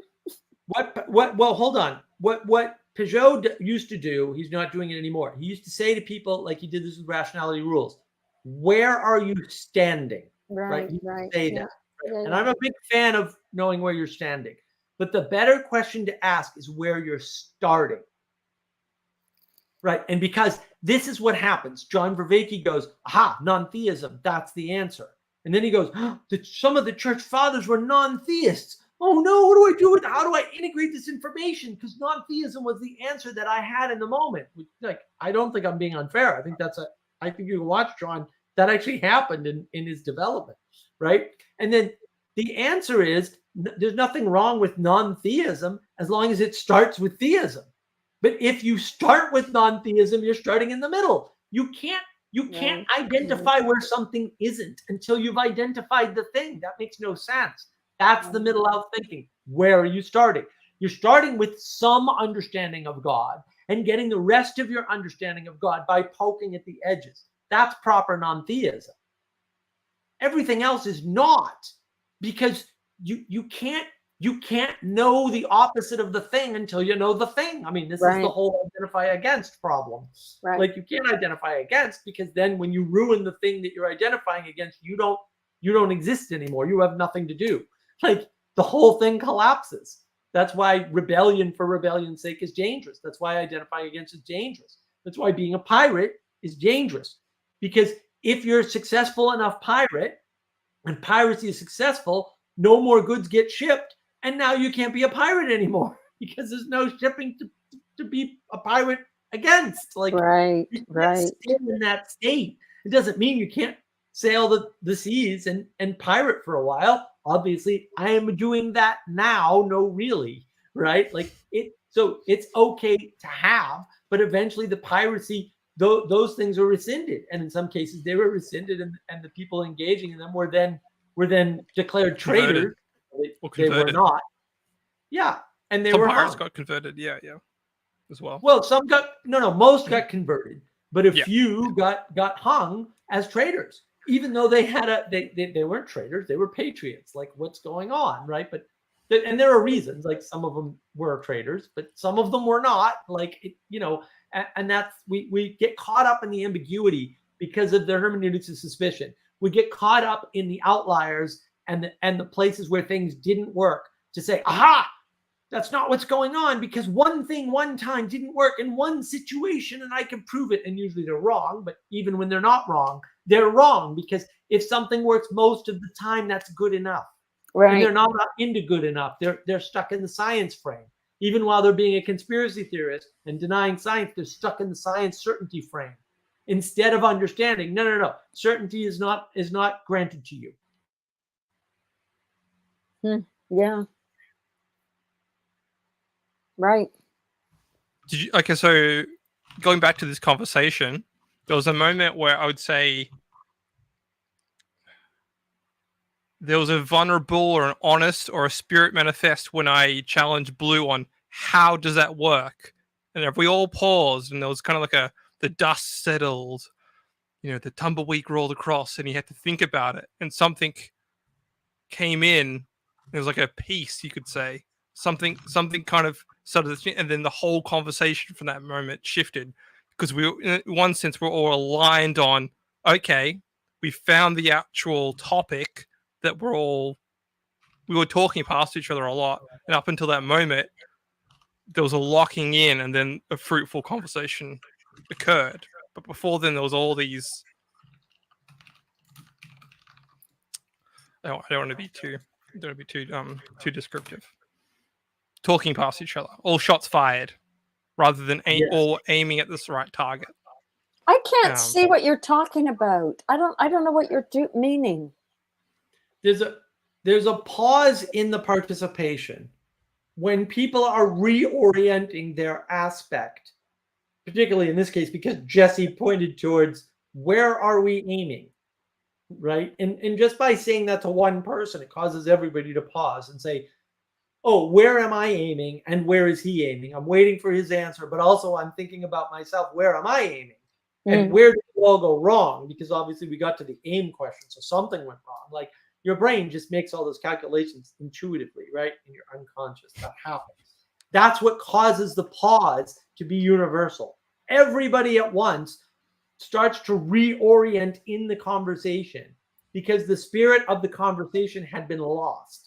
And Jesse very deftly reinvigorated that spirit by pointing at this gap, which is, well, what do you mean by, right? Or what are you aiming at? Or when you're using these words, what are you saying? What are you trying to convey, right? So that now everybody starts to point back into that conversation. That requires a reorientation. That reorientation causes a pause, right? That's what actually the pause is caused by the reorientation, the simultaneous reorientation of the participants.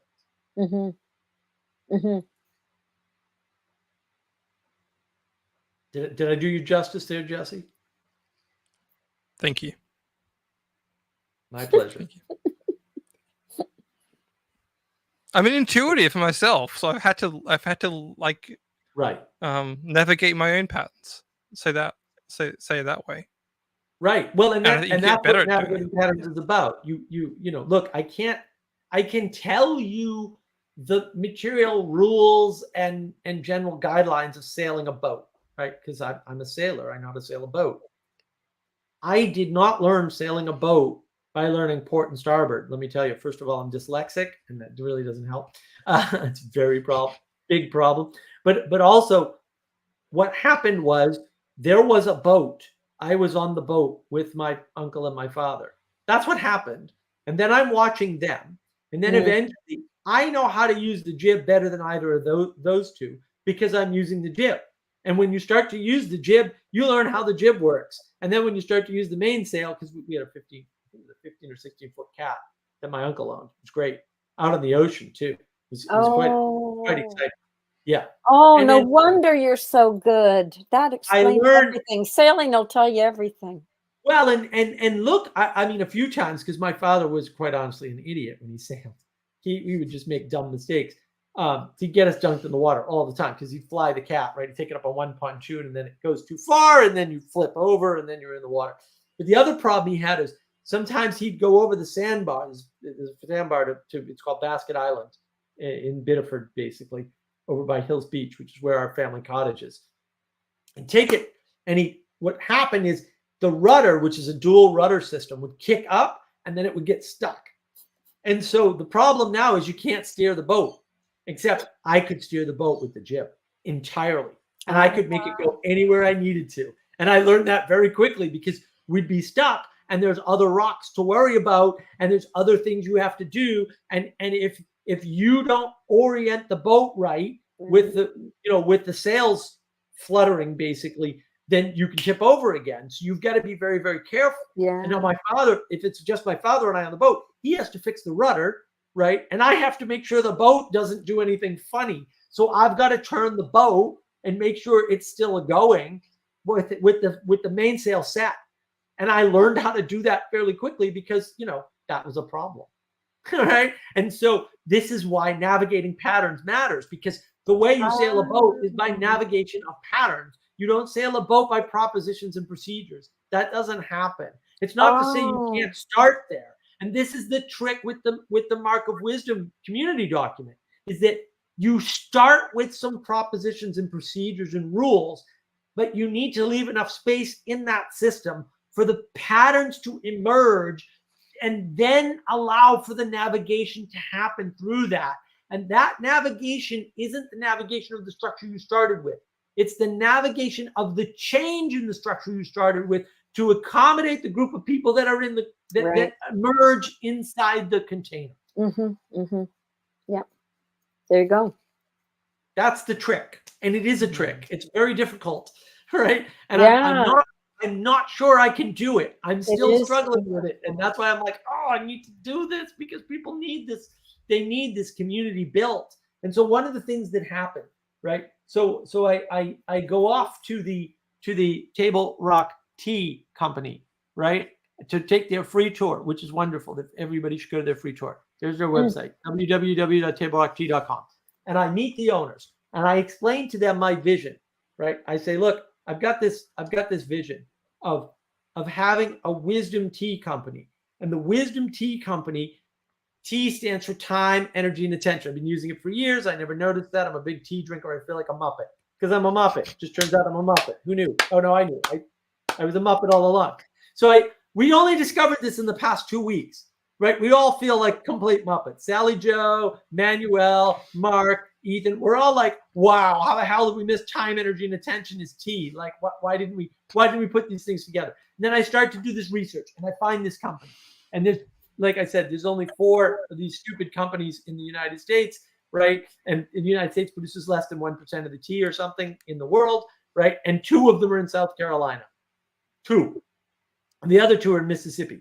And then I go out there and I'm talking to these guys and I say, look, I have this vision of reinvigorating community by manipulating time, energy, and attention and getting people to, quote, be mindful of it or pay attention to their attention, right? Or think about consider, rationalize your time, energy, and attention, right? Mhm. Tea And then ceremony. what he does is he says, hold on a sec. And he runs over and grabs the book, which is how to run a tea farm, basically, right? And I'm like, whoa, I'm not going to read that. I just got the tour. I think I got it. He's over here, look at this chapter. And I read the chapter, and the chapter is basically about his experience learning an ancient Native American tea ceremony that's native to the U.S. And I'm like, well, that's great. So Yeah. he's very much on board now with the vision. He's like, oh, I think I see what you're trying to do. Cool. And he knows Peterson, and he knows, like, so he knows something, right? And he agreed with me about things like, well, modern evangelization has got it all wrong, and that's why Peterson is popular. He saw that immediately. This is a really smart guy. He's a great person. So I'm looking forward to trying to find a way to build a business with their help, right? Because it's all about participation. And his whole business model is around participating with smaller producers to create teas so that they can do that. And at the same time, I want to use the Wisdom Tea to build the tea cafe, the community that embodies that idea that both Starbucks and Panera Bread tried to do, which is bringing that idea of the cafe, the European idea of cafe, into the United States. The 18th century idea. The 18th century idea. Very, very good. Yes, excellent modifier there. That's perfect, right? Because I think it's important, because that is where community was formed at a certain level. Yeah. It wasn't the day-to-day community, right? But we've lost that in the US. We're not getting that back. We can't reverse the clock on that in some sense. But what we can do is create that 18th century cafe, European cafe idea in the United States, and then start to engage in that way. And then they can become the wise people that Vervaeke talks about, right? And they can exemplify wisdom. And then part of that is noticing what I think I'm noticing, which is this trend, this pattern of started with TED Talks. 15 minutes, I spew all my information at you as an expert, and boom, magic happens, right? And there's this thing to do a perfect TED Talk, and like TED Talk sort of ouroboroses itself. It's a snake eating its tail, right? And then it sort of destroys itself. And then you have the rise of these conversations, right? Of these YouTuber conversations and these amateur YouTubers. Then you have the rise of Jordan Peterson, of people with some experiential expertise, we'll call it, not expertise, but experience in something, where they're interfacing with the world in a different way and then sharing that participation experience. The difference, and I didn't see this at first because it was Sally Joe, who is in some sense my nemesis, because she always sees things that I don't. It really pisses me off, right? She says the difference between Vervaeke and Peterson is that Peterson's talking to a group of people, students, and Vervaeke's talking to a camera. And I was like, oh, that is one of the big differences between the two of them. Like, that's huge. Yeah, I was like, boom, mind explode. Mark, feel like Muppet again. Thanks, Sally. Wow, she's insightful. Right? She's insightful. Right. Well, she's super insightful. She's definitely important in this whole corner, because smart lady. Dropped these nuclear weapons of knowledge all over the place, and you're like, whoa, that perspective is way more valuable than mine. Right? You're like, wow. And then what's coming from that is these long form sort of 3- and 4-way conversations that people are having, right? But what we need to do is bring that out into the cafe, into the community, and say, well, we can do some of it online. There's nothing wrong with that. Like, let's keep the online. Let's not ditch it, but let's also make it in person, and let's help people to ask questions. And this insight came from when I visited Peterson, the Peterson talk in Charlotte, North Carolina, a few years ago. Pre-fake news virus scam. Anyway, what happened was they had an app, and the app went on your phone. And when they told you about this when you came into the theater, it was like 7,000 people. So it's a huge theater. And on that app, you could put in a question. And then what they did was they allowed you to put in questions, and they were curating the questions, figuring out which ones were the same, and then ranking them. And that's what happened. And then they asked the top 10 of those questions. And I'm like, there's a way to participate with a large group of people. But then my innovation is, and when this I noticed from watching Paul Vanderklay's Q&As, and talking with guys like Joey, who used to run BOM, and BOM hasn't been the same since without him, right? So what ends up happening is people don't know how to ask good questions anymore. And that's part of what makes them shy.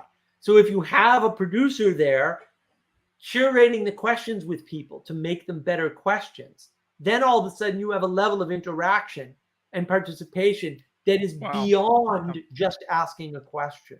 Because now you're getting some interaction with that and making it better. And capturing the geist of the moment. Yeah, right. Well, and I do want to highlight Sally Joe's comment. I love that. That was great. At the Tea Cafe, we can have mansplaining Mondays and women's-splaining Wednesdays. Yes. I'm sure I do want to make I'm not right. sure if this is a descriptive observation, and it kind of does or doesn't help the podcast. But when the art scene in the 18th century was in France, around coffee, around the daytime, when that moves to New York, the pattern changes. It doesn't become coffee anymore. It becomes alcohol because you're in America. It doesn't become daytime because it becomes nighttime because you're in New York. And then that manifests a completely different art movement going forward. And you see that in the different reflections in the art from those, because CNES is Brian Eno's big idea. It's communities that produce artworks. It's not just individuals. So Monet and all those guys all knew each other in the time, and they're all giving each other feedback and work, and that improves the work and makes it better. Same things happens with the 19th century Russian realism. That's a whole, and the utopian, like Italian futurism. They're whole scenes, but they're all more or less daytime phenomena because people don't have this 19th century or late 19th century idea of staying up late at night. And that staying up late at night starts to infuse the artworks. And Pollock and they get darker. Probably best represented in Rothko, because Rothko's are all like just stark realities, or Hooper, he's Nighthawks at the cafe. Well, and I think Sally Joe's trying to do an art community idea, and art community ideas are very old, right? Because there is something to them. You want the distributed cognition that helps you constrain your art and model your art and interact with your art in a way that's only possible with other perspectives being present in the moment. Like, that's why I hang out with these people on the Discord server, right? Because they often give me an insight that I can't have on my own, right? And that's part of the advantage of distributed cognition. You can throw the knowledge aspect of it entirely and say the knowledge isn't even changing. You can just add perspectives to your existing knowledge. Right. New things. That's not new knowledge, is my argument, right? So that's why I like the formulation of information, signals, information, knowledge, understanding, right? Like it's a hierarchy. And I know John doesn't like that because John doesn't like hierarchy, right? But the reason why that's important is because you don't have new information when you're given a new perspective. That didn't happen. What you have is a change in your relationship to the perspective you already had. So nothing new has been added. Right. You've been opened up. Right. But nothing was added. That's actually really important, right? You have allowed, through humility, right, by humbling yourself, by submitting yourself, to actually listen to Sally Joe, who could barely talk when I met her. She was a horrible communicator. Oh my goodness, her and words. Oh, it was just awful, right? But opens up all this new way of thinking about things. And then it's like, oh, it wasn't new information. I wasn't learning anything new.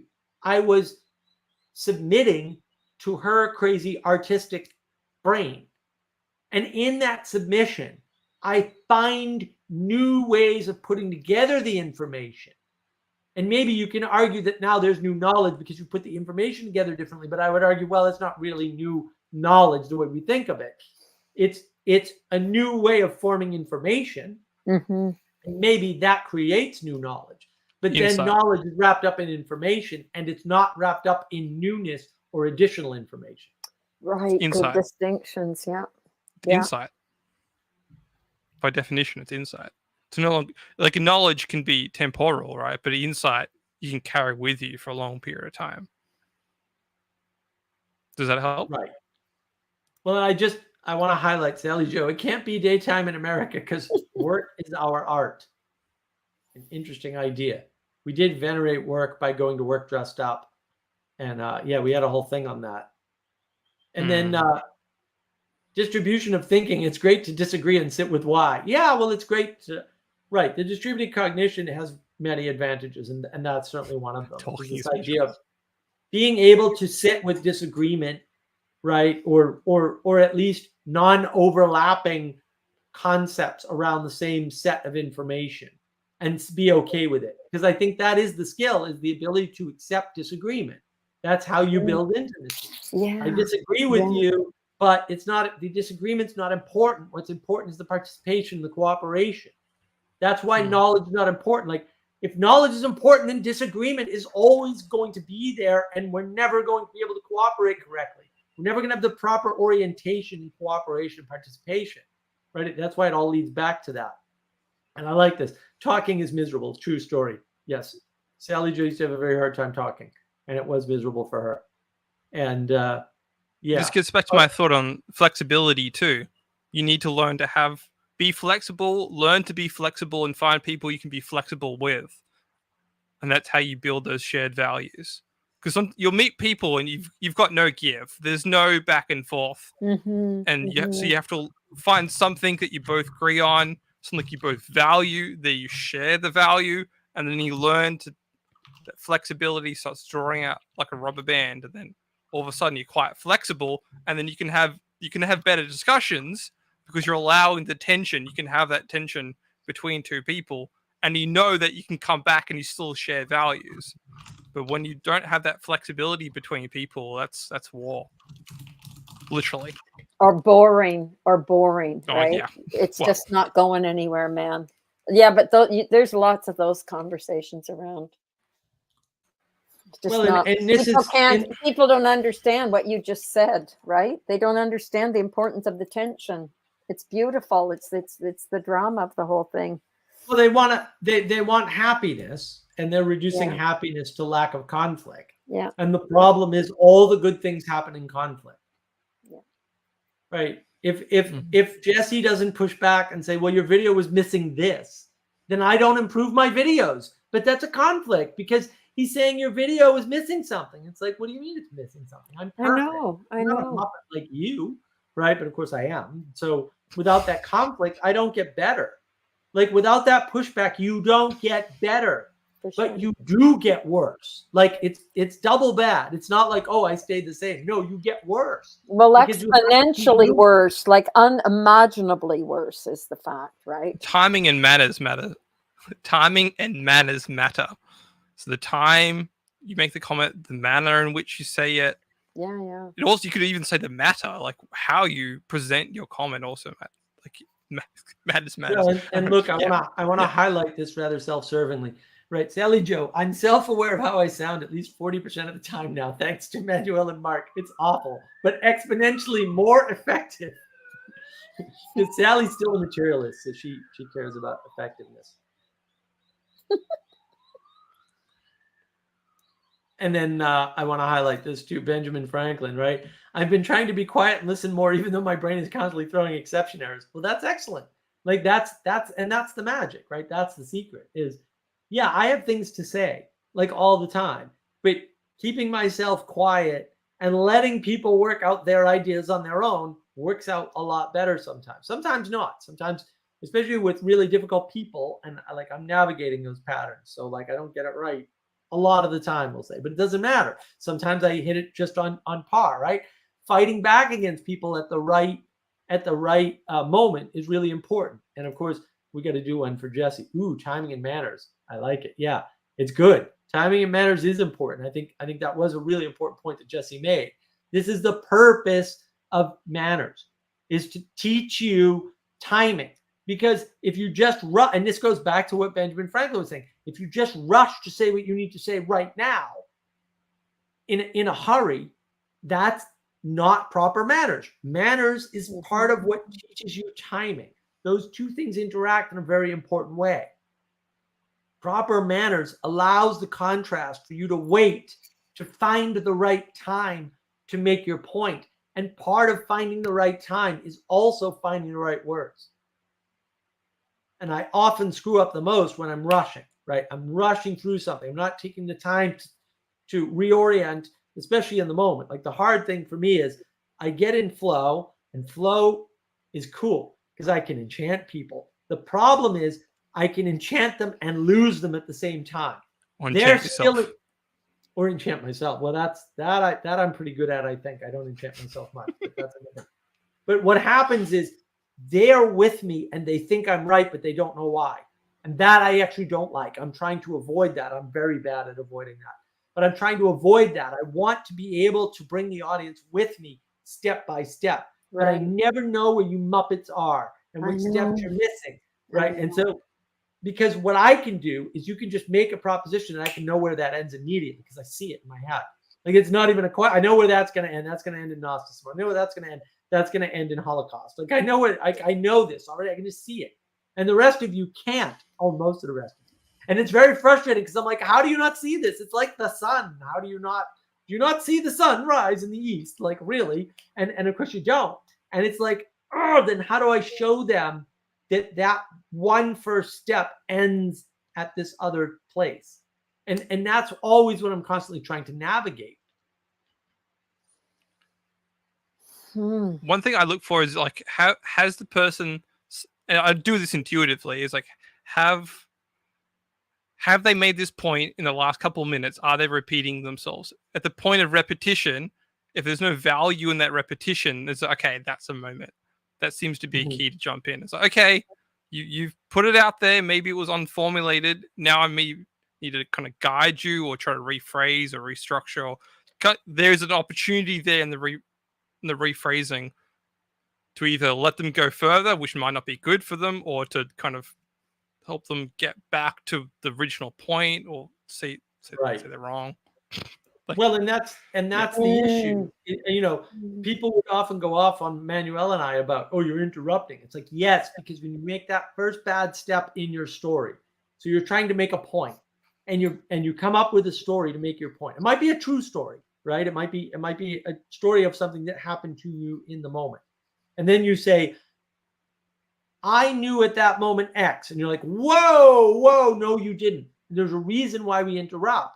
Because if you continue with the bad axiom, with the bad statement, you will enchant yourself into believing that you're right. And it will be harder for us to explain to you why you're wrong.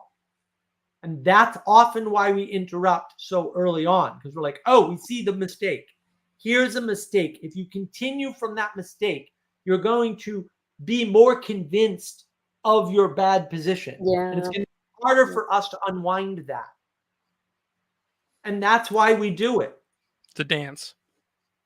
It is part of the dance. And if you just say, oh, all interruption is bad, you're missing it. Even Vervaeke. Vervaeke and Maximus interrupt each other quite a bit, by the way. Vervaeke interrupts him quite a bit. And people are on Peterson about that. It's like Peterson's very effective. If he's interrupting, it's fine. Like I'm not saying I'm particularly fond of his interruptions. But look, I mean, Vanderklay does the same thing. He'll interrupt 10 seconds 3 times. It's like, really, Paul? Really? And some of them are completely orthogonal to the point he's trying to make. And he doesn't see it because he's got ADD. And he knows he has ADD. So, like, whatever. It's fine. But it's funny, right? Because you're like, oh, why did you stop? Just let them keep going. And he'll often say in the moment when he's doing his commentary, I should just let them talk. He knows he does it. He just can't stop himself. Mm. And that's sorry, yeah. Too. I was going to say in my mind. I was going to say something about counter signaling in the dance. You know, if we're all doing the salsa, you can't have someone doing hip hop. Like it's just no. You've counter signaled. I have to acknowledge that you've counter signaled. I had a friend on Twitter this week do that to me too on my music poll. I was like, "Hey, second, I love you, man, but you're counter signaling me. Like you're completely missing the whole purpose of this thread." And I won't tell you all the ways you've counter signaled me. I'll point out one, and we'll go from there. We would have to, but if you've done it, I put out 4 points, and you debated all 4 points at once, and I was like, you can't do that. We can go one by one, or you can kind of bring up something that you want to talk about, which is what I did. I rephrased it all and said, look, you put out 4 bad signals to my 4 good signals. I would argue. let's talk about one of those because I think that's the most important, and then go from there. So I'm not sure if that helps people. Just if it's a dance, you have to recognize what format it is, what are the aesthetics. Like if you're having an argument, go full war. And that was kind of my point a couple of weeks ago with the drawing of the swords. It's like you should be very wary when you're arguing with people, because once you pull that sword out of the sheath, you have to be ready for war. And we don't want that. We don't want people doing that. That's not how you build communities, and that's not how you participate in restructuring of society, which is where we've gone wrong. Because we're all just ready to go to war. And it's not right. Well, that's the hermeneutics of suspicion, right? So Sally Joe, exception errors are hell if you're imaginative, because what if the dog did eat it, right? And so you're fighting against your own imagination in some sense. You're saying, well, what if, as she says, they are just trying to be nice? What if they don't really mean it? And it's like, oh yeah, maybe they don't.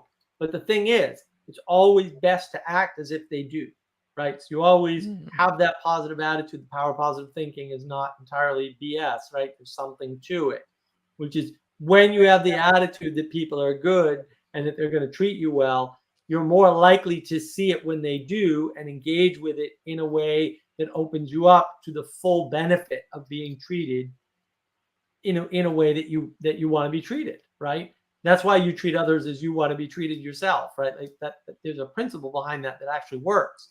Whether or not I agree with it is a different issue entirely, but there's something to that. I don't want to say that it's entirely correct and you should just like read the positive power of positive thinking, right? I don't want to say that, right? But I do want to say it's not all completely wrong. I've told people to read Eckhart Tolle, even though I don't really agree with Eckhart Tolle. But it's a step. Yeah. It's something so way out there. It's like, the power of now and that sort of thing. It's like at least you can have something to begin a much deeper conversation with. It's like not fully on board with all of Tolle, but it might be accessible to you to have at least this principle that you could play with and participate in, or at least use. It's a dangerous thing when you're pointing to others when you're not fully on their side too. You have to kind of the nuance you're trying to have to. Well, especially if you don't know all their mistakes. Right? So it would be hard for me to point at McGilchrist, for example, because that's what ends up happening is that if you're not familiar with his stuff, then you can get caught in the problem of sending somebody there and them finding, say, the bad part of his work or the part that you don't want, that doesn't fit with your point, right? And they go off and use that and come in a bad way. Because that happens. Yeah. Especially with great thinkers, right? These people are all so highly gifted. So it's easy to misunderstand Vervaeke and use Vervaeke's work to become solipsistic. That's what happened on the I think so. Discord server. A bunch of them used it, become solipsistic, and basically become worse people. And I watched that happen. And that's why the server dissolved. They all got worse because they were all solipsistic. They're all like, I have the answer. It's meditation. And then they do the meditation there by themselves. And it's like, well, no, that's not how it's supposed to work. You should be doing it in communitas. Yeah, it's not going anywhere. Eric, welcome, sir. Good to see you, my friend. Hi. How are you doing? Oh, I'm tired. I'm tired. I was lifting logs that were probably 3 times my weight, or trying to. So. Oh, nice. I'm glad you're here. It's good to see you, despite the fact that you're tired. What you got for us? Oh, absolutely nothing.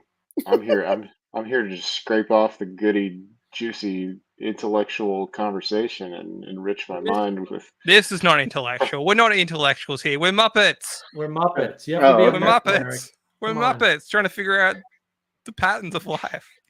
Oh, okay. Well, that'll work too. The problem is too much intellectualization. That's what I was trying to point towards. And I maybe fumbled my point as I do. But the problem is we over-intellectualize things. The descriptive problem is I want to start with my micro podcast. It's like, I was thinking about, people don't know this prescriptive problem and they don't see it happen in real time. It's like, why did someone describe a piece of music as a track rather than a song, or a jam rather than a vibe? Like you know, how language is being manipulated to get you to react to a certain thing that they already put forward for you, and you're being getting caught in this descriptive trap. You're not actually getting wisdom, you're getting someone else's opinion that's kind of coded as wisdom. Sorry. Well, I mean, I don't know. I think it depends on whether or not you're assuming that what people are giving you intentionally from their point of view is what the wisdom that you can glean. Because obviously you can pull wisdom out of completely inane or absolutely ridiculous things, which I don't know. It probably speaks to the popularity of things like, Simpsons, Family Guy, Rick and Morty, all that sort of stuff, right? Like there's a certain amount of social commentary, and then you can pull a bunch of stuff from the absurdity of and then the humor or the mere fact that such a thing exists. it's it's yeah, it's not always what people think they're putting forward that you get, obviously, and I think that's one of the things that's taken for granted, or not taken into consideration sometimes, where it's easy to lose that. Anyway, but right on. I don't know why that came up. I was just starting a invaded conversation. by beards. It's Yeah. it's a beard invasion. Yeah. Oh, Don't hide I'm it. a clean shave. hide I'm a it. clean shaven 16-year-old. Yeah. So I have to ask, Mark, what in the world is that going on there? You look like a steampunk aloha captain. This is the idea. This is Okay. the whole idea, right? This is the whole idea is to have the navigating patterns pirate broadcast, right? And so Okay. I saw this stupid monocle and I was like, I have to have. It's like $10 on Amazon. Like, I have to have that, right? I already had the hat, and I was like, no, this is great. We're gonna do a live stream that's live It's navigating great. patterns. If you're live navigating patterns, you must be a pirate. So Okay. yeah, Okay. that's how Fair it enough. works. But I think you have to lose the undershirt because you have to have like scraggly, chest hair popping out there to really complete the. I don't know. Really? That's Is my the preference. requirement? So I don't know if it's And a It's, vest. it's it's not a a great look. requirement. You need a It's a- I vest. need more. All pirates I have need vests. more Yeah. costume for this. Is that what you're saying? Like you're not And also talking a about- shaver. You need a shaver. A pistol. Begun with a bloody S. Sorry. All right. Enough of that, Michael. What you got for us? Well, it depends on whether you want to pick up where we left off. Oh, No. We can go wherever you want. The floor is open. not sponsored. So, ego. If ego means something like self or I, right? I understand that within Latin to be I, right, and then within Greek to be like in place of using something like I, like I'm doing this. If it's used in that sense, or it's like the house that's built, I think that what Ian McGillicrest might get at is something to the effect of like whatever your left hemisphere is made up of, right? Like that's sort of, maybe that's like a persona. It's the self, it's the house, right? And then I think the Christian tradition tries to talk about that as a house that is built, within a different environment or a foundation, right? So it's, we might think of egocentrism or like this person being egotistical, right? Like kind of full of themselves or something to that effect. And like in that sense, I agree with you. Like the less of that, the less of a self-obsession, right? Like almost in the Satanist sense, right? Where it's like me worshiping me and what I want. But when there's a giving up of that, right? And I'm not even really capable of giving that up. It's almost like asking for mercy to give up wanting that, and then grace is permitted in order to let go of those things. And that's what I'm calling something like a transfiguration of the ego, to where the you or the I, the ego, is then baptized. Literally, there's corruption. It's now washed away or burnt out, either baptism by fire or by water, and something new is given birth. An ego that is built on the rock, right? A house on the rock. Yeah, I've never heard anybody use ego that way. I mean, ego in the psychological model is always in contrast with self. And it's the self that transforms and the ego that prevents transformation. That's the Jungian and the Freudian model to some extent. And so ego is always bad in that it is the thing that prevents or resists change. And that's only bad when it's bad not to change, right? So, but otherwise it's good because you have to build on something. But the ego is not the rock upon which you were built. The ego is the rock that gets chiseled out as you grow to form the statue that you become, right? Or the form that you ultimately become. That's how I would do it. I know that's not the best analogy in the world, but it's as close to your term usage from earlier in the chat that I could get. So I wouldn't call it, just in case it sounded like I did, I wouldn't call the foundation ego, but the house that's built on that foundation ego, right? And so that's the self. And so that those foundations, this is also the same dichotomy of spiritual warfare of that which is of the flesh versus that which is of the spirit that Paul talks about in Galatians, right? So everything that is built on works of flesh, right? Things that are of drunkenness, that are of lust or greed, or that you could say the passions or egregores, if you like, Elohim even, right? So here are these things, these certain kinds of rebellious Elohim, right? And if you have an ego that's built on those, they're the sort of the foundation or the environment that house is built on.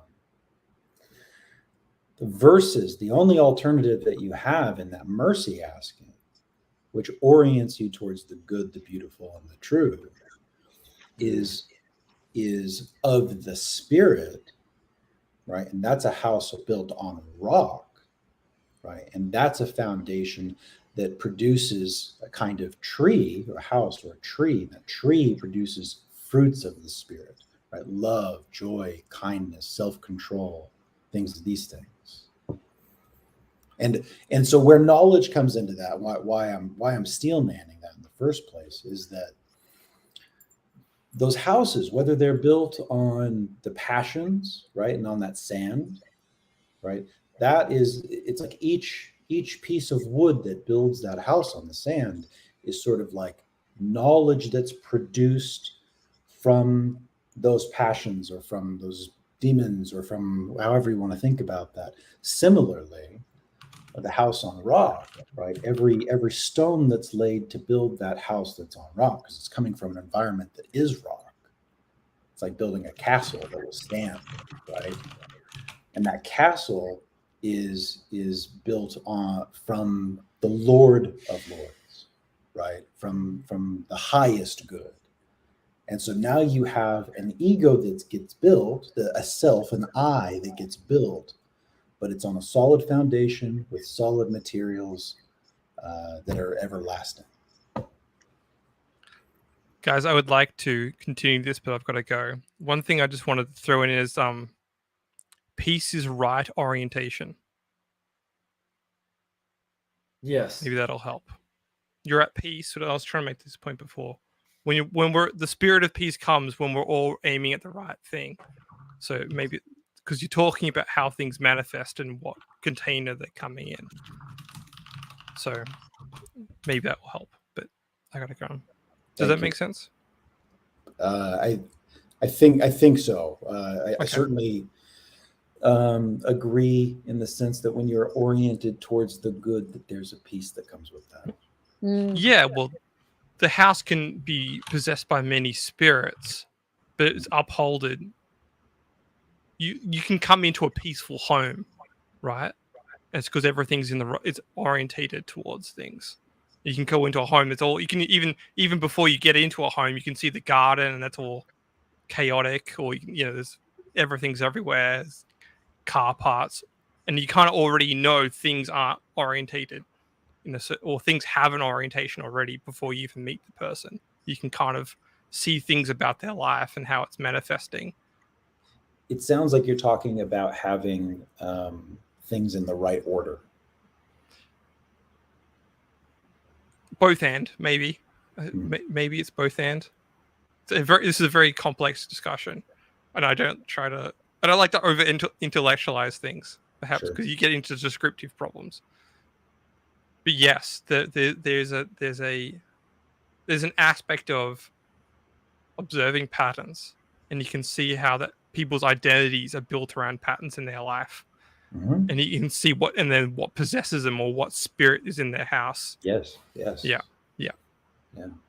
Well, so as far as I can tell, the only real peace is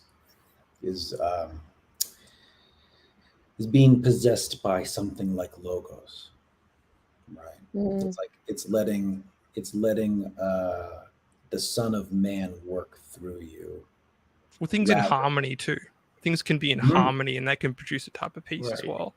So you can have different descriptions of the logos, but if they're in harmony, like I might not completely agree with your Christian tradition, but then I can harmonize with that, and we can have a peace together, and that can build a conversation. Well, this is Mark. But there might be that flexibility idea.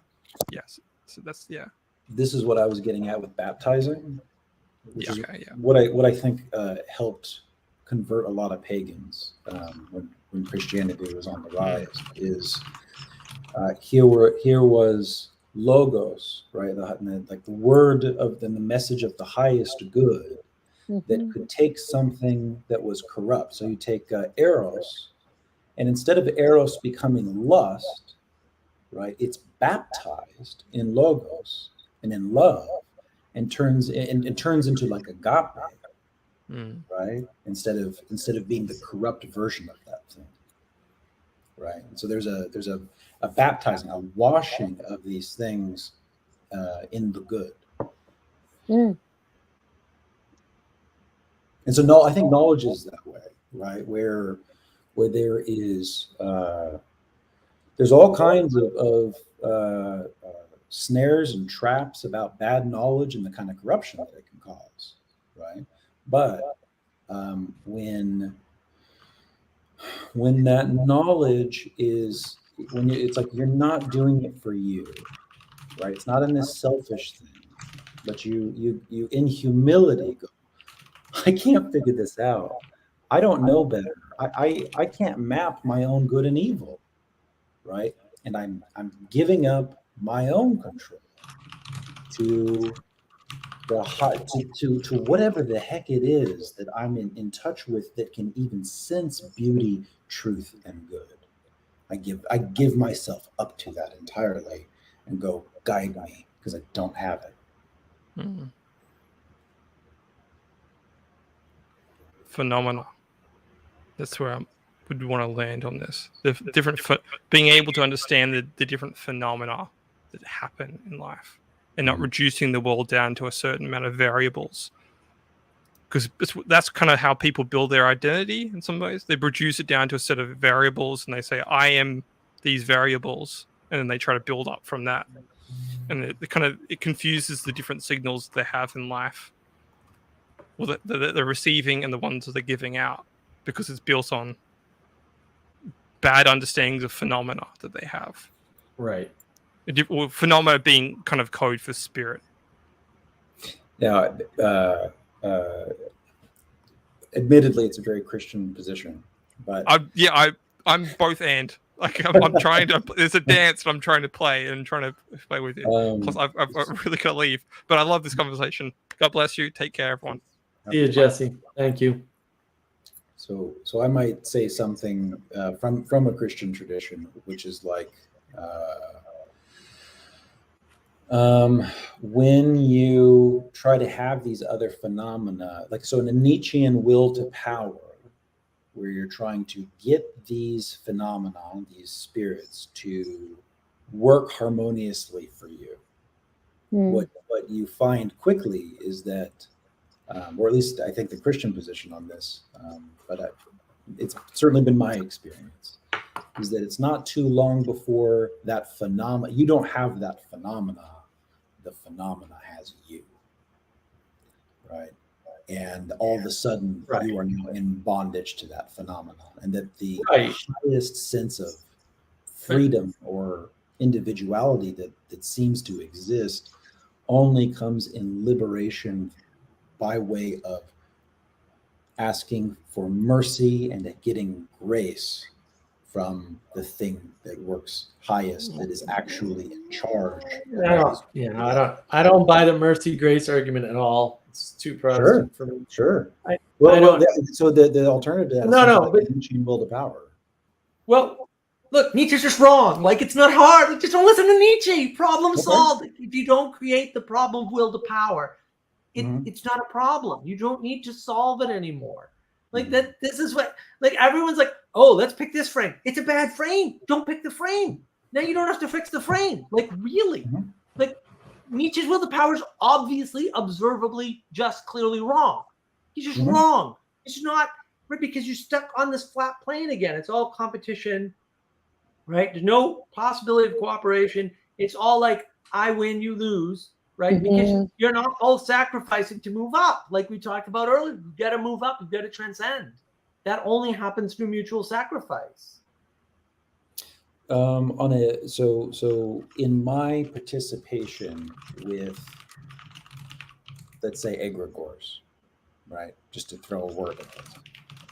So my participation with egregores, it's like, okay, because it doesn't seem like I'm necessarily some kind of me.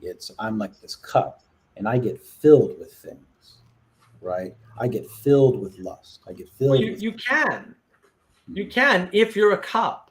If you're not a cup, if you already fill yourself. So if we want to go all Christian perspective on it, what I would say is, if you are filled with the Christian story already, right, and you're embedded in that story, because both those things somehow happen at once. I don't care to explain it, but I think this is the way Christians talk about it, right? Or at least the really good Christians. And if you don't talk about it, maybe you're a bad Christian, right? But you're filled with the story and you're participating in the story all at the same time, right? Jesus fills you up or fills up the story, however they frame it, right? Then nothing can enter you, and you have that protection.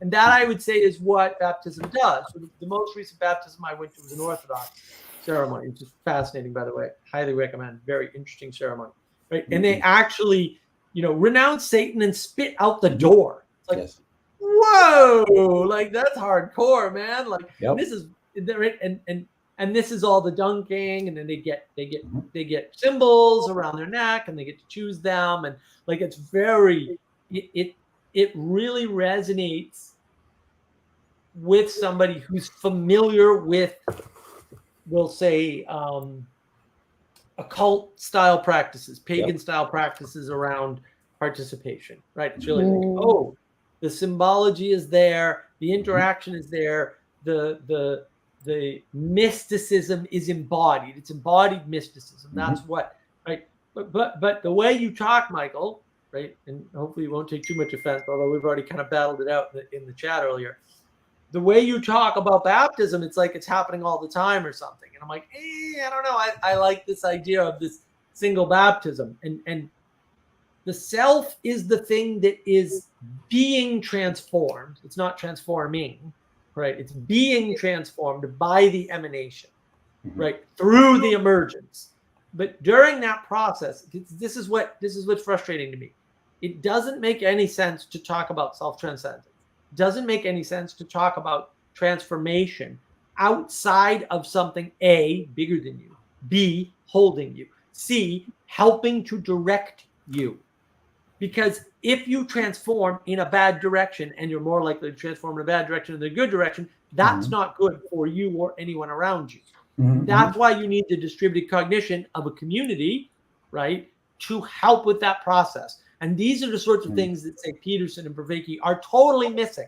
Even though Vervaeke talks about distributed cognition, he doesn't take his idea seriously at all. He doesn't really talk about it in terms of time. He mentions it, but he doesn't talk about it. Like, saying it once or twice or three times and trying to invoke Beetlejuice does not count as talking about something. Like, I can use the word emanation 4 times and never talk about it. I can just use the word. It's descriptive to talk how Jesse talks, right? It's descriptive. But I haven't talked about it. I haven't explained what I mean by emanation and why it's important and how it fits in the picture of what I'm talking about. And it's the same with transformation. They talk about transformation, drugs. Well, that's a way to transform. For sure. Absolutely. It's a bad way to transform. That's the problem, because it's not embedded in something larger. And so even if you have the profound experience, and it's only a profound experience, you may describe it as a transformative experience. But you know what? I talked to Tim Adlin about this once. He said the same. He agreed with me. Most of these people come back from one of these trips and they go, oh, I had a transformative experience. And they're the same jerk they were before. Like, they didn't transform at all. They're the same jerk they were before. They're full of garbage. They just make the statement and it's not true. Why? Because integration is required. You have all the profound moments in the world. It makes no difference if you can't integrate it and allow that to change you. You can't change by yourself. You're not a seed that turns into a tree because you're a seed. The tree needs the light, the water, and the gravity at least. The information to how to be a tree is not contained within the seed. That is a false assumption. And people use that all the time. And I'm pissed off that it took me this many years to figure out the trick. And now I'm angry. Anyway, please go ahead. So I often reverse engineer this, right? I went, okay, fruits, right? Because if this doesn't result in love and joy and kindness and self-control, if it doesn't result in these good fruits, what's the point? If I can't love my neighbor as myself, what am I getting at, really? What am I worshiping, right? So it starts there, because you'll know exactly what kind of tree you are by the fruit you produce, right? So so working backwards from there, it's like, okay, everything seems to be religious. Can't escape it, right? Mm-hmm. And if that's the case, right, then all of this attention, right, is effectively worship, right? You become what you give your attention to, right? Yeah. And so yeah, I mean, I see this hey, whether you want to like go full Tom Holland and think about all these like pagan groups, or what did we come from, these Greek gods, or whatever kind of mapping you want. I would say that these pagan gods in a sense are inevitable, right? And this is what we see with archetypes in Jung, and that what you give your attention to and how those values get set end up showing you what kind of God you worship, right? And all of this is observable, right? So you talk about distributed cognition. It's observable because of how you're treating people, right? Like, it's not in and of to itself, and you just in your room, am I kind, right? But it's in relation to, right? Like, am I a good father? Am I a good son? Am I a good church member? Am I a good coworker? Am I good? But you can't recognize that yourself. That's part of the problem, is that people get wrapped up with the individualism in that framework. That's why I'm pushing back. Part of the reason why I'm pushing back the framework. People get wrapped up in the individualism. They go, I can do this. No, you can't. First of all, you can't know if you've been a good father until your kids are grown up. It's not possible. Because you don't know how your fathering is affecting them at the point of their development. You don't know that. And also, you don't see yourself clearly at all, ever. You can't see yourself. You're stuck inside your head. We outsource our sanity. Paul Vanderklay talks about this. I think it's one of the most important things he talks about. We outsource our sanity. That's really important to understand. Like, distributed cognition is required for us to know ourselves at all. For us to know that we exist independent of other people requires other people. Like, it's a requirement, right? And so the danger, I would say, of reverse engineering is that it didn't happen that way in order. When things unfold through time, they didn't unfold with the hindsight bias you have when you're reverse engineering. So while reverse engineering works really well with engineered things, it doesn't tend to work well with being and with people. It doesn't tend to work well there at all, which is not to say there's no value in trying it, or there's no value in making a relationship between, oh, this happened to me and I turned out this way, because there's definitely a there. The problem is when we use that exclusively, or we use it too much, we use it in the wrong way.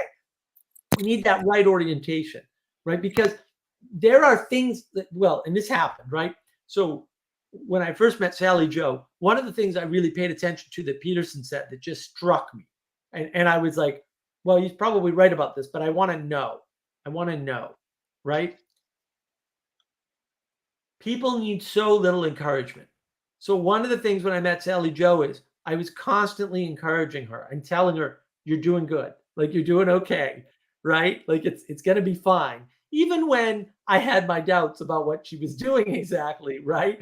I set my doubts aside, right? Especially because she's intuitive and she's really hard to read, right? Or she was. She's much better now because she can talk.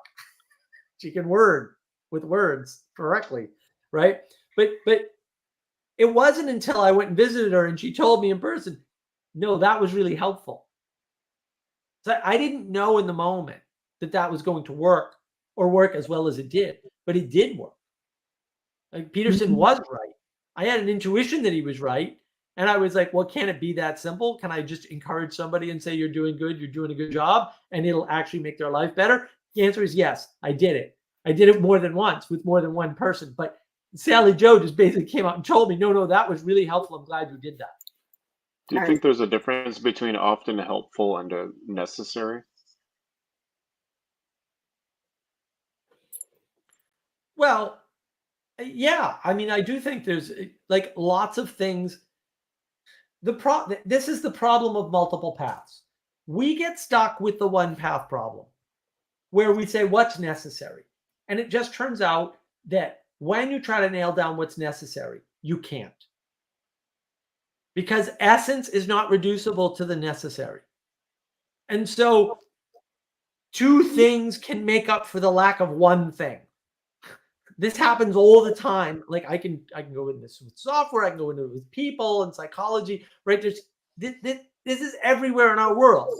And we fail to understand the implication because the implication is that what that means is that it's not reducible to necessary. Sure. Well, maybe.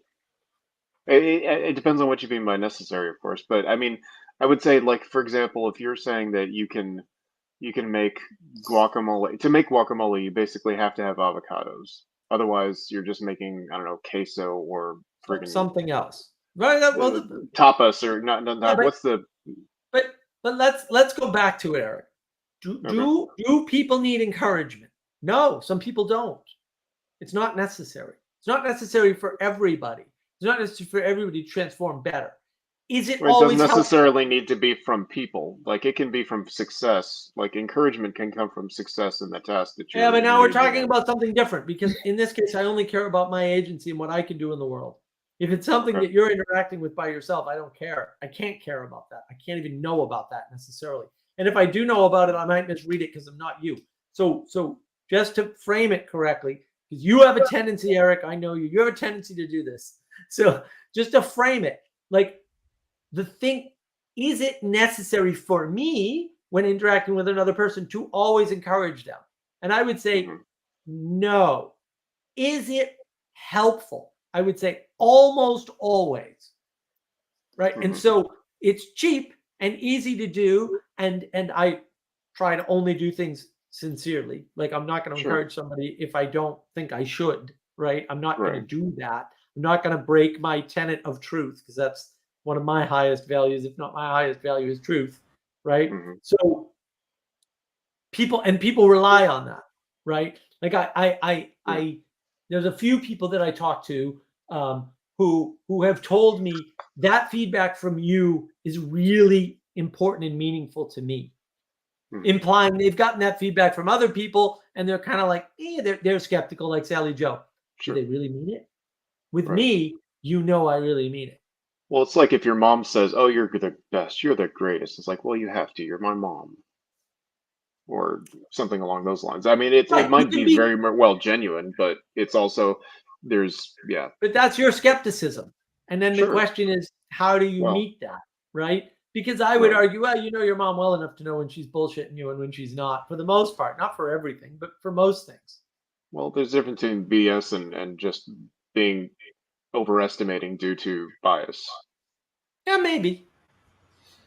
So if I hear you on the reverse engineering. So from the other angle, I think that there's an aiming, right? And it's in the aiming seems to come from something like mimetic desire, right? I see an example of the highest good, right? Or highest goods. I see these examples in relation through this distributed cognition. I encounter people. I encounter a good man, and I want to become a good man. And so I aim at that, right? Mm-hmm. I shoot for it, right? Evaluating the fruits on the back end of the reverse engineering sense is sort of like figuring out how close I hit to the mark. However far I am away from hitting that mark, right? That's sin, right? That's missing the mark. And the way that that target seems to be calibrated is in relation to something like the way, right? Or the Tao, right? It's like, here is something like natural good, right? And that there is objective truth. No, I reject the entire concept of objective truth on the grounds that even if it did exist, it has nothing to do with us. Einstein's relativity theory kind of proved this, which is it's weird to me that anybody pulls this out. It's like Einstein's theory of relativity actually disproves the utility of objective reality, even if it exists. But I don't think it exists. I don't think it's necessary to exist. I think the whole concept's crazy because it presumes that something's out there before we create it, and as near as I can tell, we co-create, co-manifest the universe. There's no way around that. I mean, I don't even like, to some extent. Again, it's like, if you eat the apple, is it still an apple? The answer is still no, which means you must be manipulating reality. Like, reality must depend on your action. There's no way. Like, that one simple example, and there are dozens of examples, right? That one simple example points to the fact that there is no objective material reality, which is not to say that we fault in our definitions and categorizations. Huh? It could be a fault in our categorization and definitions, though. No, because that's what's shaping our understanding and our No. All objective arguments, when they talk about objectivity as such, reduce down to there is some pre-existing thing that we are conforming to. And I am telling you that observationally, that is not happening. The conformation of what you do is in your action. Mm-hmm. In other words, your action is the confirmation. You are not conforming to your action. Your action is not conforming to something pre-existing either. That's not happening. Now, when your interaction with the material and the ethereal, because you stand between those two things, right? You're standing between them. When those line up, the emanation and the emergence line up, right? Now you're in right relation, and goodness, truth, and beauty emerge. Right. That was good. Thank you.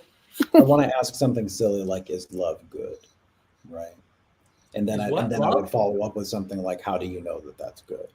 Right. Yeah. No. Let's say that there's a right relation. Easy. It's not good. Right. Right. So, right. Good's not reducible, and therefore only the good is good. Okay. So right. Because well, what non-reducible means is that you can't then use one other thing in relation to goodness and relate the two, because you need the relation, right? And so you need to say something like, so if you wanted to take why do I need the relation? I'll give you the example. Give me 1 sec. Sure. maybe 5 seconds. If you want to take an important but sort of dangerous example, is sex good? Okay, well, this is an easy one, right? Is it rape, or is it done in love for the purpose of creating a child? I can't reduce it to sex. Like, I can't say the act is good or bad, because the act by itself cannot be good. Not by itself.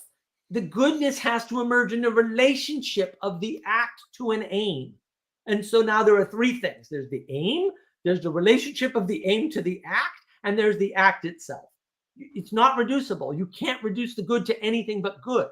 Everything else requires three other components, and then you can relate it to the good. And then if it's related to the good, it becomes good. It isn't good. It becomes good. It only becomes good with the aim and the relation and the thing. You need all three of those in order to orient. Like, this is why I'm stuck on orientation. It's not direction. Direction is easy. Direction is you move away from the bad and you get the good. We don't live in that world. That's not the world we live in. Isn't functional neutrality good? Like, you're talking about the various functions of sex, for example, but a neutrality is if it's potentially functional. Like, there's obviously a degradation sort of situation or a violation. There is a neutrality, but function is not relevant. Functional. Well, I say functional neutrality makes it, if this is something that actually functions and is as neutral, it is an option. So it's basically like having something in your tool belt, which of course in that categorization is good. How is it? How is it? No, it's not. No, it's not good. Things aren't good by themselves. It's not, goodness is not reducible. Well, you identified like sex and procreation, right? That is in right relation, I think, is the way you're talking about that, right? Yeah. Right. Now, why is that in right relation? It's in right relation to the aim of creating a child versus the rate, which is not. Why is that? Fun. Why is that right? It's right relation because it's towards being. So is being good? Of course being is good. You have to start from that axiom, otherwise you're completely shafted. How do you account for being as good? No, I don't. I start with the axiomatic assumption that being is good. Mm-hmm. How do you account for being able to evaluate it as good? I don't. I start with the axiomatic assumption that being is good. Otherwise, you're trapped in emergence is good and you're a Gnostic. And that can't end any other way. We've actually done talks on this before. Right. This is the difference between being is good and emergence is good. The difference is one of them is actually good and the other one is actually not. And you can show that because the results are clear. So when I talk about nous, it's the part of me that can understand that I'm a cup, right? And it's sort of like understanding that being is there, right? But in order to evaluate that as good, right, with that being as good, seems to be something that is I'm certainly not in control of, right? Certainly not rationally. I'm not rationally in control of it, right? It's something that is above, right? Above all the self that I can possibly be, right? And that's something like logos, right? And so my accounting for good is under an epistemology of like logocentrism, truly, right? And then maybe that's the divide. Yeah, I don't like any of that framework. I mean, again, it's obviously. Well, no, I mean, it assumes a knowledge and a perspective you cannot have.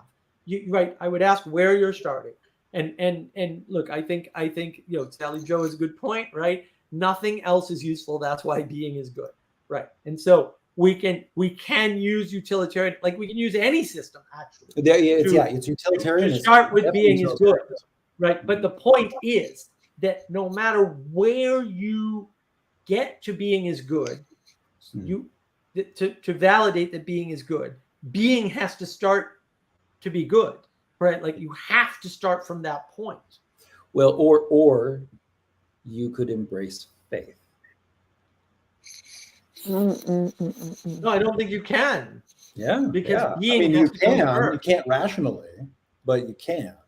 No, but I'm not appealing to rationality. I'm saying being is good. I'm not being rational at all. I reject rationality outside of framing.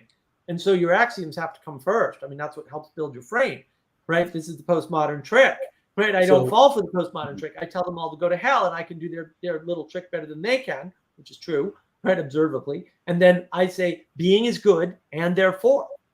And now they're screwed because being is good. Right? Like it's right in the Bible. It's not it's right there, right? It's not only in the Bible, it's in all the wisdom texts, which is a little weird unless people were onto the fact that if you start anywhere else, it ain't gonna work. When you think about egregores or spirits or principalities, right, that get a hold of people. How do you conceptualize that, right? Do you actually get the sense of like a mesh network thing that's like just kind of gets a hold of people? How do you think of that? No. Mhm. I can outline that for you. Egregores is a big thing, and I have a video on navigating patterns on egregores. All right, so egregore is another word for spirit. It's Mhm. just, I mean, it's the occult word for spirit.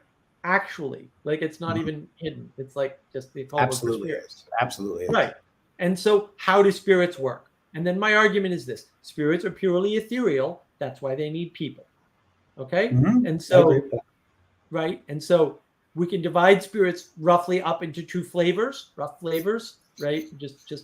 And I hate doing this, but I guess we kind of have to. Right? Well, how do you account for the, Well, there's a hierarchy. So dividing it into two is terrible, right? It's sure, just sure. easier and quicker than making Your axiom of how you account for good. I don't, that's squishy to me how you get there, but I hear you. right. Well, I don't get there. I start there. Like you don't have to get someplace you start. Indeed. You start That's there. what's squishy about it. Well, that's To the me, well, to me. but starting point is the only thing that matters. Everything else is actually kind of Well, irrelevant. what I really Right. want to know is Tim Burkhardt good? Is being He Tim is. Burkhardt Hope good? so. Okay. Yes, but look, I think that if you divide spirits into good and bad spirits, roughly speaking, right, or good, bad, and neutral spirits, doesn't matter if you do 2 or 3 buckets, makes no difference, right? And then you just think of spirits in terms of disembodied agents that don't have their own materiality. That's why they need us. And then I would say that possession happens, but possession doesn't only happen because of, we'll say, your sin or your lack, right? Possession happens because you fall into it. And so I wouldn't say that, we'll say, the spirit of assault or something is chasing you and gets a hold of you. I wouldn't say that. I'd say that your sin causes you to fall into that spirit, and then that spirit possesses you and causes you to enact its will in the world using your material form. Do you believe? Do you encounter and experience or participate in a spirit of good? I don't think good is a spirit. Okay, I so think there's not a that spirit of you goodness. can participate. No, because good's not reducible to a single thing like spirit, and spirit actually is a single phenomenological experience, right? And so, spirit, your participation in the spirit of the mob can go either way, right? Or it can go one of 3 ways if we want to add Eric's neutrality, and which I think is totally fair, right? It can be a neutral thing, right? It can be a good thing, or someone can die in the crowd. Like, is participating in that spirit good? We don't know. Like, it very much depends. Now, I would, and look, I did say this, right? My uncle asked me at one point, unfortunately he passed away, but he asked me at one point when he was here, he said, oh, well, there's going to be a rally at the Capitol on January 6th. What did I tell him? I told him, don't go. Why? Because something bad could happen as the result of that event.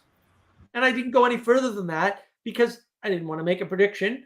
I wasn't making a prediction. I was just being prophetic about the potential for things to go badly. Did things go badly? Well, that very much depends on your perspective and what information you have and everything else. But there were bad results just by virtue of being there. But he wasn't there. And so he avoided all those bad results by avoiding that spirit. And that spirit wasn't formed until it was formed. So the accounting of that spirit is good. Like, we've got it on camera. There's also an accounting of a kind of spirit that seems to embody a few things. I won't reduce it to just the good. Fair enough. I'll reduce it to, I'll expand it to maybe the good, the beautiful, and the true. Maybe something like the way or life, right? This is something that's been documented over time. It's been the nameless, or Yahweh, or Adonai, or something, right? So there is a spirit of that. right? And we notice when there's like a hypocrisy of what that really is, right, and a cheapening of that, and where there's still rebellion. But we also seems to have a sense when someone is, let's say, Christ-like or something, right, and that they are closer to hitting the mark, right, and that there's a spirit of hitting the mark or something. How is that? But how is what you're describing not just the Holy Spirit at that point? Indeed. Well, I mean, Okay. so sure, in a sense, there is other than that. I mean, I'd have to like talk about different hypostases that exist. No, but no, you don't. No, this is the problem with you freaking Christians, man. Like, no, this is way easier than all that. You can just go, yeah, possessed by the Holy Spirit, problem done, boom, finished. Like, you're absolutely completely done. You don't need to go. That's assuming the Holy Spirit is completely like I don't know if I agree with that, because we can't exactly understand it completely, because the Holy No, you're Spirit not is supposed to God and God is. understand it. You don't need to I know, understand it. that's what You I'm don't saying. need- But you're saying that- Christians say that we understand it. We don't. No, you don't need to understand. I didn't say you need to understand it. I said you're trying to Well, you said- understand a bunch of stuff using a bunch of extra words. The most helpful thing that when Vanderclay was doing his video on Ashbury, the Ashbury revival, right? When he did his video on that, I was in the live stream comments going, "What the hell are you guys talking about?" Right? Because I had no idea I literally had no idea what this was, because I don't watch the news or anything. Right. And of course, it's a very Christian news thing. So even if I watched the news, I'm sure I wouldn't have heard about it. Right. And so what happened was Anselman came out and said, I wish he was still here, but I'm sure he's asleep, which he should be. Handsome, and he's so hot right now. Handsome. Anselman said, it's a movement of the Holy Spirit. And instantly I got it. That's all I needed to know. I didn't need any more information at all. That was the sum total of, oh, I totally get why you guys were on about this and why you call it a revival. That totally makes sense. And now I totally understand the difference between revival and not revival. It's like, oh, okay, that totally makes sense. Now, I'm not sure Vanderclay understands it. He certainly doesn't understand it that way, because he keeps talking about the Jordan Peterson revival. Jordan Peterson's not being moved by the Holy Spirit. Sorry, that's not happening. Jordan Peterson's doing something else entirely. I don't want to get into it now. I have videos on this. You can watch my Navigating Patterns, the best YouTube channel ever, right? At least for understanding this stuff. But that's the issue, is that you can make this really complex, or you can make it really simple. Like, it's totally up to you. So there's a sense in which participation with that spirit is maybe like the Holy Spirit, right? And that because there's a really important humility that goes with it, there's a knowable, but it's like beyond your participation, where it's like, what are you asking mercy to? It's beyond you. It's beyond the Holy Spirit in a sense. You're asking mercy to something that's separated. That's maybe what you might call the Son of Man. Then there's a part of it that even further in humility is unknowable, unreachable, unnameable, right? That we might refer to as a father, right? And it's almost like, because of a requirement for humility, at the very least, if not certainly more, is necessary in order to even participate in that spirit. Right? It's an acknowledgement of these things that are absolutely greater than you, right? And the foundation of being itself. I don't know why you need to place in the Holy Spirit and explain the Father and the Son in that framework. Like, it's so unnecessary for anything. It's the furthest extent of humility, right? Because anything else is still sort of like I'm in control of this.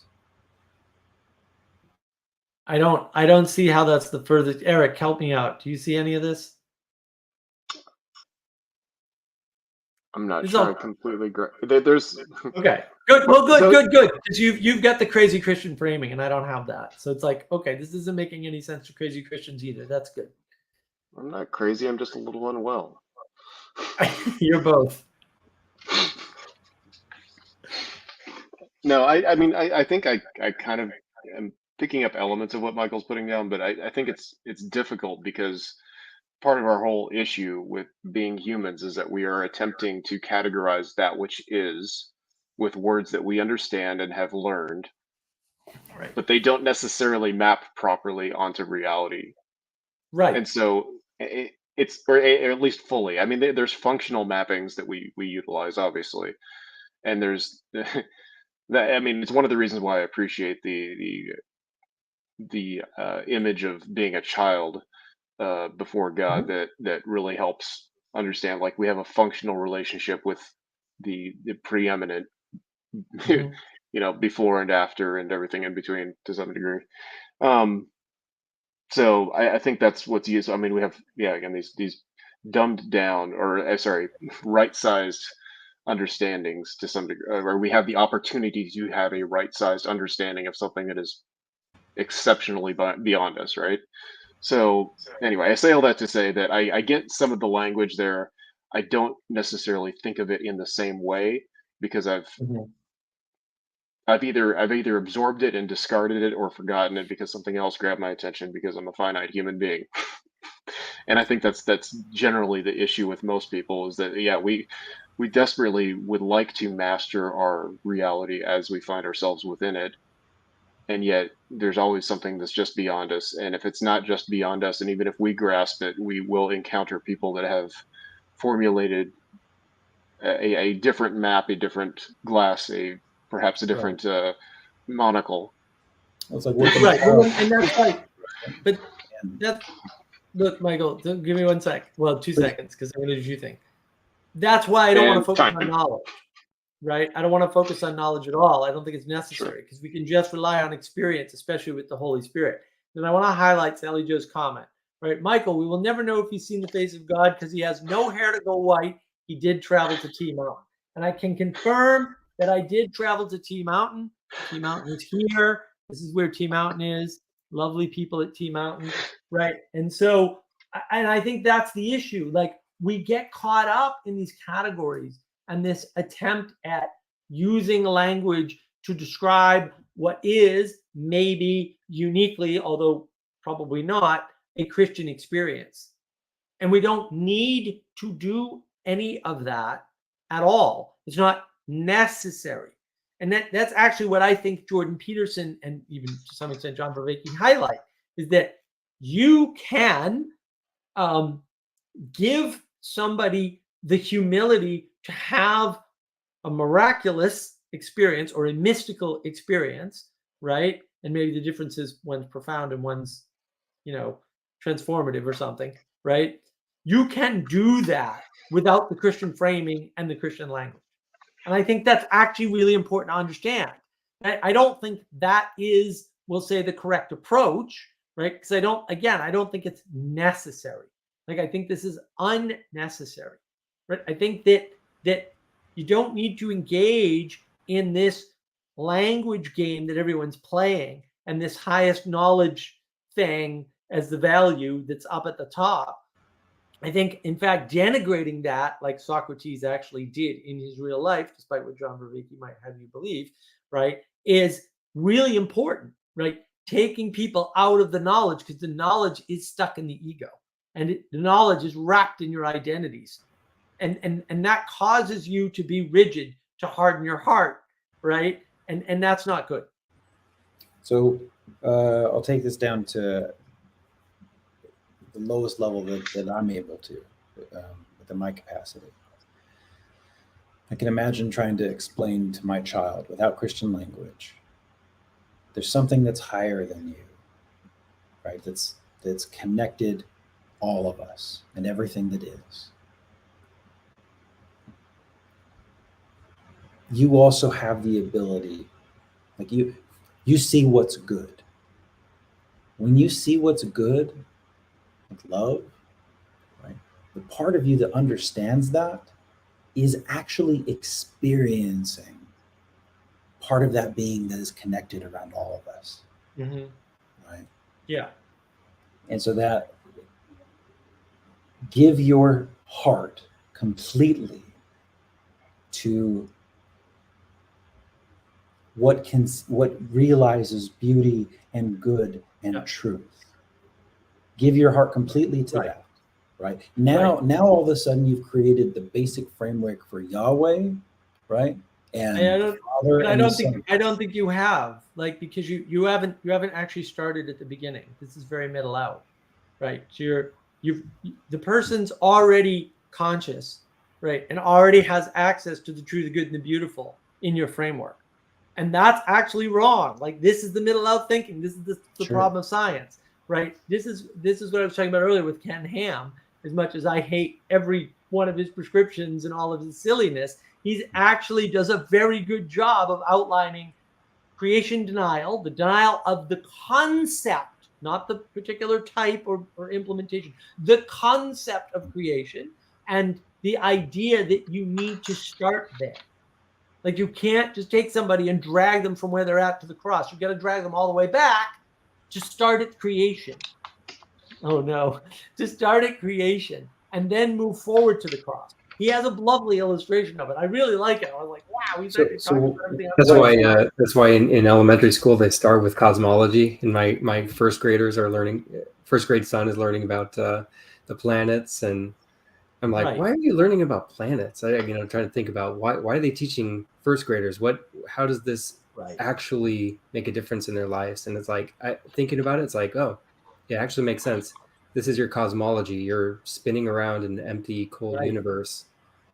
It's what determines your framework. And that's why middle out thinking is dangerous, because it denies that there's an axiom determining your framework. And that's how you get stuck in the postmodern thing, where the interpretation of Moby Dick, where it's just about the struggle between two genders, occurs. Like, that's an invalid frame to think about Moby Dick. Not to a postmodern, but to anybody sane, right? And you can't be sane and be a postmodern. Like, that's just not an option available. And the reason why that trick works is because you're assuming basically that consciousness is the beginning of the universe. That's the mistake people are making. Like, this is the Sam Harris mistake. Like, oh, no. I became conscious and then the universe. And it's like, whoa, right? Because that's when your understanding of the universe begins, maybe. Mm-hmm. But I would argue that your consciousness sort of changes over time anyway. So what are you really saying, right? Like, where was this point? Like, I can't identify that, right? But when you, instead of asking where people are standing, right, you ask where they're starting. It's like, no, go all the way back. Is it the Big Bang? Because then you're a materialist. You think that all four of Aristotelian causes come down to material starting point and the physics rules governing them, which is obvious bullshit, by the way. We know this isn't true. Physics knows this isn't true. Honest, I swear. Actually ask physicists. They will tell you this right up front. Nope, we can't do math until after a certain point of the Big Bang. Before that point, after the Big Bang, math fails us. They'll tell you that. The mathematicians will tell you the same damn thing. It just doesn't work, right? So the question is, where did this all begin? It has to begin with the creation, right? Now, you can wrap the creation in consciousness for humans. You can say things that aren't conscious aren't human, and then you get something like fallen earth creationism, which Weston came up with. He talked on Paul Van der Klay's channel about fallen earth creationism. Great document, highly recommend it. I'm a big fan of fallen earth creationism. I think it's a brilliant solution to a bunch of problems, even though creationism, we'll say, has its detractors, right? But what's the alternative to creationism? More creationism? What's the scientific answer? Oh, we're just running in a simulation. Saying we're running in a simulation is the most intelligent design argument you could possibly make.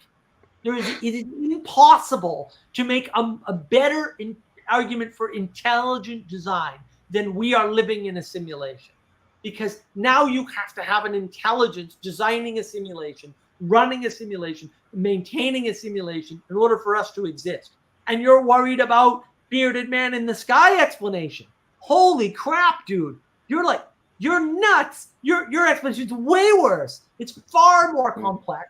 It doesn't answer anything. It creates way more questions to answer than it actually answers. Like, this is not good. Like, this is way not good. So questions that lead to infinite regressions inevitably lead to the infinite. Right. So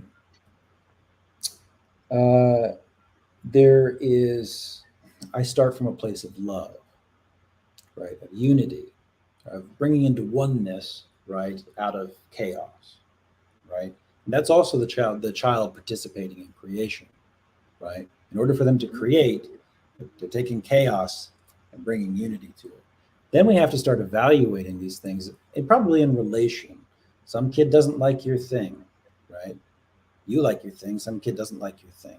You're encountering this hierarchy of how things are in relation and goodness, right? Or you're creating the hierarchy. You're not just encountering it. When you're a child, you're Sure. creating. You're Sure, working out the sure. hierarchy. You can't start with love. Like, you can't do that, right? You can be in love in creation, but you have to start with creation. You have to start with the actual beginning.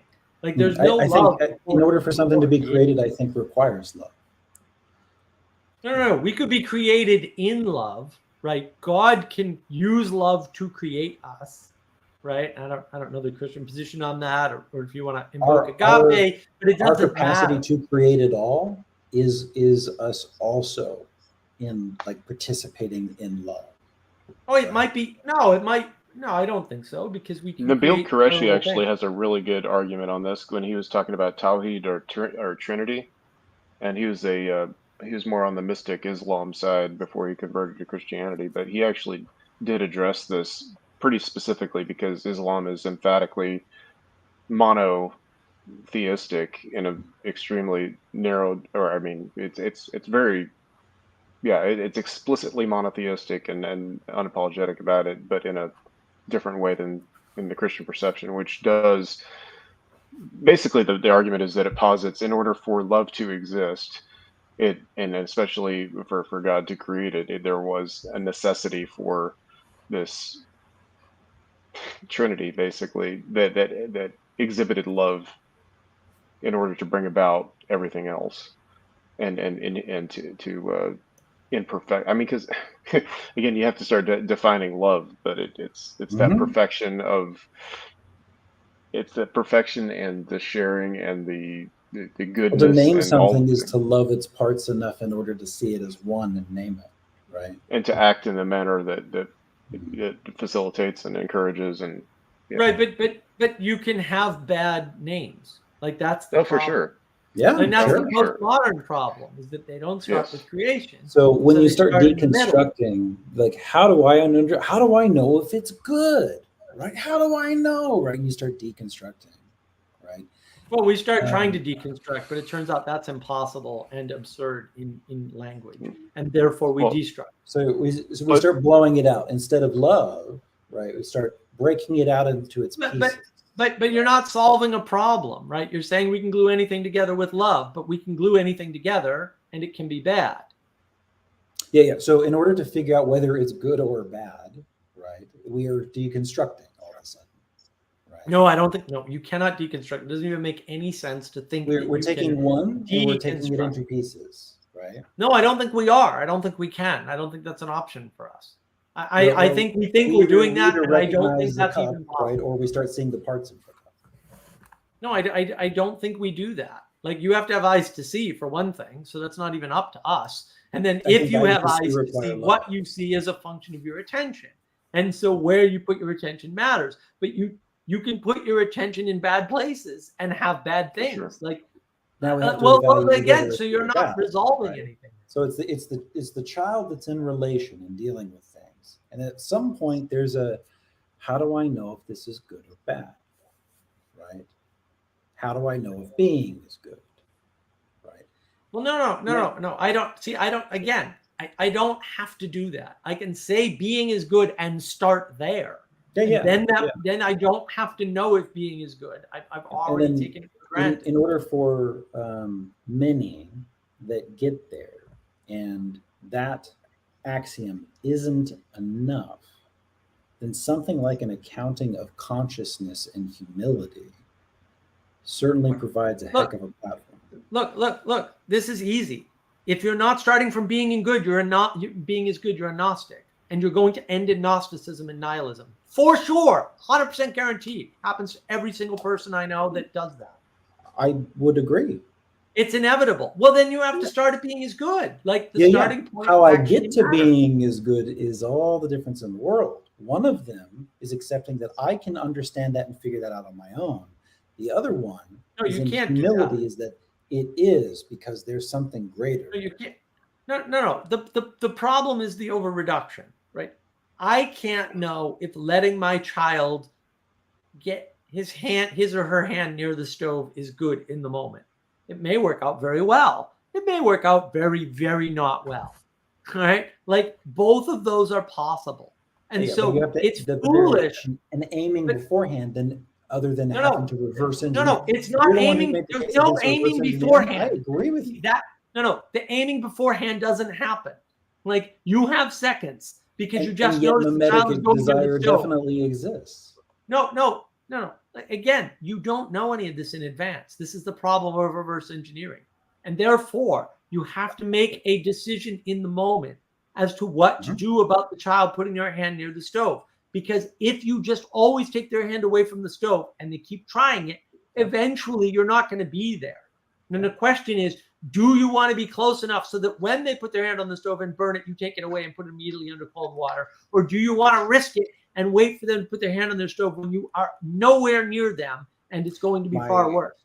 My house that's built on some kind of foundation, it will definitely affect the way that I'm a parent, right? So let's say if my house is built on sand, I might be so depressed I don't care if they touch the darn stove. Yeah, that could happen. That's a different case. Right, but it is a case, right? And well, yeah, but of there's all the people infinite encountering cases, children Michael. touching Like, stoves, I can reverse that case and just say your house is not built on sand, and now you don't have an argument. But that's not helpful. Look, that's exactly. But how that foundation gets there for the people you making just decisions. can't know in advance. And as a Christian, you're not supposed to judge the guy with his house built on sand who doesn't care. Oh, now yes, what? We do. Yes, we do. Yes, we do. All right. So you're not there's supposed to separating judge the wheat them. from chaff, right? And the thing about judgment is that whatever judgment you use, you'll be measured against the same. Yeah, that I have no problem with. Yeah. But no, you're not supposed to judge them. You're supposed to fix the damn problem. The way that we're You're supposed able to judge the problem, not the person. The way that I understand Well, we judge wheat from chaff is I know that the wheat is good, right? Because of a knowledge that is bigger than my own self-reduction and deconstructionism and mapping of good and evil. It's I don't even think you have access to that. I know you don't. But yeah, I mean, you haven't made the case. You've just stated the axiomatic that you can do that. A transfiguration of the ego being is a good thing, or seeing knowledge is a good thing. That would be. There's no such thing as an ego being. The ego is the thing that constrains the self not to grow. Definitionally, like everywhere. I've never even heard another definition. So I don't know where you're getting at. I actually think that the way that you're articulating the mapping of that is not uncommon, and I would say is certainly up for debate. So the ego is dangerous. Pointing at it is dangerous. Paying attention to it is dangerous. Go ahead, Eric.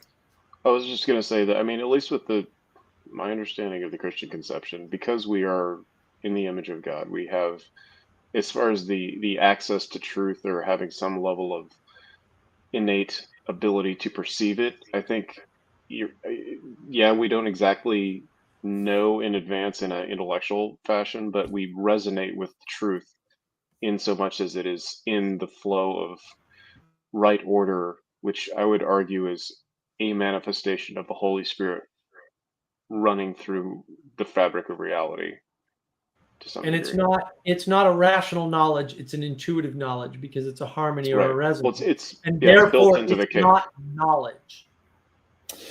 And in that, So the way I would talk about that is something like the Spirit, right? So the Holy Spirit, right, or orientation towards logos, right, and working with the nous or something, whatever, right? I don't really care about the language, but that is providing these building materials that is knowledge, right, of which we then that builds the house to then make the choices about an understanding of good and evil. It's firmware. It's firmware, not software. Like if you're thinking of knowledge as like what you know, that's more like software. And then there's the firmware, which is also hard coded into the hardware, but it's technically a type of software. It's just not at the same level of interaction. So the flashing. Okay, if we want to do that. Okay. At best, I think that in that analogy, that firmware is something like you're the cup that can orient towards what fills it. That's all you can do, right? You can notice, right? All firmware can do is it can notice and orient. That's it, right? And then something fills it. Now it can either be oriented towards the highest good and aim, right? Sometimes it misses, but it aims, right, towards the highest, or in rebellion, right? And now your house on sand. Or no, I think the neutral state's important. Otherwise, you don't need orientation. You can just use direction. Then you're back. I could get behind some neutral state stuff. I actually could, but it gets weird. Well, you need it. It's got to be a triangle. I mean, the ancient Greeks were onto something with their silly triangles, right? And you need that for orientation. You need 3 points to orient. You can't do it 2. 2 just requires direction. This is the Sam Harris mistake, right? Sam Harris lies to you. He says, well, first we can know the worst possible evil. No, we can't. That's stupid. I can prove to you that's not true. It might take hours until you give up. Well, but no, it's not directional. Like it actually matters. It's not directional. It can't be directional. There's way more evil than there is good. Way more. Target. Right. Target. Well, then it's not directional. You can't move away from the worst possible evil because there's a bottom. That doesn't make any sense. So any direction you're moving in is almost certainly not the good. Just statistically, that's the problem. So you need to aim for the good. Right? It's sort of like the center of the target. That's also the highest good, right? And then everything else is in relation to how far away it is from it. But it's not how far away in terms of a target and left and right and up and down. It's how far away it is from the top of the triangle. Yeah. So you could take the target, right? So you could take the round target, you could turn it, right? And now I've effectively got kind of the same thing going. So, okay, what the image that just came to mind is lunar lander, but like a 3D example of lunar lander, and it's a conical tip, and you have to do to get the thrusters just right, and or crash and burn, or slide down. Except you want to go up instead of down. Well, I mean, you want to land it, you want to be at whatever. But so, just one other thought before I forget it.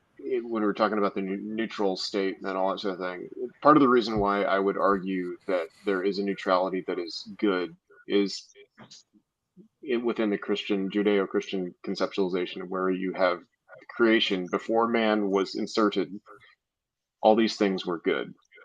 Beyond, and it was purely as a function of the functional universe at that point in time. Until man is on the scene, the potential is good because it was created, and there was still when man was on the scene for quite some time too.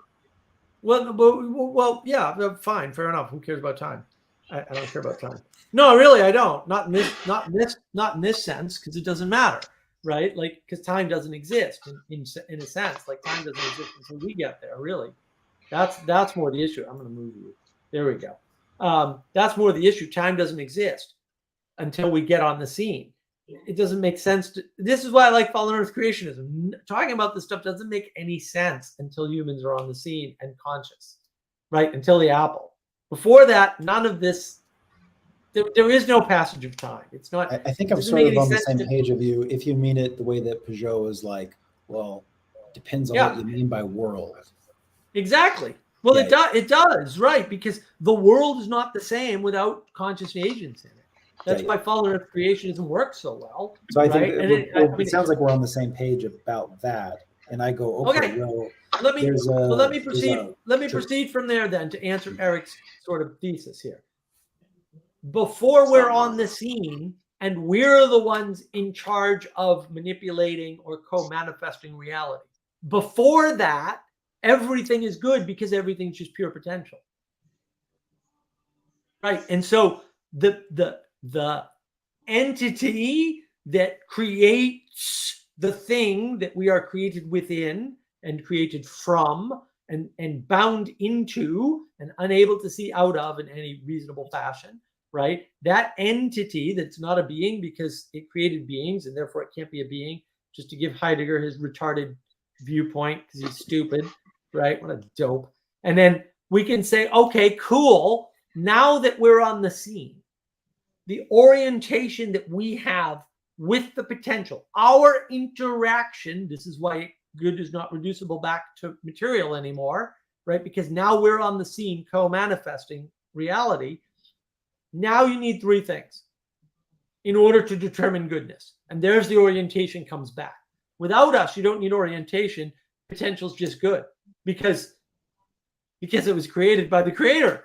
And then all things created by the creator are good. Yeah, absolutely. I mean, the creator goes, hey, I want these little creatures to help me play in this thing. But in order to do that, there has to be loss and gain. And therefore, now there has to be good and evil. And therefore, there's a lot more evil because potential is more easily degraded than it is ordered.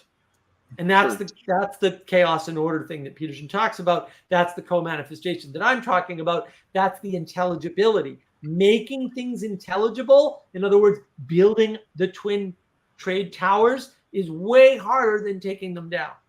Right. But here's the thing that I noticed that gives me a little bit of pause is that what we're talking about right now is specifically what you talked about.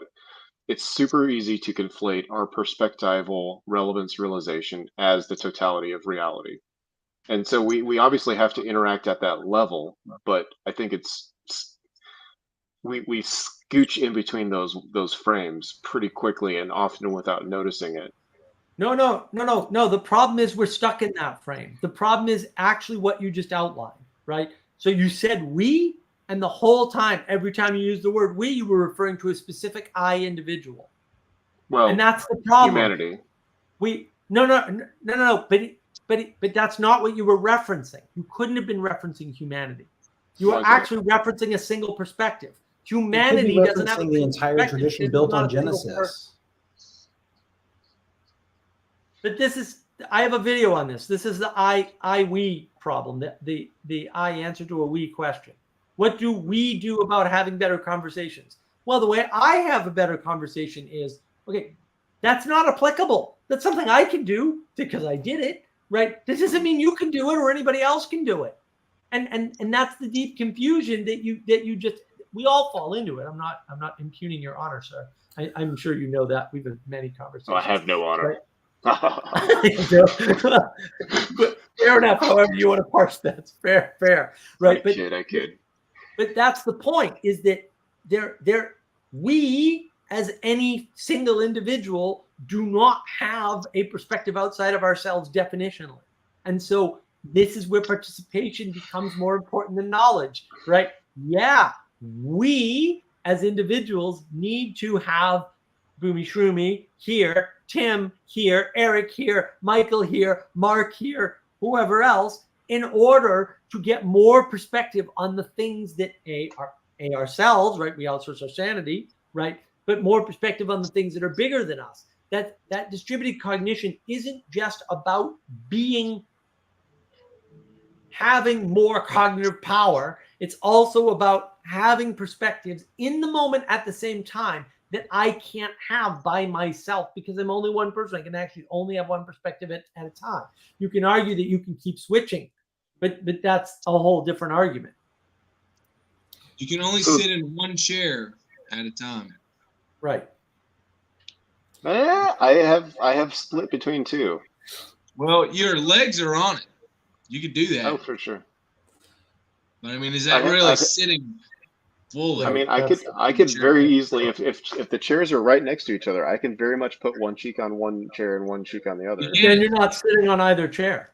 But but both. You know, but neither. It calls into question if you're in a room with a bunch of people and you use two chairs, you're double seat, you're double parked. Can't do that. It's rude. Right. So, all right. You have this being, full consciousness of sorts, and everything is good, right? And then in relation to that, there's a fall, right? And falls, plural, right? And this is a foundation of understanding for a lot of what a we could be, right?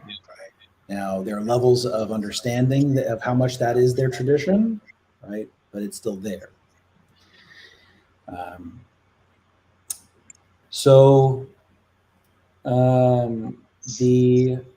The mapping of that, okay, so just like understanding that being that is before consciousness and responsible for creation of that consciousness,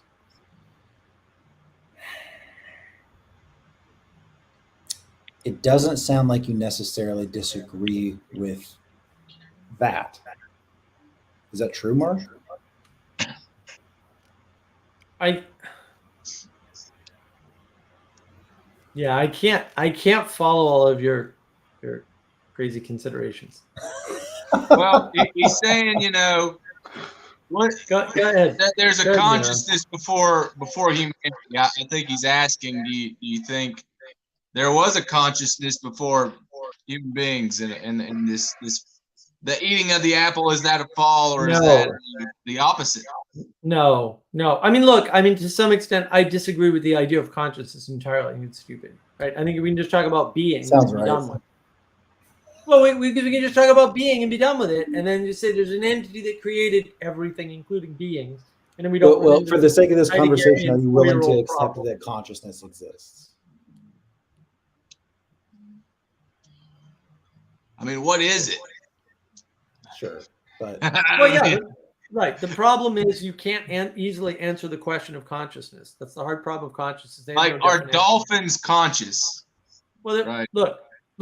This came up in Thunder Bay at the consciousness and conscience thing, right? No one could define consciousness. It's that simple. Okay, we can't have a definition of that. So, all I know is that. Yeah. Anyway, that's okay. Go ahead. Love will lead us. Love will lead us. And Here's I a can't question. hear the dolphins cry. Is God conscious or not? Are we conscious? I don't know. No, these are crazy questions. It doesn't make any sense to talk about God as a conscious agent, right? Right. So one model of thinking of this is something like there's God, and then there's consciousness, right? Like consciousness in relation to God, and that this whole thing is being, right? And so for me, right, in a relation, and so me in relation to God and consciousness, and that and all is being, I go, yes, consciousness exists because I'm in relation to this thing that. Can't it just be being exists?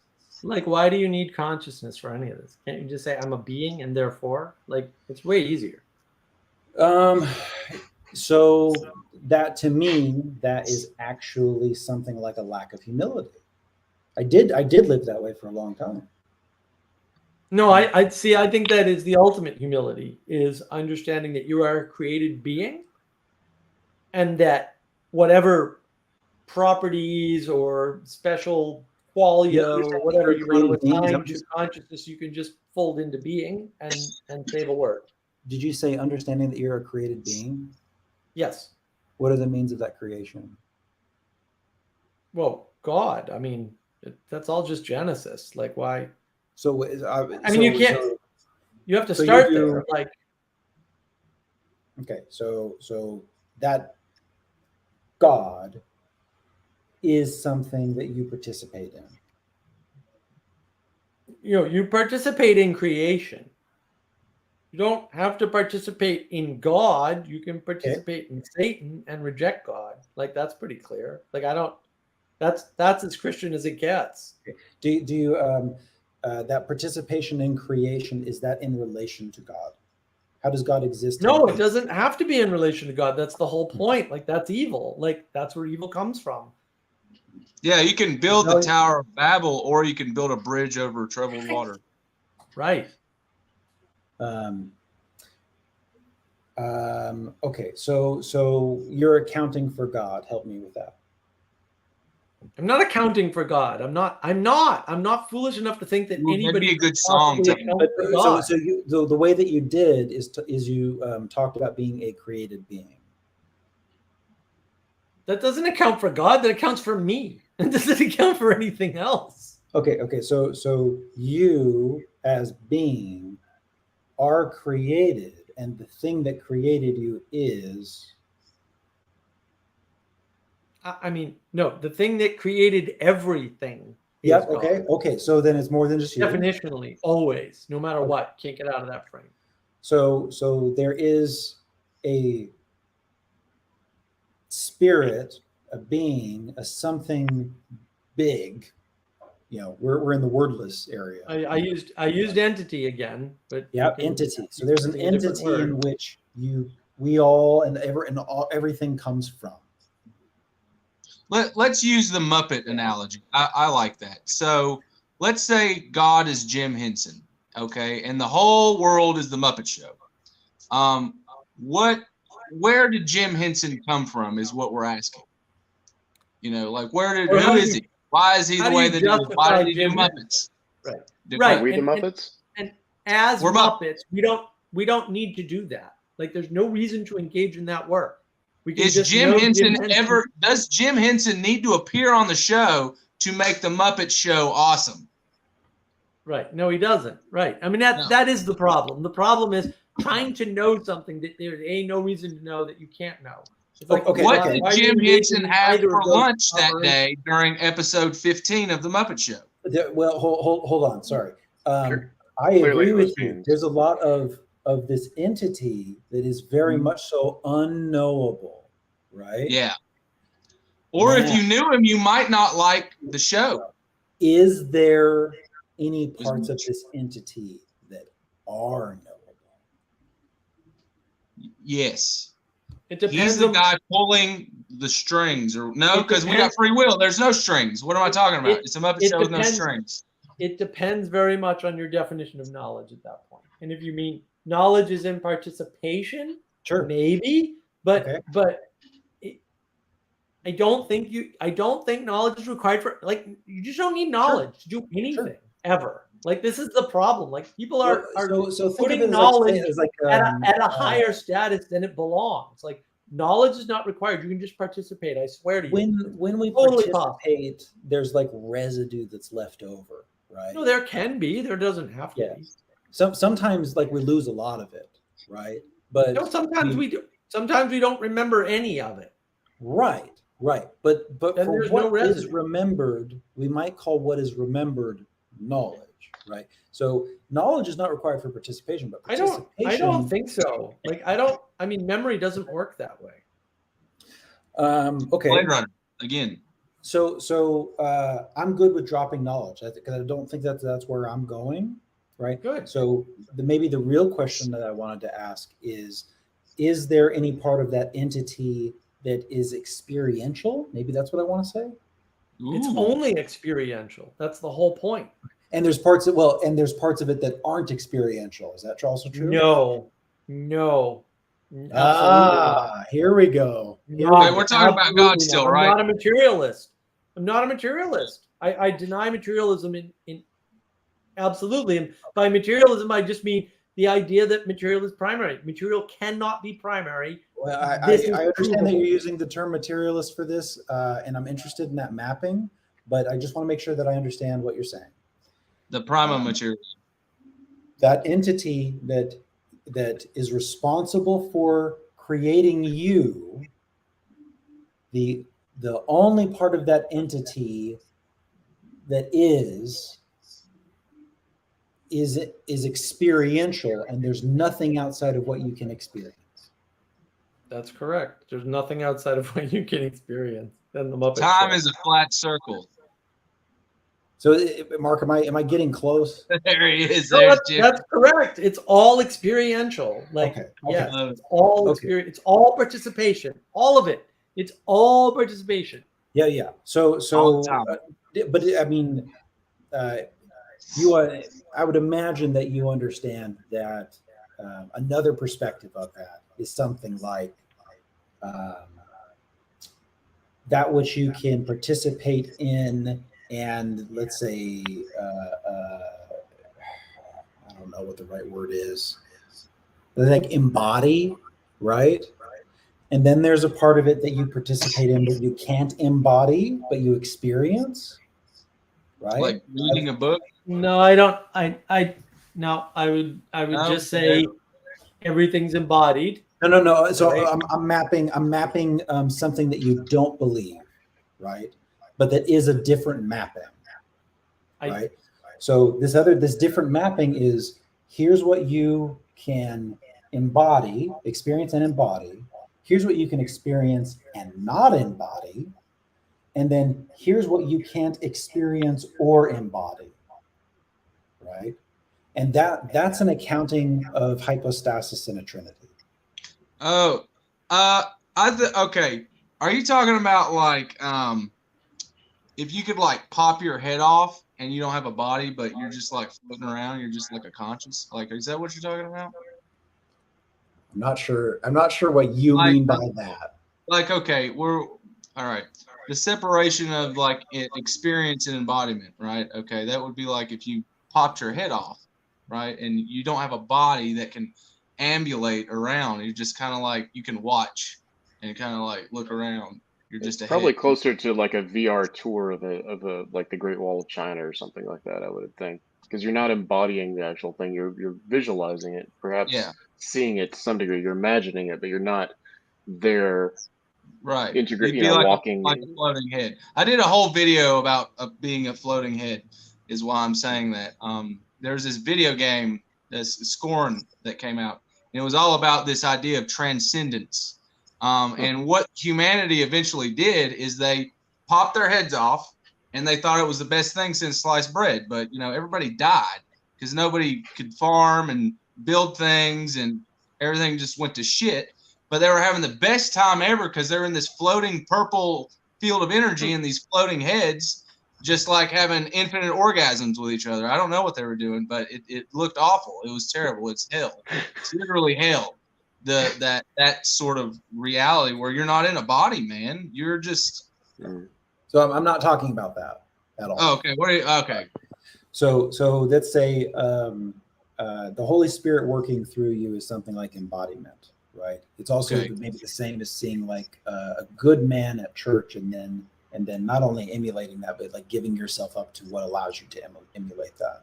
Like grounding yourself. Sure. Okay. Cool. You could say that that's ground. I actually like the idea of groundedness in Christ. Yeah. I really love that. Okay. But then there's also like experiencing. So you still have this in relation, right? But when you're asking for mercy to something that's higher to you, you are now asking mercy to something that's not you, that you can't embody. Right.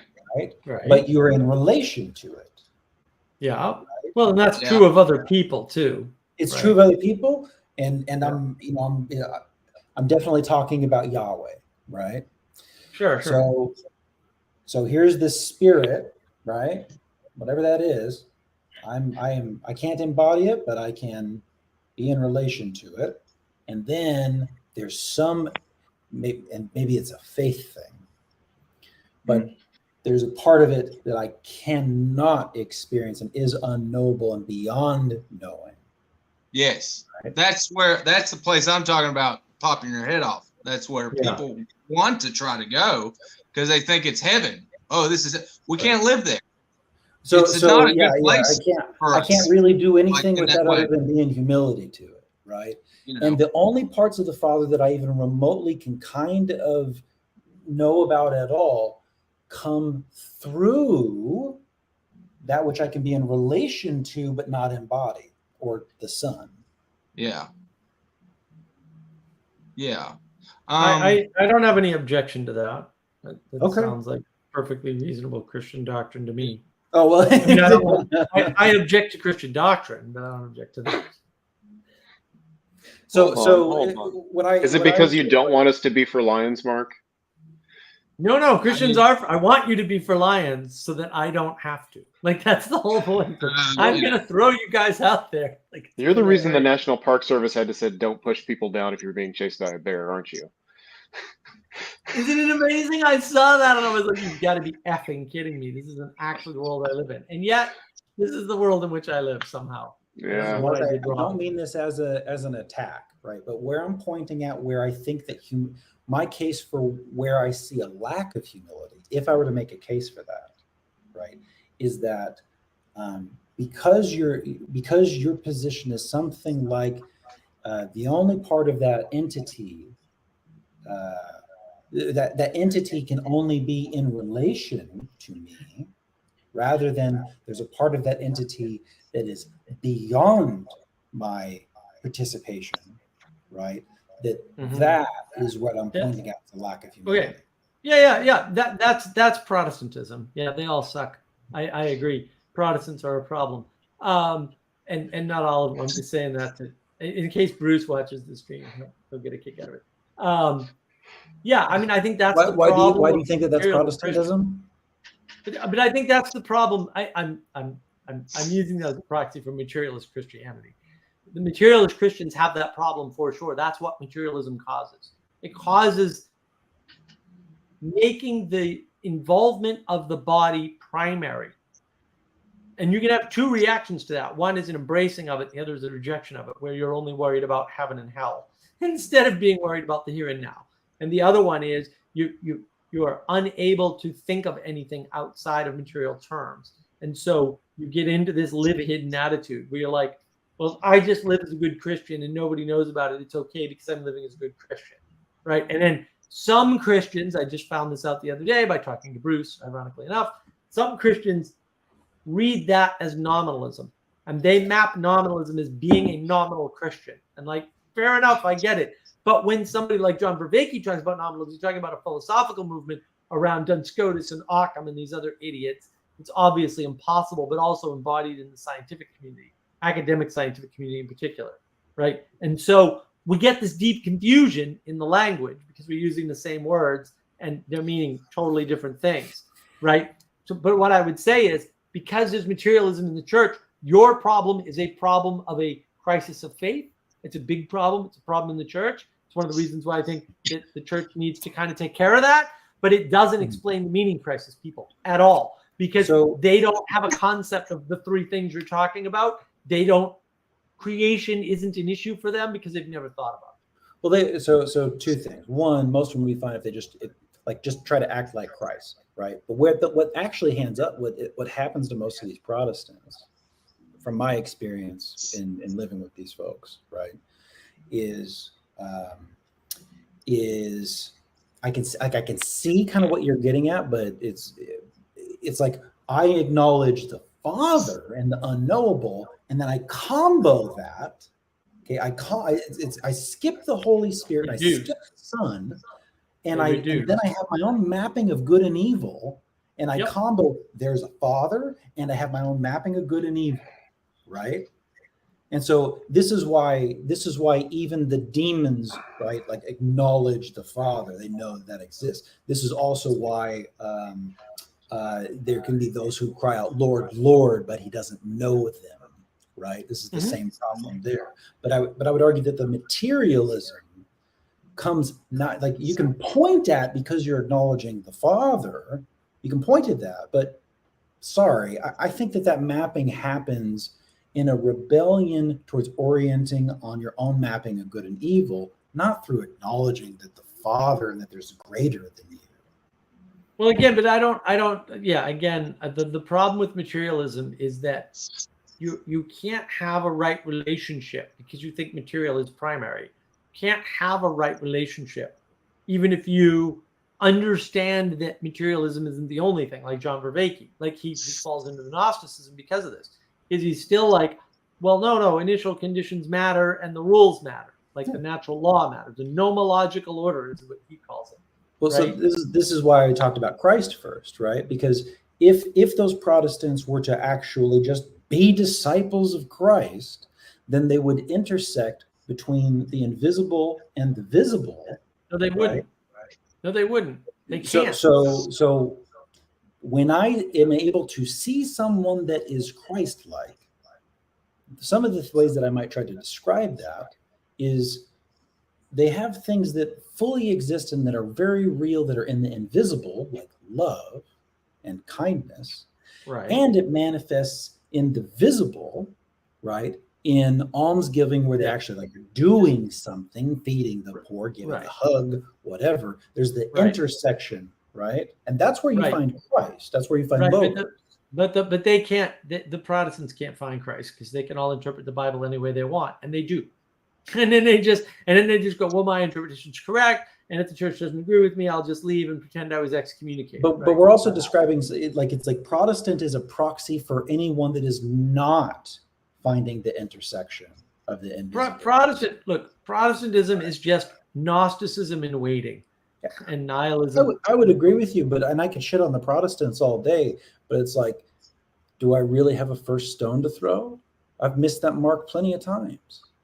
No, but you haven't. You can just go sola scriptura and therefore, right? Like you just trash them with that. They can't do anything about it because it's just wrong. It's to even trash them, right, is to manifest certain kinds of fruit that shows me as a certain kind of tree. That's fine. Well, look, you can do what you want. I'm not a Christian for this reason, so I'll trash them all day and all night until they stop being bad people. Because that's the problem. Look. I mean, I'm absolutely furious about the 5-hour live stream that Van der Clay talked about, right? Because they didn't understand what happened, right? This guy comes on and he admits, well, he says he was excommunicated, and then he admits nothing like excommunication even remotely happened to him at all. Then he plays the victim to a bunch of other rebels who also believe they got excommunicated. First of all, it's nearly impossible to excommunicate from a freaking Protestant church of any kind. That's a ridiculous assertion, right? Okay, you have to go through a lot of deliberate effort. I'm going to rewind back a little bit. This is and then, all right. But wait, let me be good, right? And I don't think that you can acknowledge that you can see that knowledge can be good or baptized. And the reason I'm saying that is because of this lack of humility of seeing something that's greater and non-participatory. But here's the problem, right? The whole reason why he's going into this "I was excommunicated" bullshit, and it's a lie. It's a flat out lie. It was not excommunicated. The church said, "We'll still give you Eucharist, and please come and do the liturgy with us."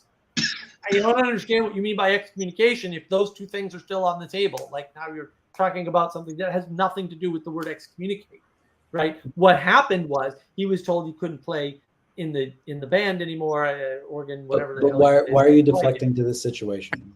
Well, because it's important, right? Because it's going to address your issue. Okay. So then his wife is also not allowed to participate outside of the liturgy anymore, right? And in the Catholic tradition, Father Eric explained this to me, you'd be stripped of your offices, basically. You'd be told you suspended from offices. So you could still come to church and receive the Eucharist and all that, but you just couldn't, do whatever. Now, this is a quirk that happens more often in Protestantism because Protestants have this belief that if you have bad doctrine, which is knowledge, right, that being around other Protestants is going to somehow infect them with that bad knowledge. This is a very Protestant way of thinking about it, right? The Catholics don't have anything like this because the Catholics. Hold on, let me just finish, and then I'll give it to you for a second, Eric, and then I need to take it back. The Catholics have so many different doctrines that they integrate, and they're probably almost as many as the Protestants, that they don't have this problem because they just submit to authority, and that takes care of it. Make your point, please, Eric.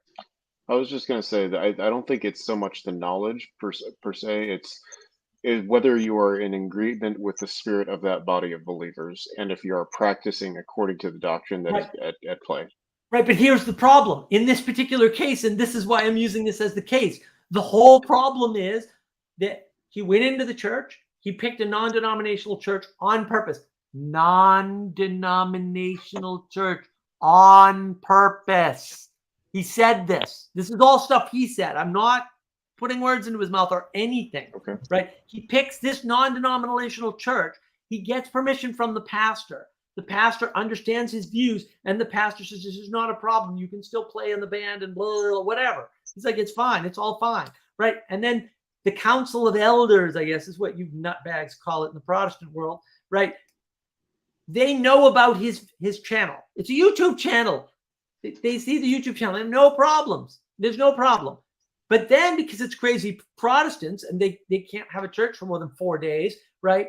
The pastor eventually goes away and the council of elders eventually changes. And you're in a non-denominational church. Okay. So now, and he said this, I want to have somebody to appeal to. You're an idiot. You picked a church with no possible appeal on purpose. You did this entirely to yourself. And the issue is not his attitude in church, because that didn't change. He was still playing the organ and not infecting people with whatever ridiculous doctrine he already had. That never happened. What happened is they saw his knowledge on YouTube and they said, no, we need to kick you out of this, possibly infecting our children through your wife and possibly infecting our congregation through your engagement in our music. Which live stream is this, by the way? All knowledge. Which live stream is this you're talking about?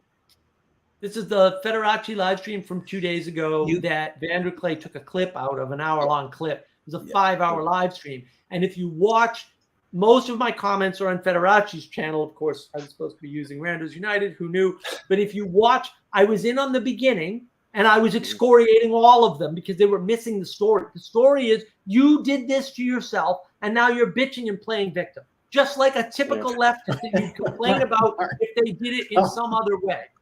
May I point out that we're at 6 hours and 24 minutes now, or you are, but Great. I know. I'm awesome. That's true. I have 7-hour live streams too.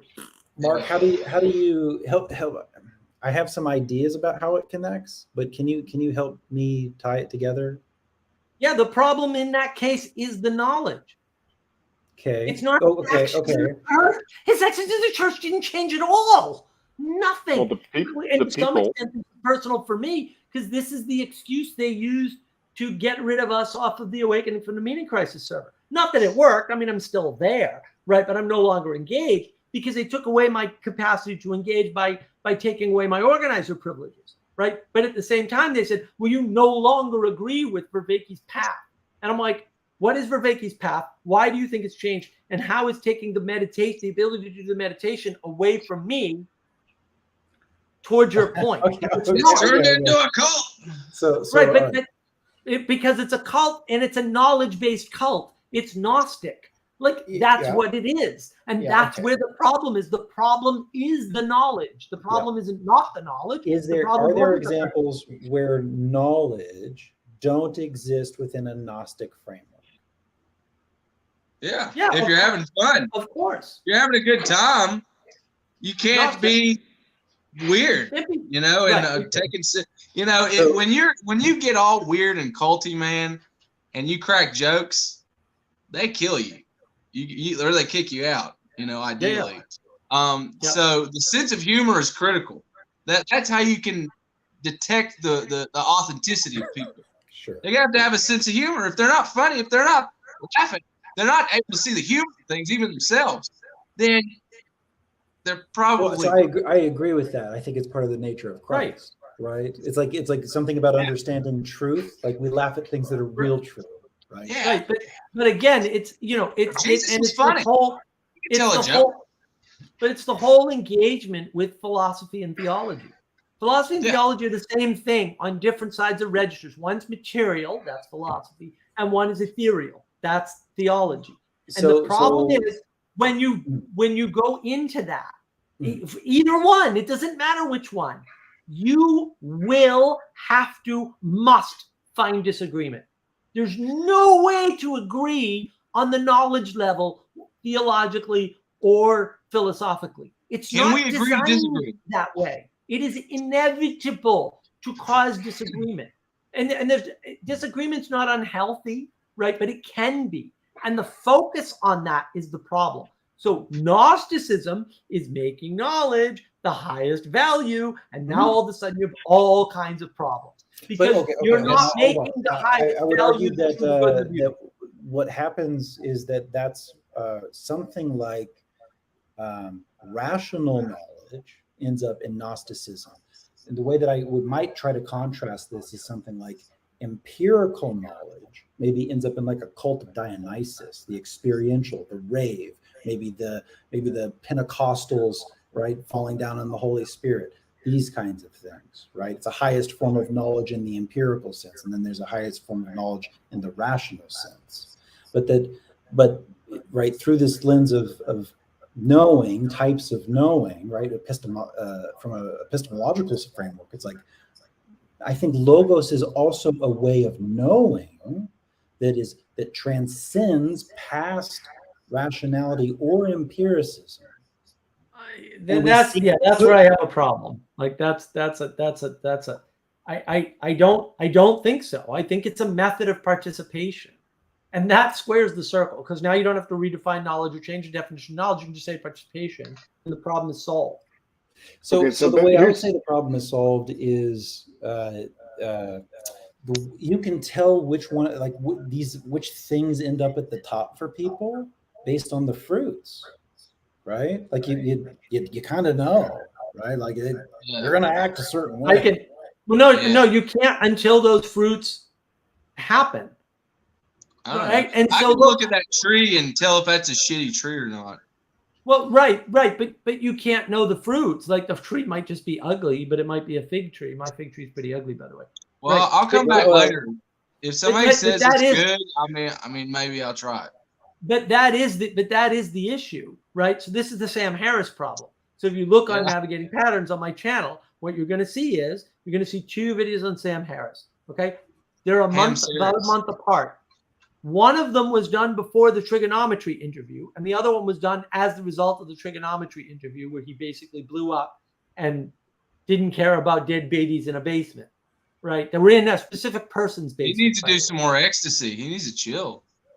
No. He needs to stop using knowledge as his highest value, because that's the name of that video is Sam Harris, highest value knowledge, right?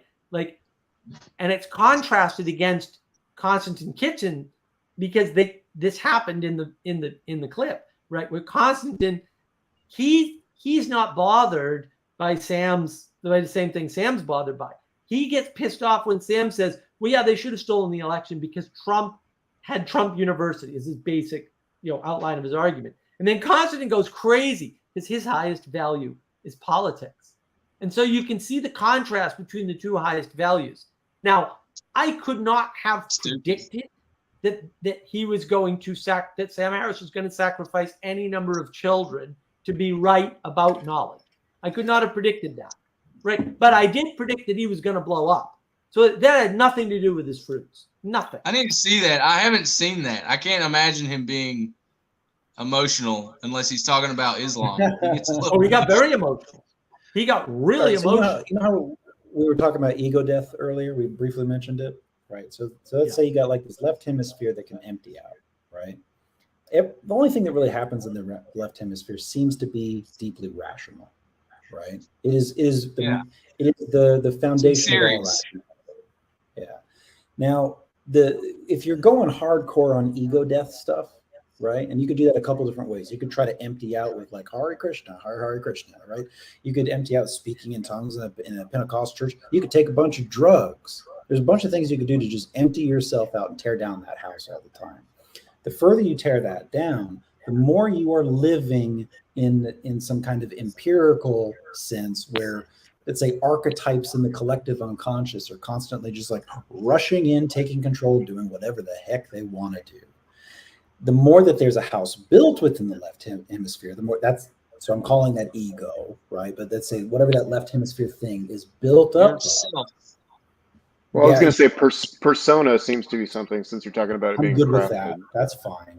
So let's say you're like real into marijuana and like stoner culture and like whatever, right?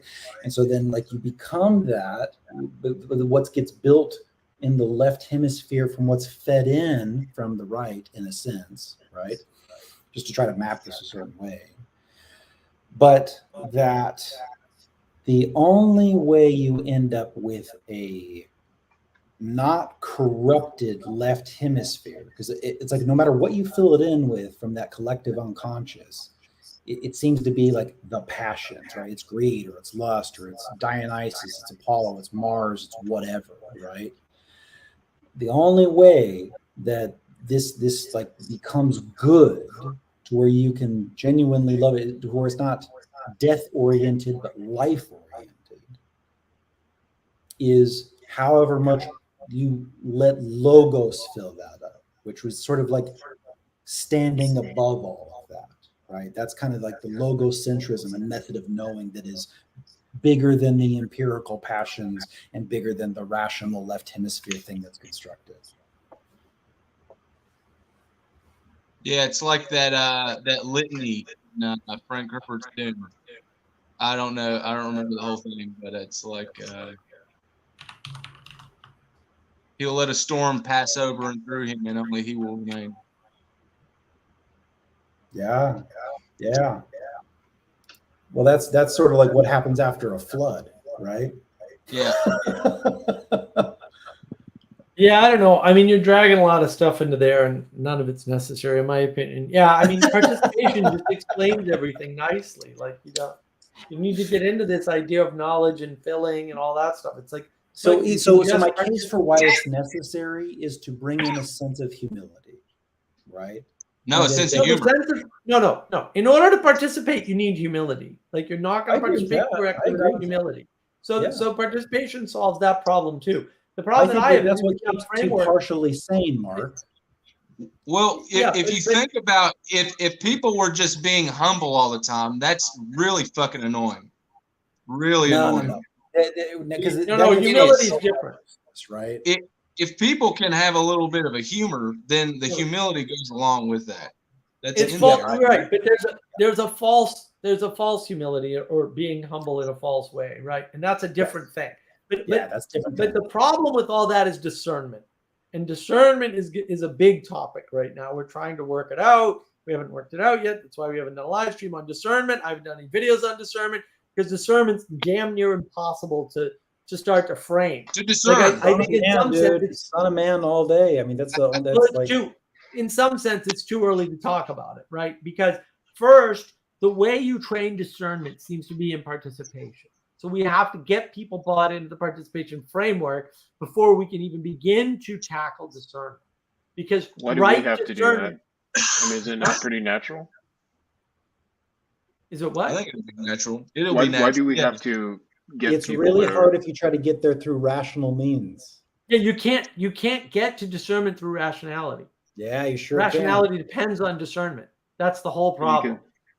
And you can't lead a horse to water. I mean, you can lead a horse to water, but you can't make it drink. You can if you know what a horse is. You know what what water is and where it is in relation to you, and where the horse is in relation to you, and where the water is. If you put sugar in the water, you can. All of that requires discernment, and that's the problem. If you try to lean on knowing empirically by what you experience, you run into Plato's cave problems. Right. There's or Plato's ray. All this that you can't account for. That's the point. That's the C.S. Lewis problem. Yeah, that I agree with. Right. All of that I agree with. Yeah. So the participation is the thing, and it's the lack of participation that makes things indiscernible. And now all of a sudden you're a conservative Christian who doesn't speak up about the Storytime drag show hour thing, right? Like we're already here. We're at the point where they can't discern that that's evil. It's like, no, that's definitely evil. There's no question about it. Like, at that point, we all can clearly tell that those people aren't disciples of Yahweh. Well, I can tell you what people's interpretation of it is here. It's more of a Sodom and Gomorrah, Lot's wife thing. Like, you got to let those people kill themselves. We can't get involved because we'll start. Right, but that's a civil war. But that's a problem too. It's like no. Maybe look, there's a time for war. Like it's not that there's no time for. You can't live hidden Christian forever. You can't. Well, all you're doing is saying we're going to are able to move, and people have moved. No, but it's the point they can't run away. The war will happen. No. Yes. You will die. You will die. Yes, we're fine. You die having run away from the lions and being eaten. We're fine. Not getting into heaven. That's I can tell you that right. Mark, I agree. We'll die. This is where Rene Girard's work is really helpful. Right? Why do you think we'll die if we let them die? No, we'll die either way, dude. You die. Like you don't go on. Yeah, I mean, eventually. Yeah, eventually. Right. In order for Pharaoh's heart to soften, right? There's a lot of plagues that come, right? So like, that's why we also have this sense that death is defeated. You're like, you will die. Yeah, I might fall asleep in the Lord. My flesh might pass away, but you believe you, me, I am alive in Christ. Right. Right. But you're not called to do nothing. And that's the live hidden Christian problem, is that they believe that there is a state where they are called to do nothing and they can still be Christ-like. And I'm like, no. The they that you're talking about, not followers of Yahweh, and probably could be mapped to a different pagan god. Oh, I agree that they're all heathenless pagan bastards. There's no question about it, but whatever. Like they say they're Christians, and that's where I have a problem. I'm like, no, there's no such thing as a live hidden Christian. You're just not Christian, and you don't want to admit it because you've got the Bible and sola scriptura or whatever to help you hide. Like, no. Here's the grace that I can give them, though. It's a lot worse when they're not even attempting to aim anywhere near that. Right? They might be on a journey where they still got to get there on quite a few things, right? But if all that we're getting out of it is like, and this is what Peterson's getting at, right? Like, it's like, take what you've got, man, because whatever's left over, it's pretty good. This is also kind of what Tom Holland's getting at too, right? It's like, hey, don't take for granted the mist that's left over from the wave, right? Right. I think that however dark and bad this is going to get, constantly at every point, just like in our own lives, just like the story of the prodigal son, at every moment, there's an opportunity to turn and repent, right?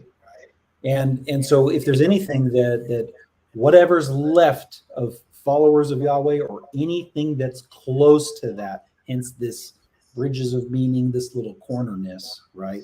Anything that's anywhere close to that has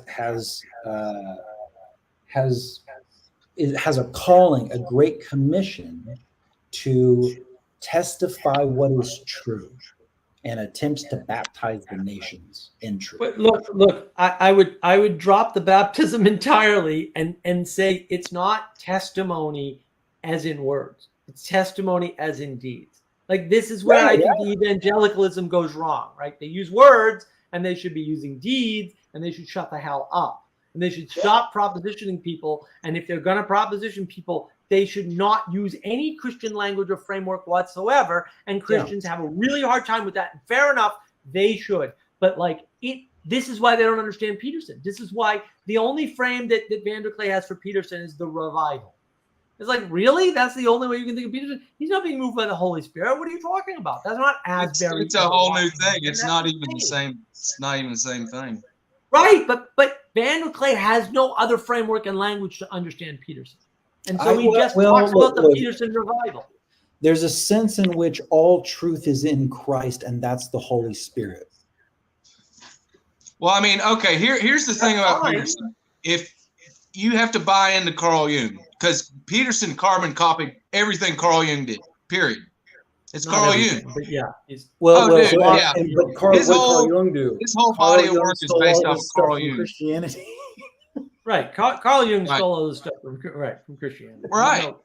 There's nothing wrong with any of that. But the issue is what Peterson's doing does not resemble anything that might resemble a revival.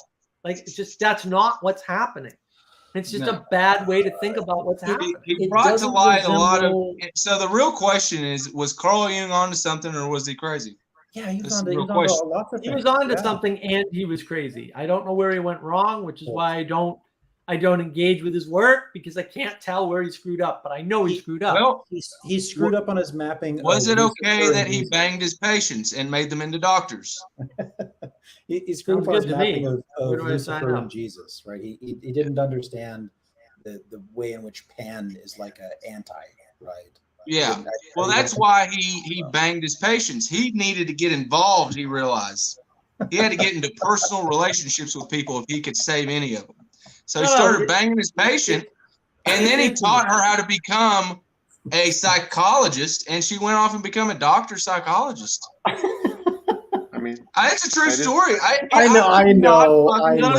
We know the story. That's not. Oh, you do? Okay. I mean, it's a crazy story. No, it is and it isn't. I mean, that's what happens with materialism, is that you get confused about your intimate relationships, And I have a talk on intimacy. I have two. I have one on Andrew with the Banks channel and one on my channel with Catherine, right? That's the problem. Materialism and intimacy equals sex because there's no non-material way to have intimacy. All right, revivals. Okay, earlier you talked about revivals. Peterson's not doing anything that looks like a revival. All right. Well, if by revival you mean Protestant outbursts of spiritual behavior, right? Because they're so stifled, right? That they have no mysticism, no spirituality at all, and it's just like it can't hold itself. It's like, right? If that's what you're talking about, then I agree. What Peterson's doing is not that. But also, there's a way in which the kind of, it's like him having that conversation with Majid. Nope. Yeah, Majid Nawaz. That was a great conversation. Yeah. I didn't expect that. He's talking with this guy about powers and principalities. Okay. Mm-hmm. So in the way that this is a revival is in the sense of a resurrection, right? A reviving of a mystical understanding of powers and principalities beyond what's material, that there are angels that hover over all of us and that are possessing people in moving groups. I don't see Peterson as doing any of that, and that's part of the problem. Well, I mean, listen to that conversation because it's outlined pretty clearly. I think what Peterson's doing is like kind of like it's a metal detector. He goes beep beep beep beep beep. Oh, people like it, and then he leads into that thing. I don't think it started out as that. No, I think Jung and Nietzsche are fundamentally grappling with powers and principalities and how to deal with and relation to them as a human being. Listen closely to Peterson. He does not use Nietzschean philosophy ever, and he rarely uses much of Jungian anything. He takes the archetypes, but he does use both of them as prophets explicitly.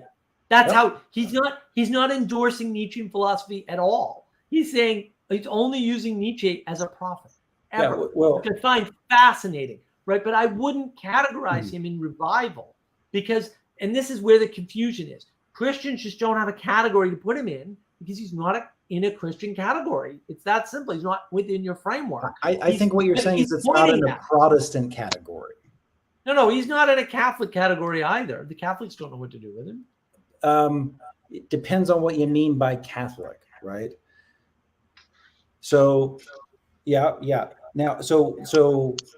Why can't I run into an Orthodox person whatsoever in anywhere across this country that I've been, and they're not like totally understanding what Peterson is doing and constantly running people that are like coming into their church. Now, I don't know how much impact that can really have, but in the traditional church, something that's definitely Orthodoxy and extends to whatever degree of Catholicism, right, or the West, if you will. There's a reviving of sorts that's very interesting. Well, no. But here's a fundamental difference, right? And I like actually Van der Klay's got the perfect framing for this, in my opinion. Peterson's grabbing people from a certain position and bringing them somewhere, right? And then what Van der Klay's saying is, okay, so he's grabbing them, and then they're gonna fall off of that. Like there's an end to the Peterson, what would you call it? Escalator. He's on the fence, and then everybody's like collecting around the fence, and then some of them are jumping over it. No. Just think of it as an escalator. So he's people at the bottom of the escalator. He pushes them onto his escalator, takes them up somewhere. Yep. Now there's nothing to catch them. And Van der Klee very explicitly said this many times, right? Well, I want to be there to catch them. And then what he's also said is there's a gap between the edge of that escalator of Peterson, right? They're coming off, and the church. Right. And he knows, because he said this before, and this is my deep criticism of Paul Van der Klee, right? I love Pastor Paul. I met Pastor Paul. We're friends, right? But he knows it's a gap of leadership, and no one's filling that gap. No one. Van der Klee won't do it. Vervaeke won't do it. Peugeot won't. There's so many another image just came to mind that are back in the church, or like people back in the church at every level, right? Whether it's Pentecostals, Protestants, Catholics, whatever. But hold on, Michael. Let me finish my case. Sure. When they're falling off the escalator, from the perspective of the Christian, for the ones that leap that gap, and make it into the church, probably orthodoxy for whatever reason. We could have tons of arguments about that. Doesn't matter, right? They see that as a revival. Know what Peterson's doing, right? I understand why they see it as a revival. They have no other frame. But how many people is Peterson missing? That's a better question. They Like, can't how many assume people are being missed leadership by the church? because it would become violent or a suicide cult. No, not at all. It would, because when push comes to shove, you know, I remember seeing what made Peterson so famous. All those kids yelling at him, trying to hit him. You know, it can very easily turn when push comes to shove. It hasn't. Well, yeah, but you assume leadership, it did become violent. They just didn't. It wasn't violent against people. They broke a bunch of equipment in a couple of different incidents. Well, but it doesn't if you matter. had a real leader, a leader would stop that. They would stop it. No, that's what I'm talking about. That's where the violence. No, leaders can't do that. He's not trying to lead the mob. He's trying to lead away from the mob, and that's actually important. So I don't know if that's possible. I don't know if that's ever been done in history. An image came to my mind in this sort of talk about. There's a bunch of people that are marching along, and I'm going to go ahead and assume that at least 2 or 3 of you have played the old Lemmings game. Lemmings. Yeah. So what I'm picturing is like people are necessarily marching forward. That's just how the game is going. They're marching forward. And Paul's noticing that, you know, Peterson is kind of saying, hey, you're going to go up this hill. Okay, great. There's a hill. Fantastic. There's also a gap. And you have to build a bridge, or you have to give them a dang umbrella so they can parachute down. Right. Yeah. And I think Paul is trying to help people build and get more builders involved in making that bridge to get across. Yeah. He is. Some people are doing coaching. What they need, or umbrellas. but what they need is a leader, and he's not willing to do that. And that's part of the problem. That's still there are people blowing up the bridge all the time is what I'm saying. Well, that's the other problem, is because there's no leader, people are constantly blowing up that bridge. That's why this falls into the same problem of trust in something that is bigger than what we can participate in or in relation. Yeah. Well, I would call that trust. I would call that faith. Yeah, well, okay. Let me give you a good example of what I'm talking about here. You know, when the lockdowns happened, you know, there are some moments when certain people, I won't name names, could have become leaders, but it would have involved an escalation that nobody is comfortable with. So what do they do as an alternative? They wait. Like cowards, because the alternative nobody can stomach. I don't think that's happened in history. Really, we're at a weird time, but we have a lot to lose. You know, our internet, job, but our that's the point of a leader. A leader is the person who's going to take the damn hit. Like, that's the whole point. Well, you will not have a leader then. You will have a Christ figure that is crucified in front of you. That's fine too, Niram. I don't care. Like, somebody's got to step up. Look, this is weird coming from you, dude, because this is exactly the advice that we gave you that you followed, and you led those people into the Capitol to complain. Well, right? it could have one of those leaders. If you escalate it, that's where it goes. People get angry. They get angry. Something. Yeah, they do. People get angry either way. Like, the anger happens either way. You're not avoiding the anger. You might be shifting which side it's on or something stupid, but you're not avoiding the anger. It's not obvious anymore that is the best course of action to be that leader. No, it's the only course of action that's going to work ever. And the longer we wait to take it, the worse it's going to be. And nobody's stepping up. And that's a problem. They can just say whatever they want about you. They can spin a narrative. They're going to. That's going to happen. It's going to happen anyway. Whether you have a leader or not, it's going to happen. It's going to happen to you. It's going to happen to me. It's going to happen to all of us. It's already happened to me several times. So what? How do we know for sure what went down in Waco? How do we know for sure? We don't know. We don't have to know. Right. It's not required. Right. This could have, what you're talking about, Mark, could have happened dozens of times and we don't know. No, it already has happened dozens of times, and I Yeah. do know, and I don't care. It has to happen more. Like that's just inevitable. You know, there's a rise in popularity of, you know, Ted Kaczynski's manifesto, and Of course, right, he had a plan. right. Yet, you know, That's part of the people still component of buying the leadership. damn iPhones. Well, there's a That's chance part that of the Rome might have component to of burn, leadership. right? You have to have a plan. The Okay. Nero fire of Rome, There's right, no- might have to burn down, right? That There's might happen. there's no leadership. What fills the gap? Well, here's a plan. Well, we don't have a leader, but we got a plan. Okay, let's go with the plan. Sorry, Mark. I get even it. if you get a leader in, right?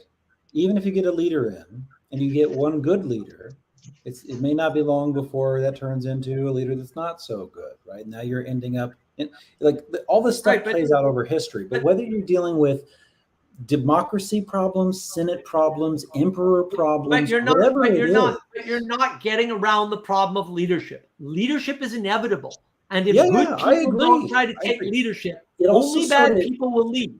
It's it that doesn't simple. matter, right? Because whatever form of government that you're dealing with, and whether you need like more centralization and Yeah, leadership, leadership's independent of government. none of this matters until whatever stage of fall you're at, there's a repentance. And we might have to go all the way down where we're in pig shit and we've burned Rome down, right? We No, might I have to don't- go I the don't- full journey of prodigal I son. don't think. But No. at every stage, there's an opportunity to repent, right? Every stage. I don't know. Really, the reason I'm saying this is I read this book. It was called A Canticle for Leibowitz. It was about people doing this thing that we're talking about, assuming the leadership. It inevitably leads to someone challenging you, and then violence. It must lead to No. violence. It does. It does. It also leads that way without it. The violence is going to happen either way. The question has is, been- will violence it with has a been good leader or surprisingly with no leader? mild.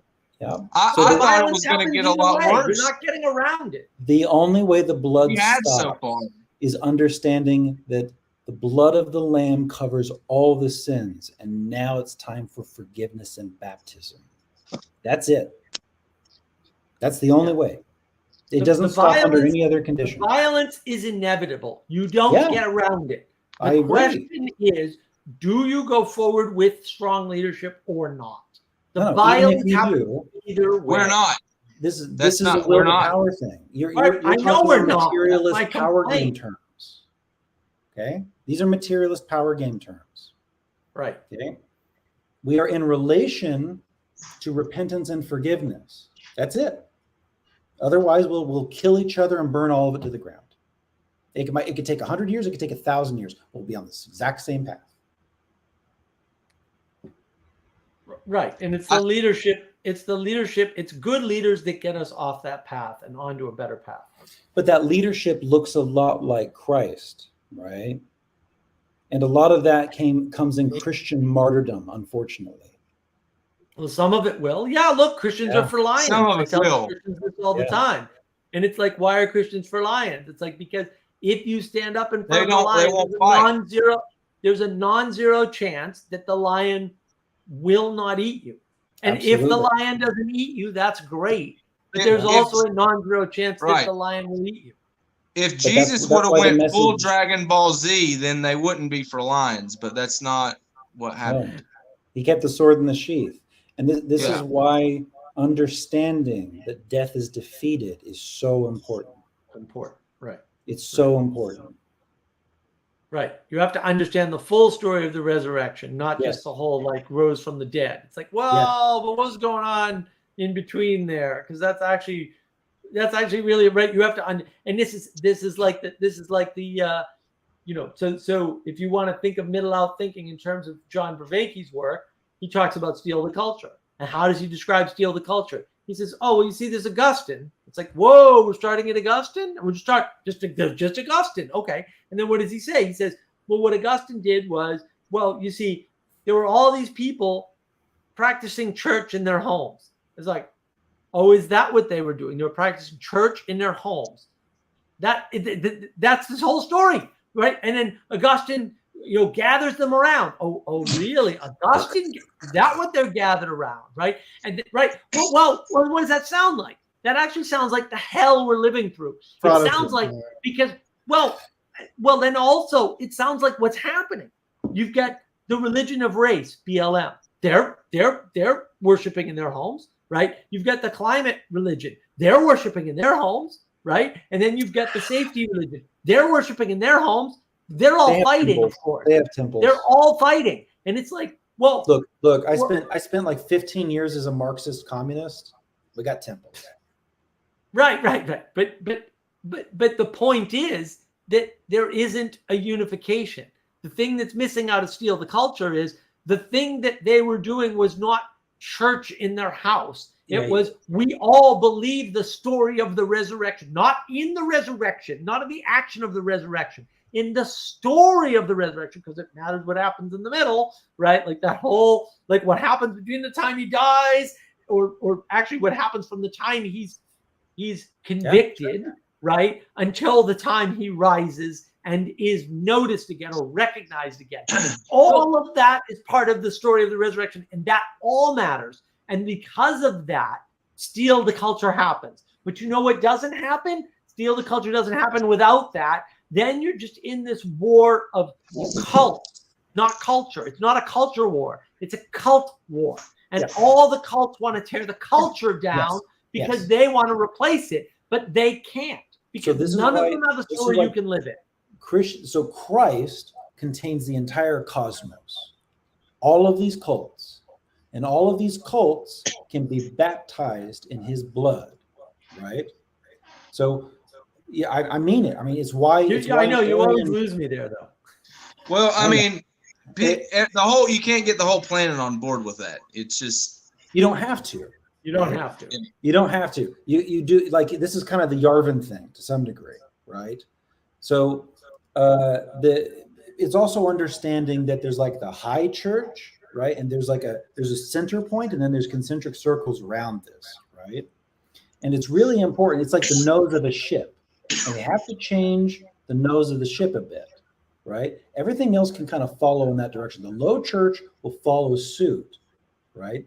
But the high church has to come together on these kind of understanding, whether it's like some weird combination of all this weird little corner stuff, right? And Neoplatonics and these Calvinists, thought leaderships, and like Orthodox people and some Catholic people, whatever this is, right? That are the high elves of the church, so to say, right? Like that can change the nose of the ship. I don't know if that can even happen. I don't. Well, we're sort of watching it happen. It happened in history. I think people are trying to be cohesive around something. They're going to end up fighting and blowing each other up. Right, because they're trying to be cohesive around the wrong the thing. Martin Luther shit that happened. It's probably so fruits. Everybody, watch your fruits. You know what's not here? If you don't have hope, then I know what kind of tree you are. Right. Okay. Right. So we get that hope by understanding that even if it's not in our lifetime or our children's lifetime, that Christ is an inevitability here. Right. And this is what like the Bible as a legacy thing that has been inherited, that we've inherited, helps us understand. Right. Babylon falls. Rome falls. Right. These kingdoms in their decadence and their rebellion, these things will fall, and Christ is an inevitability. I don't know on what timeline exactly. Right. But I absolutely believe that at every interval, there's an opportunity for repentance. Peterson is trying to help push that now rather than having to go burn it all down. Right. And even this conversation is part of it. Yeah. I've got a question. To what degree do you think that part of at least Christian leadership involves letting Christ lead? And basically it being a sense of, what am I trying to say? I keep on going back to, and it's unfortunate that Jacob's not on his channel right now because it'd be interesting to pick his brain on this. But there's a part of me that keeps on going back to the whole situation where, again, Israel had no king. They were a nation that were God's people, or are God's people, but they had basically the imperative to follow God, and they chose to have a leader, a king, just like everybody else, as opposed to saying, no, our leader is God. We are all servants of God, doing that thing that He asks us to do, and some of us may die in battle, or He may give us complete victory without us lifting a finger. Those are the sorts of things. So this is why I appreciate the need for leadership. But like you were saying, yeah, we don't. The culture at large in the West, at least, and it's risen other places, despite the persecution, or not as popular understanding of how widely adopted it is. But Yeah. there's a slew of people that are in fact leading with their belief and acting out of the faith of God in humility in ways that are not overt, in an attempt probably to do something like what they saw in the New Testament with Peter and Jesus, although that might have been more of a, I mean, I think it was both a pattern but also not like an always pattern, since there's a time for war, there's a time for peace, all these sorts of things. There's legitimate executions of that, but I think it's tricky to be. I think it's tricky to lead while not putting forth a leader that is not the righteous leader, but acting in righteousness at the same time through the Spirit. That's fine. Yeah. David was a gross human being, right? He failed a lot. He failed all the time. It's part of the point, right? And but what he never did, right? He was always in repentance to the Father. He never turned to another God, right? He always understood who his daddy was, right? And like he understood how much rebellion he was to his daddy, but he knew who his daddy was. He never went, oh, maybe Apollo's my daddy. Never did that, right? Well, I think he did briefly, bow to the god of lust, and then the god of. But like as you miss the mark, let's say, at least you always proclaimed what the target was and where the mark is, right? Right. And that's different than going, I'm deciding that there's a different target. That's different, right? Sure. So what we're dealing with here is candidly, we like this Jewish people, like the Israelis.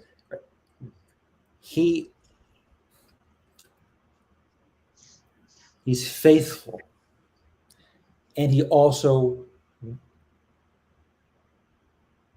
highly values our free will and our opportunity to return, right? And so there's not going to be an intervening. We're on his time, right? And he's not going to intervene. Mark, I mean, I get it. Like there's a pushing, there's a sense of urgency, but frankly, we're on his time, and it's not going to happen like en masse. This entity that can push his people. Not. It's not going to happen until it's his timing, and I don't know when that's going to be. Well, I don't know. I don't think that's fair. I mean, because now you're just being Calvinistic about it and saying, it's all to God and we don't have to worry about it. I like to bring something up. We're talking about Israel here and stuff. I was very interested in watching Jordan Peterson, that Majid Nawaz guy, talk. Yeah. And something Majid said really, really stuck. He said, why is Islam left out of the Judeo-Christian? It should be Islamic Judeo-Christian. What's with that? He took great offense to this term Judeo-Christian. I was like, you know what? Yeah, you're right, man. The Islam does not leave Christ out of the Quran, but we leave like we're divorced. It's a very strange. Islam's a Christian heresy. Very strange thing. I realized it is very weird. They're the other, the outside. No, it's not weird. It's not weird. It's not weird because Christ. It is weird. No, because Christ is not the same Christ in Islam. Yeah, so like you can get Jews. That's really not the point that I'm making. The point is that there's an effort. They claim him. Okay, they're like, yeah, he's in the thing, he's in the book, he's in there too. But we don't do that, and I think that's a big problem. They have to. Well, it's like strange bedfellows. I'll take some strange bedfellows right now. Right, fair enough. On a longer term scale, they're going to have to grapple with what the heck logos means, right? But and then they say to us, we're going to have to grapple with what debt is. Sure. Right. But they have, like, we're not mapping the same God, right? Like, that is very much so like a cult of Mars, if I've ever seen it, right? It is a war god tribe. Yeah. Explicitly. But they're stronger. Yeah. I don't know about that. So, No, it depends on what you think strength is. Head stronger, yeah. They're cohesive. They're not diluted.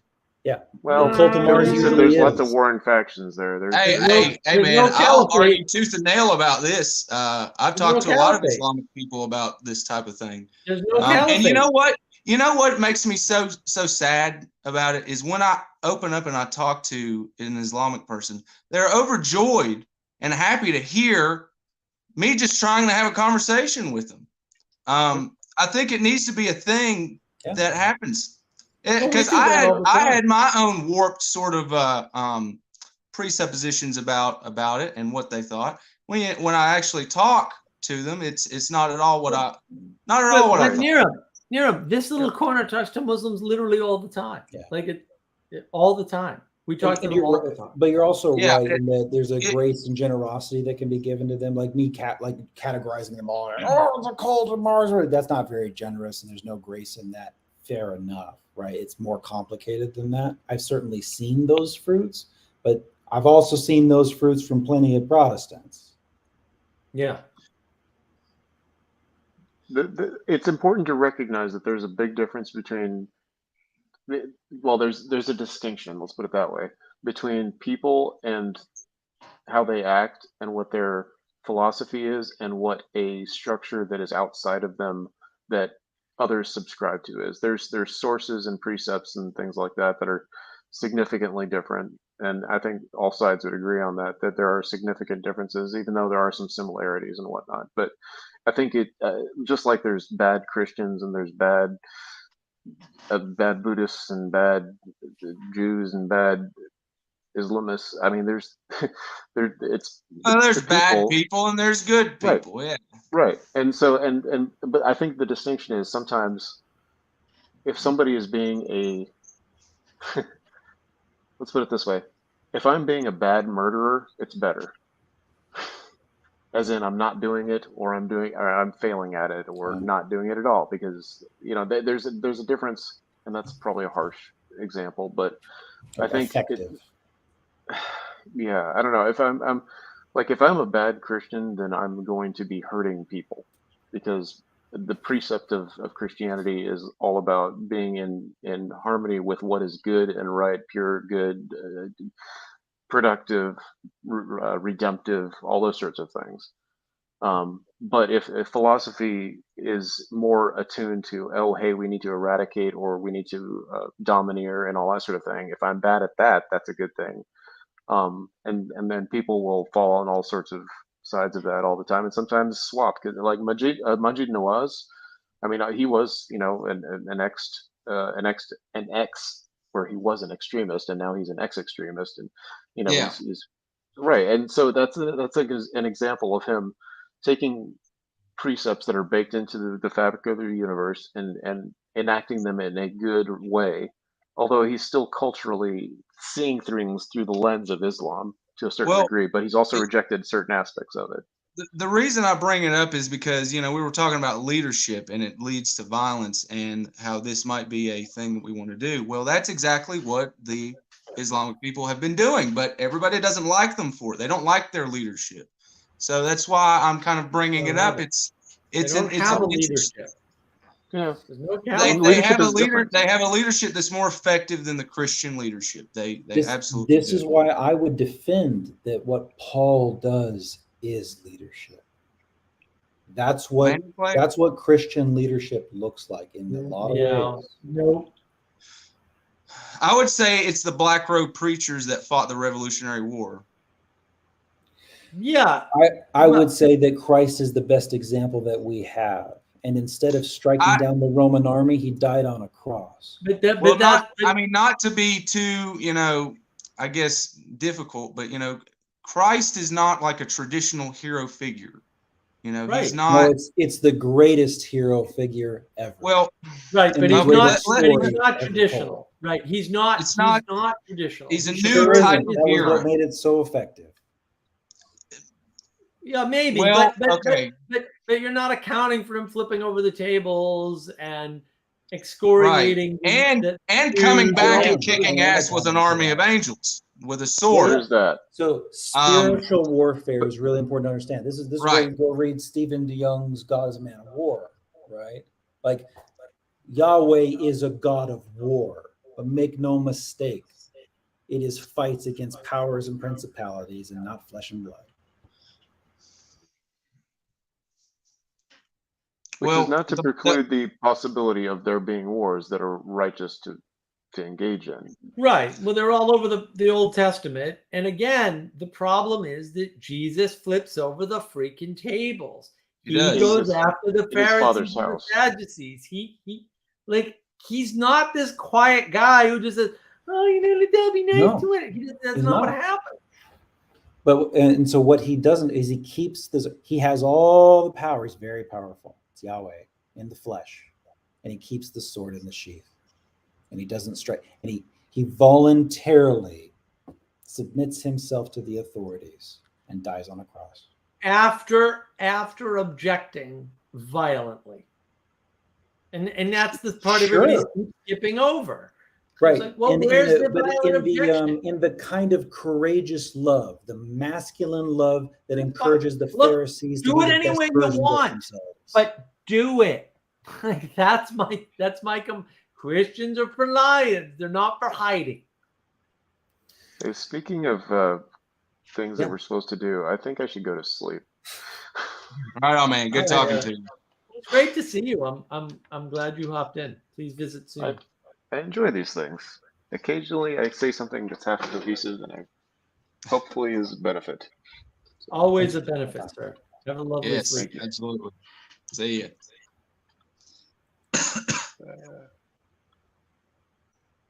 Yeah, Mark, I hear you on the just do it thing. That's where what I would say is that to see that happen the way that it would actually be effective that you're talking about. Imagine, this entity that is actually in control of when that's going to happen, and he's not going to move. I don't buy the Calvinist argument. I don't buy the Calvinist argument. I don't. What's important for us to do, right, as his people, is to be obedient, so that when he decides to move, we move. Okay, I think that's backwards. I think you need to keep trying and sacrificing as many Christians to lions until it works. Yeah, I honestly it's something like the spirit that will be brought on to people to give them the courage to be able to do that, right, is going to happen on his timing. We just won't be able to force it. But what we have to do is continue to be. I'm not asking you to force anything. I'm saying stand in front of the damn lions. Like, that's it. Like, I'm not saying force anything. I'm saying stand in front of the lions. I agree with you. One of the, so there's you see a bunch of these like Orthodox and Catholic trads that are like moving out to the country and going and hiding from the city, right? Yeah.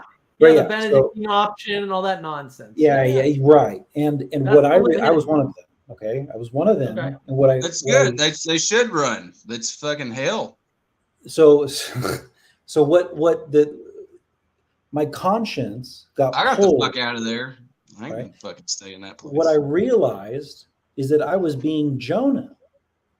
Right. Yes. And I was like, I don't want to deal with those dirty Ninevites. right? Right. And I don't even want them to hear your word. I just want to get out of here and I want to go do my right. And that's what I was being, right? And that there's a very serious awesome. sense in which it's like, no, you got to be in Nineveh, buddy. Like you want to like in order to love your neighbor, you have to be in proximity to your neighbor. So I'm not the only one, right? That this is stuff that I hear that is words coming out of the mouths of like the Orthodox priests in the church. But man, we're definitely, at least within Orthodox communities, it's still small numbers that are really only starting to come to grips with that. The city was the concept of Cain. There's nothing good about them. Nobody can ever convince me that there's anything good. That's fine. Nature, I'm fine with being away from the city. I have no problem. yeah, the nature of But the city there's lions is everywhere. shitty. Yeah, but there's lions everywhere. I'm not saying go into the den of the lion. I'm saying you do have an obligation as a Christian to get in front of the lions. Yeah. I'm not saying you have to go find them. You don't need to go find them. They're everywhere. There's no reason to go anywhere. But there is a reason to not hide. Yeah. We have to be in the world, even if not of it. Yes, exactly. Yeah. I completely agree. Look, we don't have to suffer fools or cast pearls before swine. No, I mean, but I First Timothy 4:4. Okay, for Yeah. every creation of God is good, and nothing that is received with gratitude should be rejected. Okay. I don't know. We're gonna kill some of those things, though. I just don't know. I mean, it's not in the cards. I don't think. So I am certain that things will be killed, and I am also certain that all death comes from certain kinds of trees and certain kinds of angels, often always in rebellion to the Father. All right, and that Christ is the life. Right, he's the life. I mean, I think he likes us. He made us this way. I mean, he's pretty cantankerous himself. I mean, he flooded the whole earth. We're a lot like Dad. It's fine. And he's like, look at them going around acting like me. I'm so proud of him. I don't know what he says up there, but I'm sure he knows. We're a lot like him, and we can't help it. He loves us, and everything about us that is not in his image. This is what sin and rebellion is. It's when we're the furthest away from being in the image of the Father, when we take on a different image. Well, I don't know. When we get angry, Yeah. we're a lot like him. He's pissed all the time. He chilled out after the flood in Jesus. He chilled out a whole lot. But So Father Stephen DeYoung's work really helped put that anger and those actions in the ancient understanding of what those things are. So I heavily recommend it. Yeah, I mean, he grew up. He had a younger version of himself, and then he got older and wiser and realized, I can't keep flooding these people.